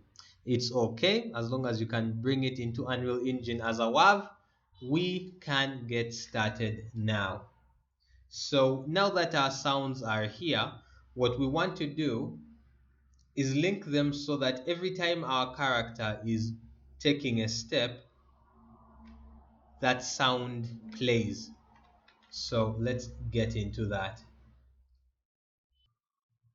So essentially what we're going to do is we're going to go back into our animation source, right? We have this and this. So we'll look at the run, we'll look at the idle. Perfect. So we know that these are working. Let's quickly go back in and look at which of the other sound moving animations we have. So let's pull this down. Yes, back into sprites. Under player, let's look at run, right? So let's open up the player run animation by itself. Okay, this is working as intended. Let me quickly hit pause. This is good. Okay, animations are good. Now what I want is basically every time his foot touches the ground, it plays one of those sounds. That's essentially it. So let's come into this animation and quickly hit pause. So here, where it makes this transition, right here, or at frame 1, we can literally go to frame 0. We can go to frame 1. Can make these adjustments. So let's say at frame 1, right? Actually, let's start with frame 0, since um, at 0 is like the first frame when you're moving, which is important. Let's click on run, make sure we're selected here. So 0 is going to be your first frame that the player has immediately pressed the run button, and you want them to hear something immediately they press run, right? So essentially at this point, all you're going to do is you're going to right click, and we're going to add a notify. Now there are a couple of options. We can play particle effect or play sound. We'll simply play sound, right? Let's hit play sound. Now once we select this, we now have a couple of options. So what we'll do at first is we'll play that sound, that sound, right? Then we'll come forward a bit. Let's see, that's the first frame, it's the second, and then here we will add another notify of play sound, and let's select the next that running sound. Then we'll let it take a break. So let's see, that lifts up his leg, steps down the second time, which is good. Let's move this here. This one should be called at the first frame, so let me move it here. Nice. So first frame, they take a step up in the air, take another step. So at this exact point, I'm going to add a play sound, and we'll play the third that running sound there, right? Then we go forward a bit. Hold on. So first step, good. Second step, rises up in the air, steps down again. Actually, I think this sound, let me move it here to the point when he steps in. Now with just that, we've essentially added in sounds for our run. So if we immediately go in and we try to test, not bad, not bad, the sound is there, but still it's not fully perfected in terms of when the sound is played. So we have one here. I'm going to remove this first one to give a bit more downtime. Okay, so this is when the first step lands, goes in the air. This is when the second step lands. Let's see how it sounds, hear how it sounds with just those two.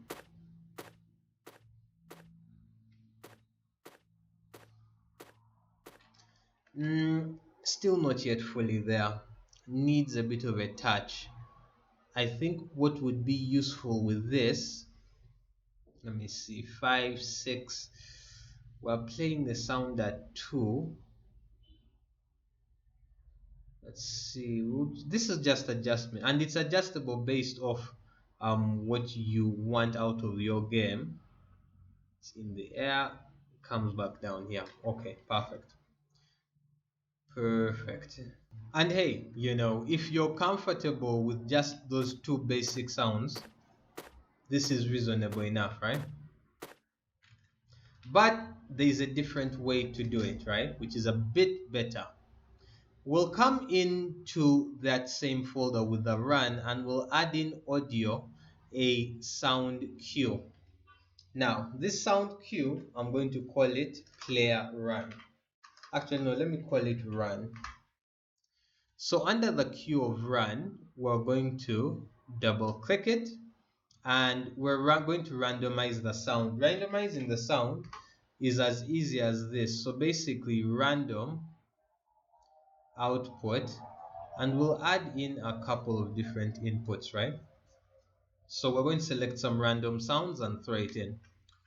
So before we do that, we'll come in over here, and with this dot run over here, this notification, this anim notify, we'll switch it from dot to run, right? Want the cue, the sound cue. Instead of a specific sound, we simply want to call the sound cue. Excellent. Let's save that. Now, if we press play, you don't hear anything.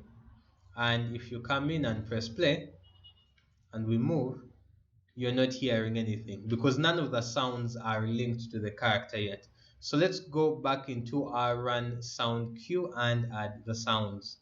So after we've set this up, we're simply going to look for the sound wave. So let's look for wave player, right? Now, right now it says none. So we'll say, hey, wave that sound one. Let me quickly just copy these over because there are a couple of different sounds we're going to be varying through. And let's add it in. So let's first start by adding the first one and test if it's working. Nice. So it works. It's just running through them randomly and sometimes it's not finding anything. So let's quickly connect this. So that's 1, 2, 3. Nice. 4 of these. 5 of them. Perfect. And 6. If I remember correctly, there are 7. So let's quickly delete one input. See, 1, 2, 3, 4, 5, 6, 7. Good. These are enough. So now that all of these are populated, let's listen to the running. That sounds a bit better. I like that. Now let's quickly change which sounds run 2, run 3, run 4, run 5, sweet, run 6, and run 7.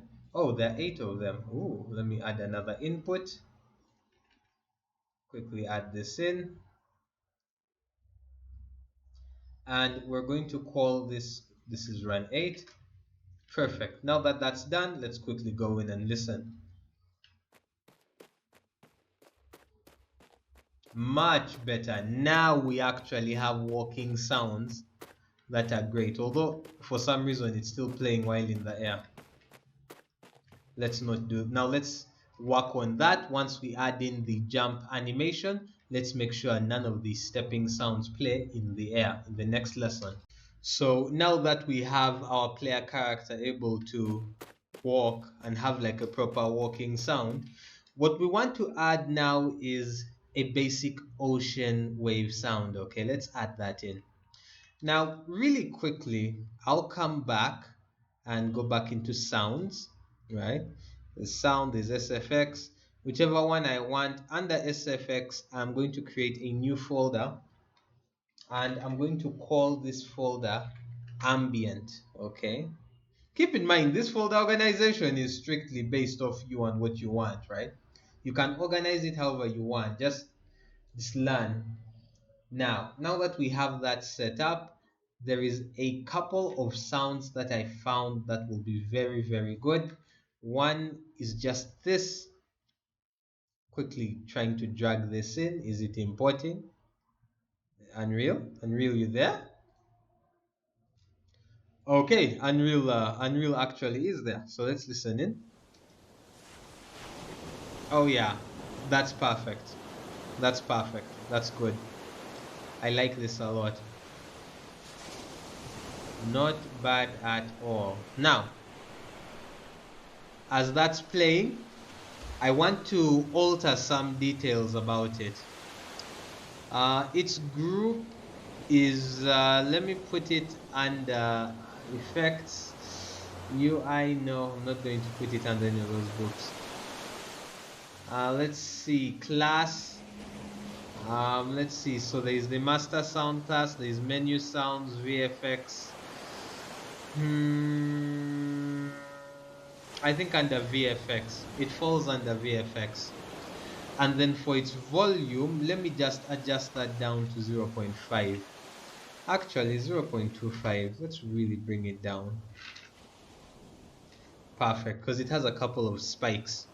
Now that I've set that up with some basic general sound properties, I can go back into the outliner under environment, and I'll create, yeah, let's quickly create a simple subfolder, and I'll call this ambient because just to keep everything organized, and I'll drop this. Oh wait, hey, do you mind if I stop playing? Thank you. Under ambient. So the sound should just, whenever Unreal Engine decides that it's time, I'll just wait.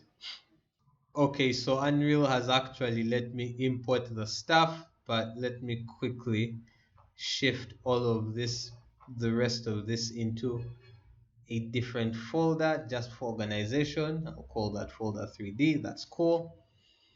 And then that sound called ocean, cool ocean wave sound is here. We can access it. I've put it down here, down in the ocean. I simply want to make one basic change to it because right now it's 3D and directional. Let me go into its details. See pitch multiplying. Let's see. Okay, it's pitch minimum, pitch maximum, concurrency. No, no, no, no, no. Networking. Okay, good. Now let's quickly play and listen.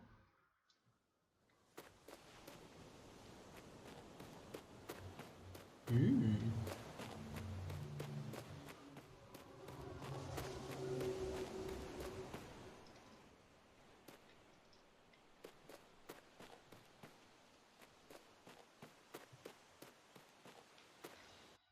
All right, not bad. Now we have the ocean wave sound, which is doing a lot of good work, making the environment come to life, right? Let's quickly put this into ambient. So the environment is now sounding more to life. Our player character is now sounding more alive, and we are now adding life, proper, real, true life into the game. Let's quickly proceed. Now, just looking around, quickly adapting. This is good. This is very good. So at this point, we're going to do a minor touch up to the material we use for the sprite. Because you'll notice once you're in game, our sprite is it's kind of looking magical and bright, right? And you'll notice this really quickly if you come in, let's say, to the directional light, right? That's basically the sun directional light. Let's go to its position and we start making changes and adjustments to it.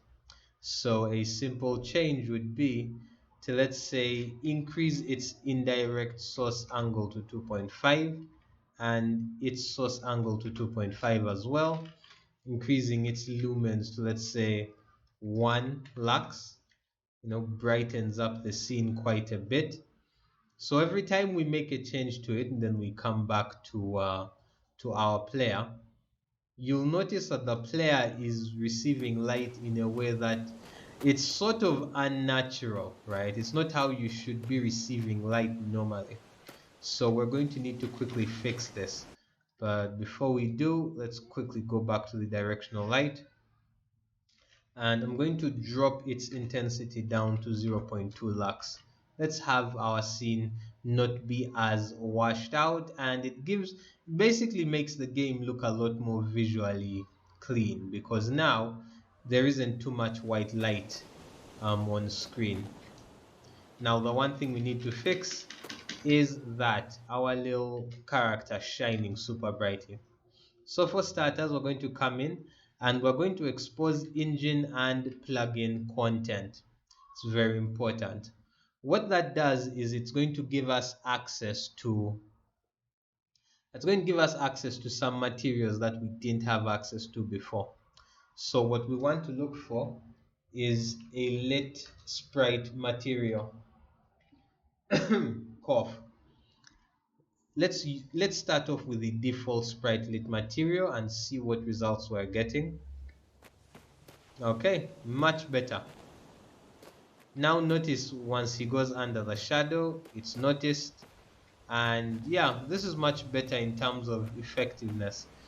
In shadow, out of shadow, in shadow, out of shadow, in shadow, out of shadow.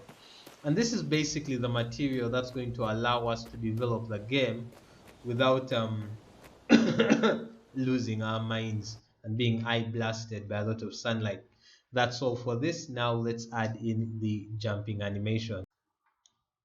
All right, so now when we come into the game, we'll notice that when we jump, there is no jumping sprite animation that's going to be added next. And when you're in the air, you're still able to hear that sound, and that's not sound that you want to be hearing when you're moving in the air. The footstep sound should not be there when you're in the air. So let's quickly, okay, that's dead. Let's jump out of that. So this is something we're going to sort out from the animation blueprint. So we're going to come in and start making some adjustments. We'll start out with something simple, right? So we will start with a simple select animation by Boolean, right? Something really, really simple. And what we're going to do, now that we have that there, we're going to come in as player. We're getting velocity, but the velocity we're getting this time is going to be the Z velocity. So what we want to look for is it greater than, right? Is it greater than 0, right? If it's greater than 0, then we can simply create a jump animation. So this is a very simple test. If the velocity on Z, which is the height velocity, is greater than 0, let's first quickly play random, right? Because we want this to run. Play random sequence. So we'll have this here. So basically, if you're jumping, right now it should play a random sequence. And then come in here and do this. So let's try this out. Good. So we're no longer hearing any sound. That's good. That shows that the code is working. Now I'm going to bring this over here. Excellent. So let's come in and add in the jumping animation. It's going to be very similar to everything we've done before. We'll simply come in, look into sprites, the player, and then create another folder, and we'll call it jump, right? Now, inside of the jump, we're going to add in the jumping sprite. So with that jumping sprites brought in, let's quickly change the names of this to something a bit more appropriate.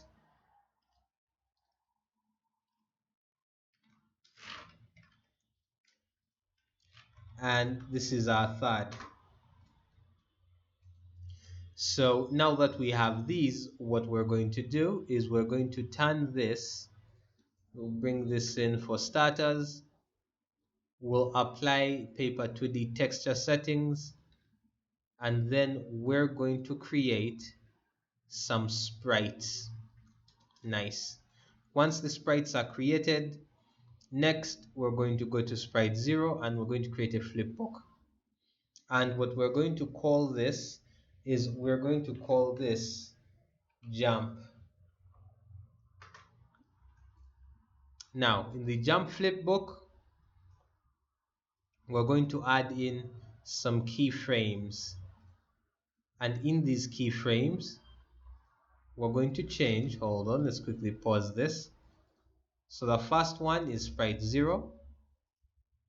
For the second, we're going to change this a bit. Okay, so we added in 3 keyframes. Do we need to add in another? Yeah, let's add in a 4th keyframe. So for our base one, we have sprite 0. For our next, we will change, let's see, frame before, edit sprite, pick new sprite. Okay, pick new, we will simply use, let's see, snap, my sprites are getting mixed up. Okay, let's go back and change the naming. F2 this, quickly call this jump sprite to simplify it. I'll keep adding jump before every sprite name so that it doesn't mix them up. And then the last one, the third jump. Okay, perfect. So go back in. Now decide, okay. So the first one is that one, the first jump sprite. Second jump sprite, the third jumping sprite, and the next one will also be another jump sprite, and the last one is going to be the 4th jumping sprite, whereas jump, that's the 3. Nope, this isn't properly done yet. Let's come back here. 3, so the third one is the last one, which means that I can delete that keyframe. So this, let's see what the jumping looks like. That's cool, but we have a problem. Currently, this sprite animation doesn't work effectively. So let's reduce this to about 1 frame per second and play. He crouches, then he's in the air.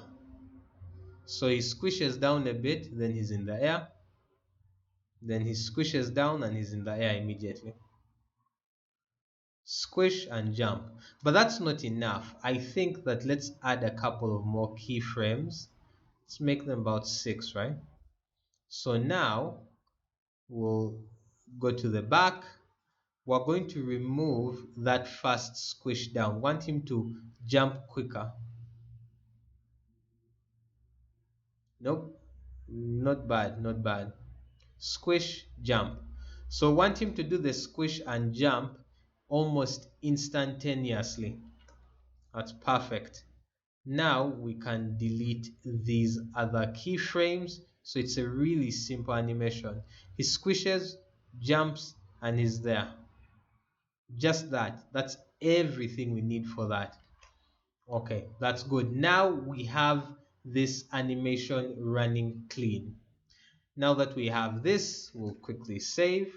Now, once you have your jump animation set up, added to the animation source, now it's pretty simple to set up a simple jump animation. We first unplugged the animation for running to do a quick test. So we will get the Z value and we'll simply check if it's greater than or equal to 0.1. If it is true, play the jump. If it's false, play the idle. Let's see what that looks like in game. Okay, so it's playing idle because it's on the ground. Once I jump, plays the jump animation.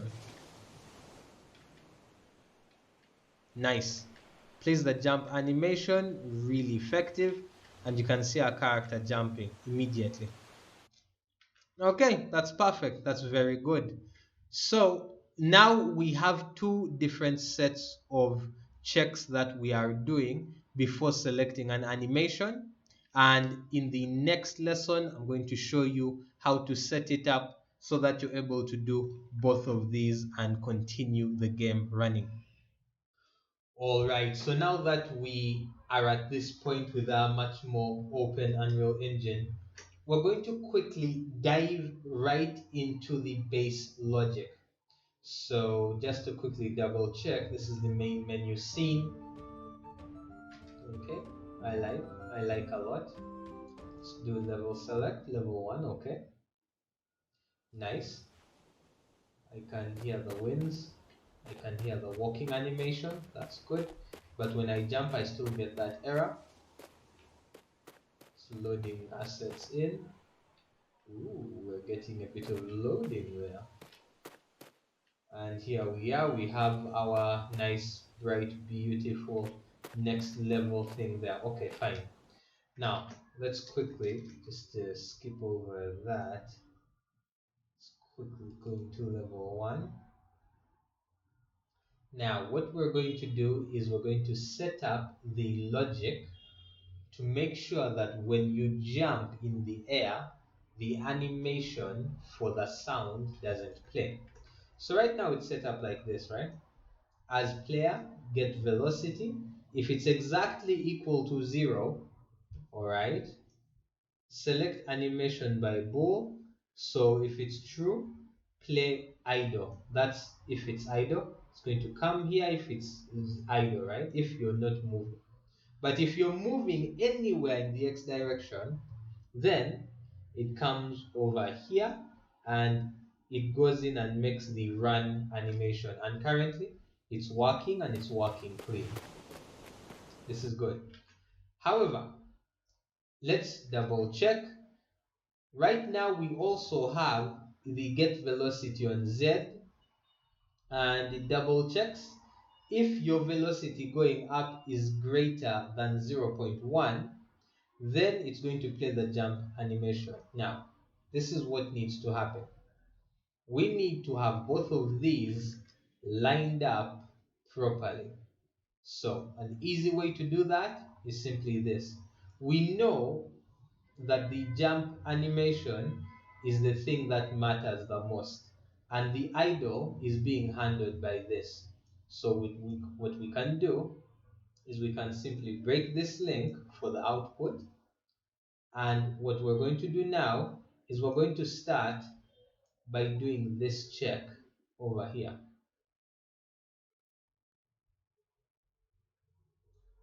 So the first thing that it does is let's quickly, yes. Well, the first thing that it does is it checks your velocity left and right on the X, and then it pushes out an animation. Now that animation, instead of deciding on between jump and idle, we can simply break this link and place in the animation from that first choice, that first flow, into this um, animation selector. Then at the end of those two, we now connect that animation into the output. So this is the flow of the logic. It starts out by checking as player, it gets the velocity, it checks to see if it's exactly 0, comes in here, and it selects if yes, the velocity is 0, it will immediately say, hey, play the idle animation. If it's higher, it says play run, and it will come in here and put it into false. But there's going to be another check. Are you jumping? And if you are jumping or your velocity up is greater than 0.1, simply play jump and select here. So what it should do, okay, is it's going to let jumping override everything else here if you jump. Let's quickly see if this code runs properly.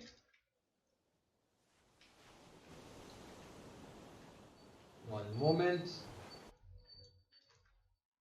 We need to come and do a quick double check. Okay, so after a quick double check, the logic isn't working for some reason. Another Unreal Engine bug. No biggie, all I'm going to do is I'm going to remove all the code that was checking for the jump. I'm going to remove all of that. That was checking for the jump velocity. Let me quickly straighten this connection. Let's straighten that out. Bring this in a bit closer. Straighten this connection. And now, instead, when I'm doing to check to play jump, what I will do is I'm going to look for the input, enhanced input, move jump, okay? And I will insert that into here. So it does two things. It's going to double check its velocity. It's going to double check and see if you're moving X or Y. If you aren't moving X or Y and you jump, it plays the jump animation. Immediately I press the jump button. Let's double check and see if the logic flow here will be as good as the other blueprints. Oh snap, I already have the game running. Let me close that. Okay, good. Now let's run this again. Press jump. No, same thing. Okay, so we're going to need to use a different strategy here.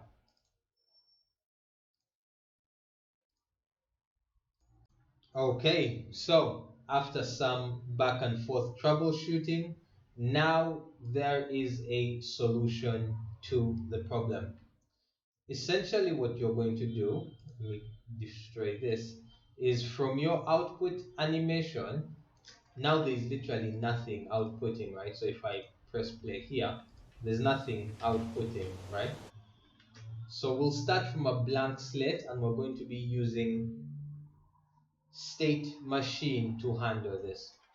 So start with something simple, right? So simply type state and add a new state machine. We're going to call this player. We're just going to call it the player, right? And we're going to connect its animation to the result, to the output animation, right? Now, if we look back in game, once again, there's nothing showing, right? Now, if you come over here and we double click it, we're now inside of it. And we'll say out basically means immediately what happens, right? Immediately it happens. And I'll come here and I'll create an animation state. And this state, we're going to call it idle. And inside of idle, essentially, we're going another level deep. We're going to simply type play idle, which is going to ask it to play the idle animation. Notice you can keep going down the rabbit hole here. So we've started from the blueprint, right? The player animation blueprint. We've hit the player state machine we're in. Immediately that starts, it goes and plays idle. So it should be playing the idle animation now. One moment, let's first do another quick double check. Why are you acting hard? This was working, okay? Hold on, idle animation, good. Anim graph, hold up. Why are you here? This should be, okay, I've deleted that. Man, that was getting in the way. Let's get back here. So player state machine. So this is the player state. Immediately it starts.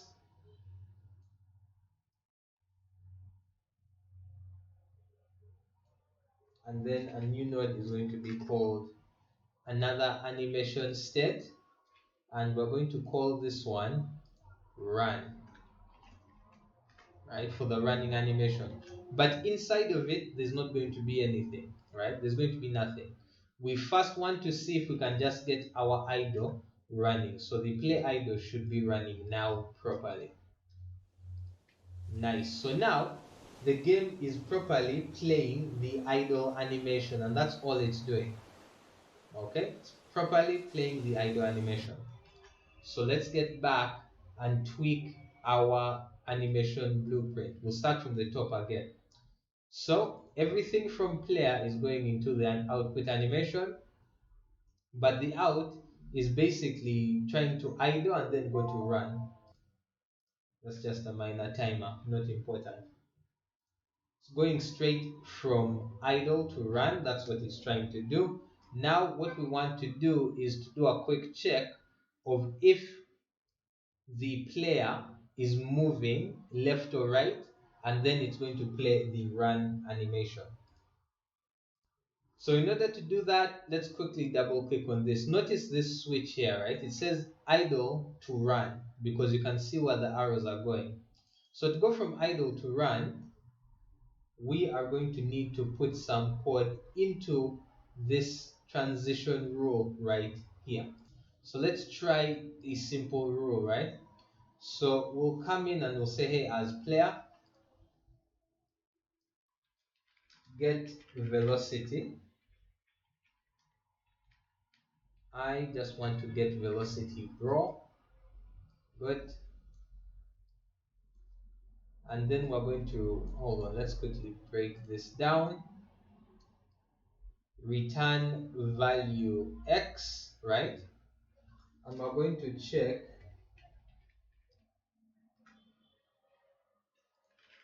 actually, what we want is x velocity.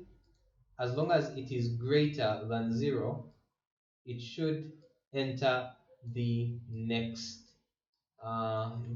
animation node. So as player, it will get the velocity. If that velocity is greater than 0, it's going to enter the run animation. Now, of course, if we compile right now when we play, even if our x velocity is high, it's not going to matter. So what we want to do is now we'll come into run. And let's decide, okay, what's the run result going to be? So run is simply going to be to play run, right? The run animation. So let's compile that. So let's quickly play this. So now, immediately, I'm moving forward. Hold on, let's play again. So when I start, it's not playing that animation. But the moment I move left or right, it sticks to that animation, and that's good. And now we need to simply add in another basic rule, right? We need a rule that will take us from run back to idle, right? That's what we need next. And to do that, all you have to do is come here, press Control and click and drag it to here, create transition. Yes, create a transition. So this is run to idle, right?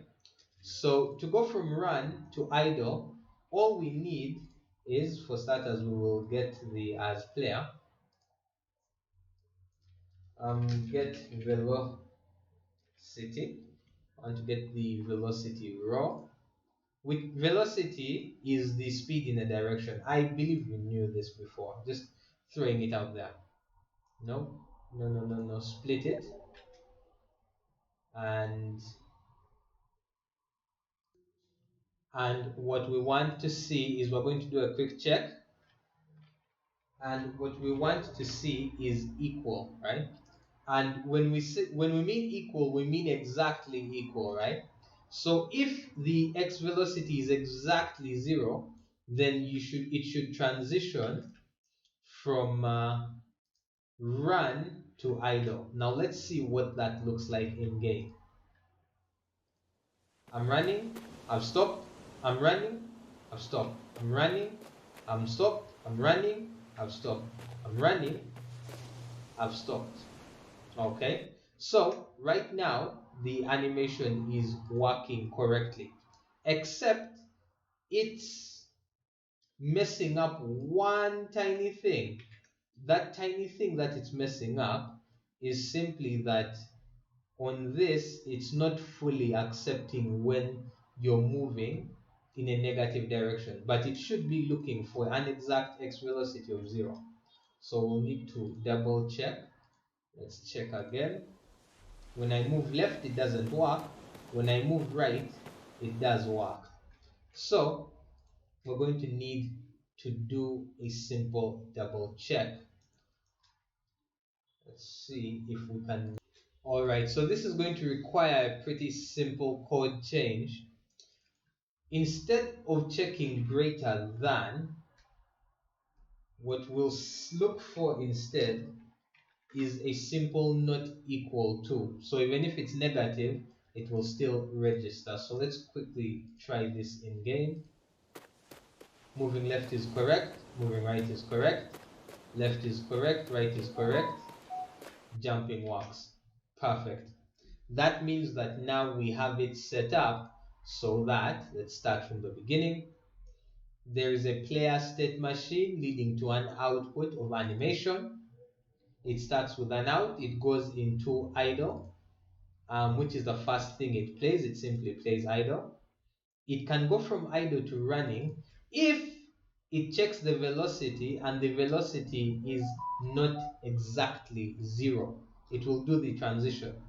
And it can transition from run to idle if it does that check and the x velocity is exactly 0. Fantastic. Okay, so this will be it for this basic animation change. And next we're going to simply add in the jump.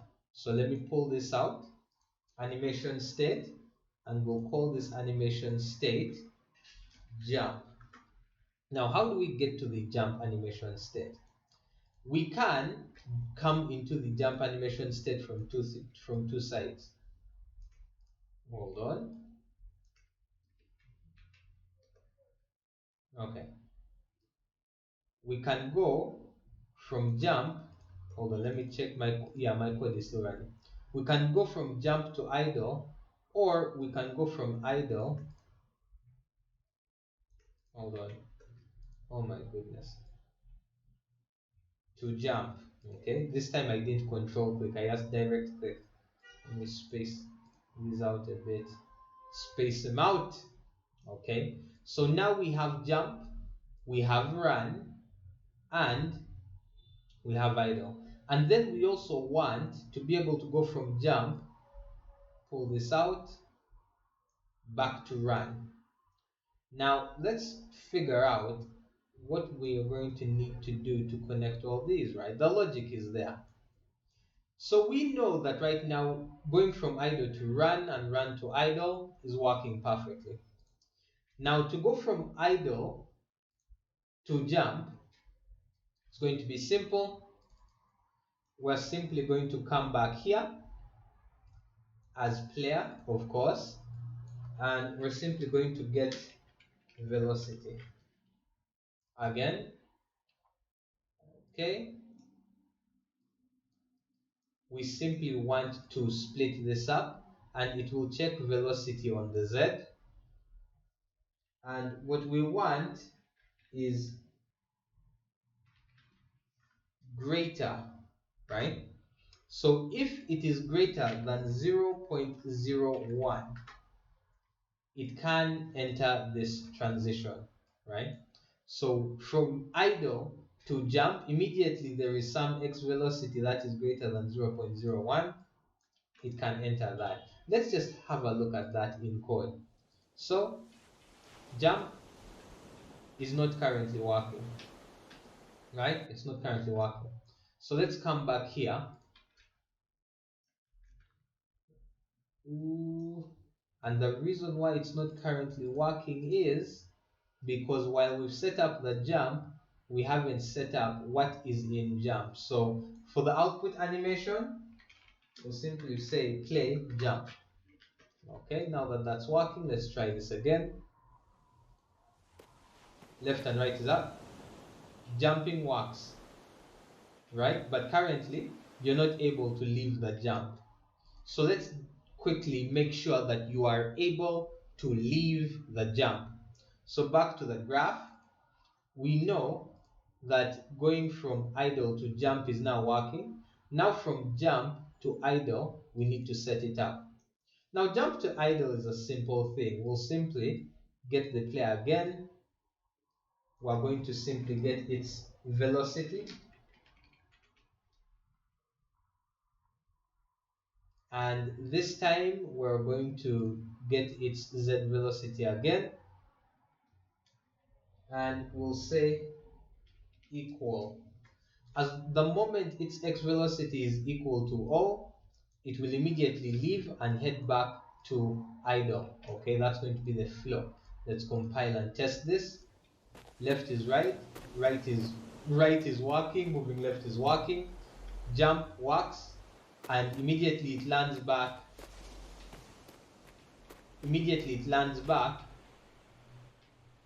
Boom. But notice if we jump then we choose a direction, the jump plays, right? But if we walk then we jump, it stays moving. That's simply because there is no connection between the jump and the velocities, okay, with the run animation. So this is what we'll do, right? For starters, we will come here and we'll say to go from jump, let's actually get the idle to jump, and from jump to idle. What we'll do is we'll copy this code. So we'll say to go from jump to run, all we need is to check the velocity, and if the velocity is exactly equal to 0 on the z, then it can do that, right? Then we'll say from run to jump, all we need is to come here, the same one from jump to idle. It's going to check and see if the x velocity is high, and immediately paste that here, right? So the logic should now work accordingly. Let's see in game. So if I'm moving and I jump, it now jumps correctly. The jump is now correct, okay? So now your character's animations are all properly linked, and they are linked with good logic. That should not fail you. So as you can see, if I'm in one place I jump,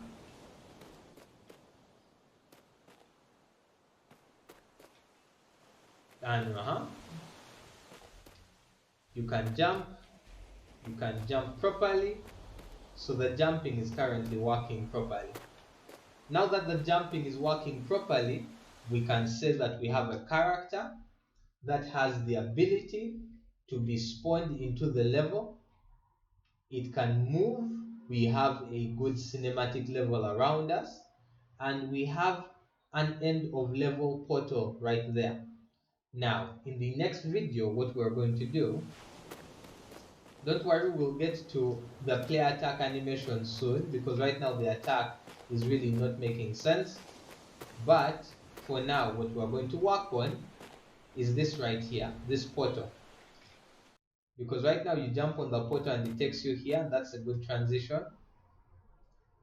But we want that portal to look a bit more cinematic, and it's going to be an what do we call it, that first touch. It's going to be your first learning of particle effects in Unreal Engine. So let's quickly go and create the portal animation in the next lesson.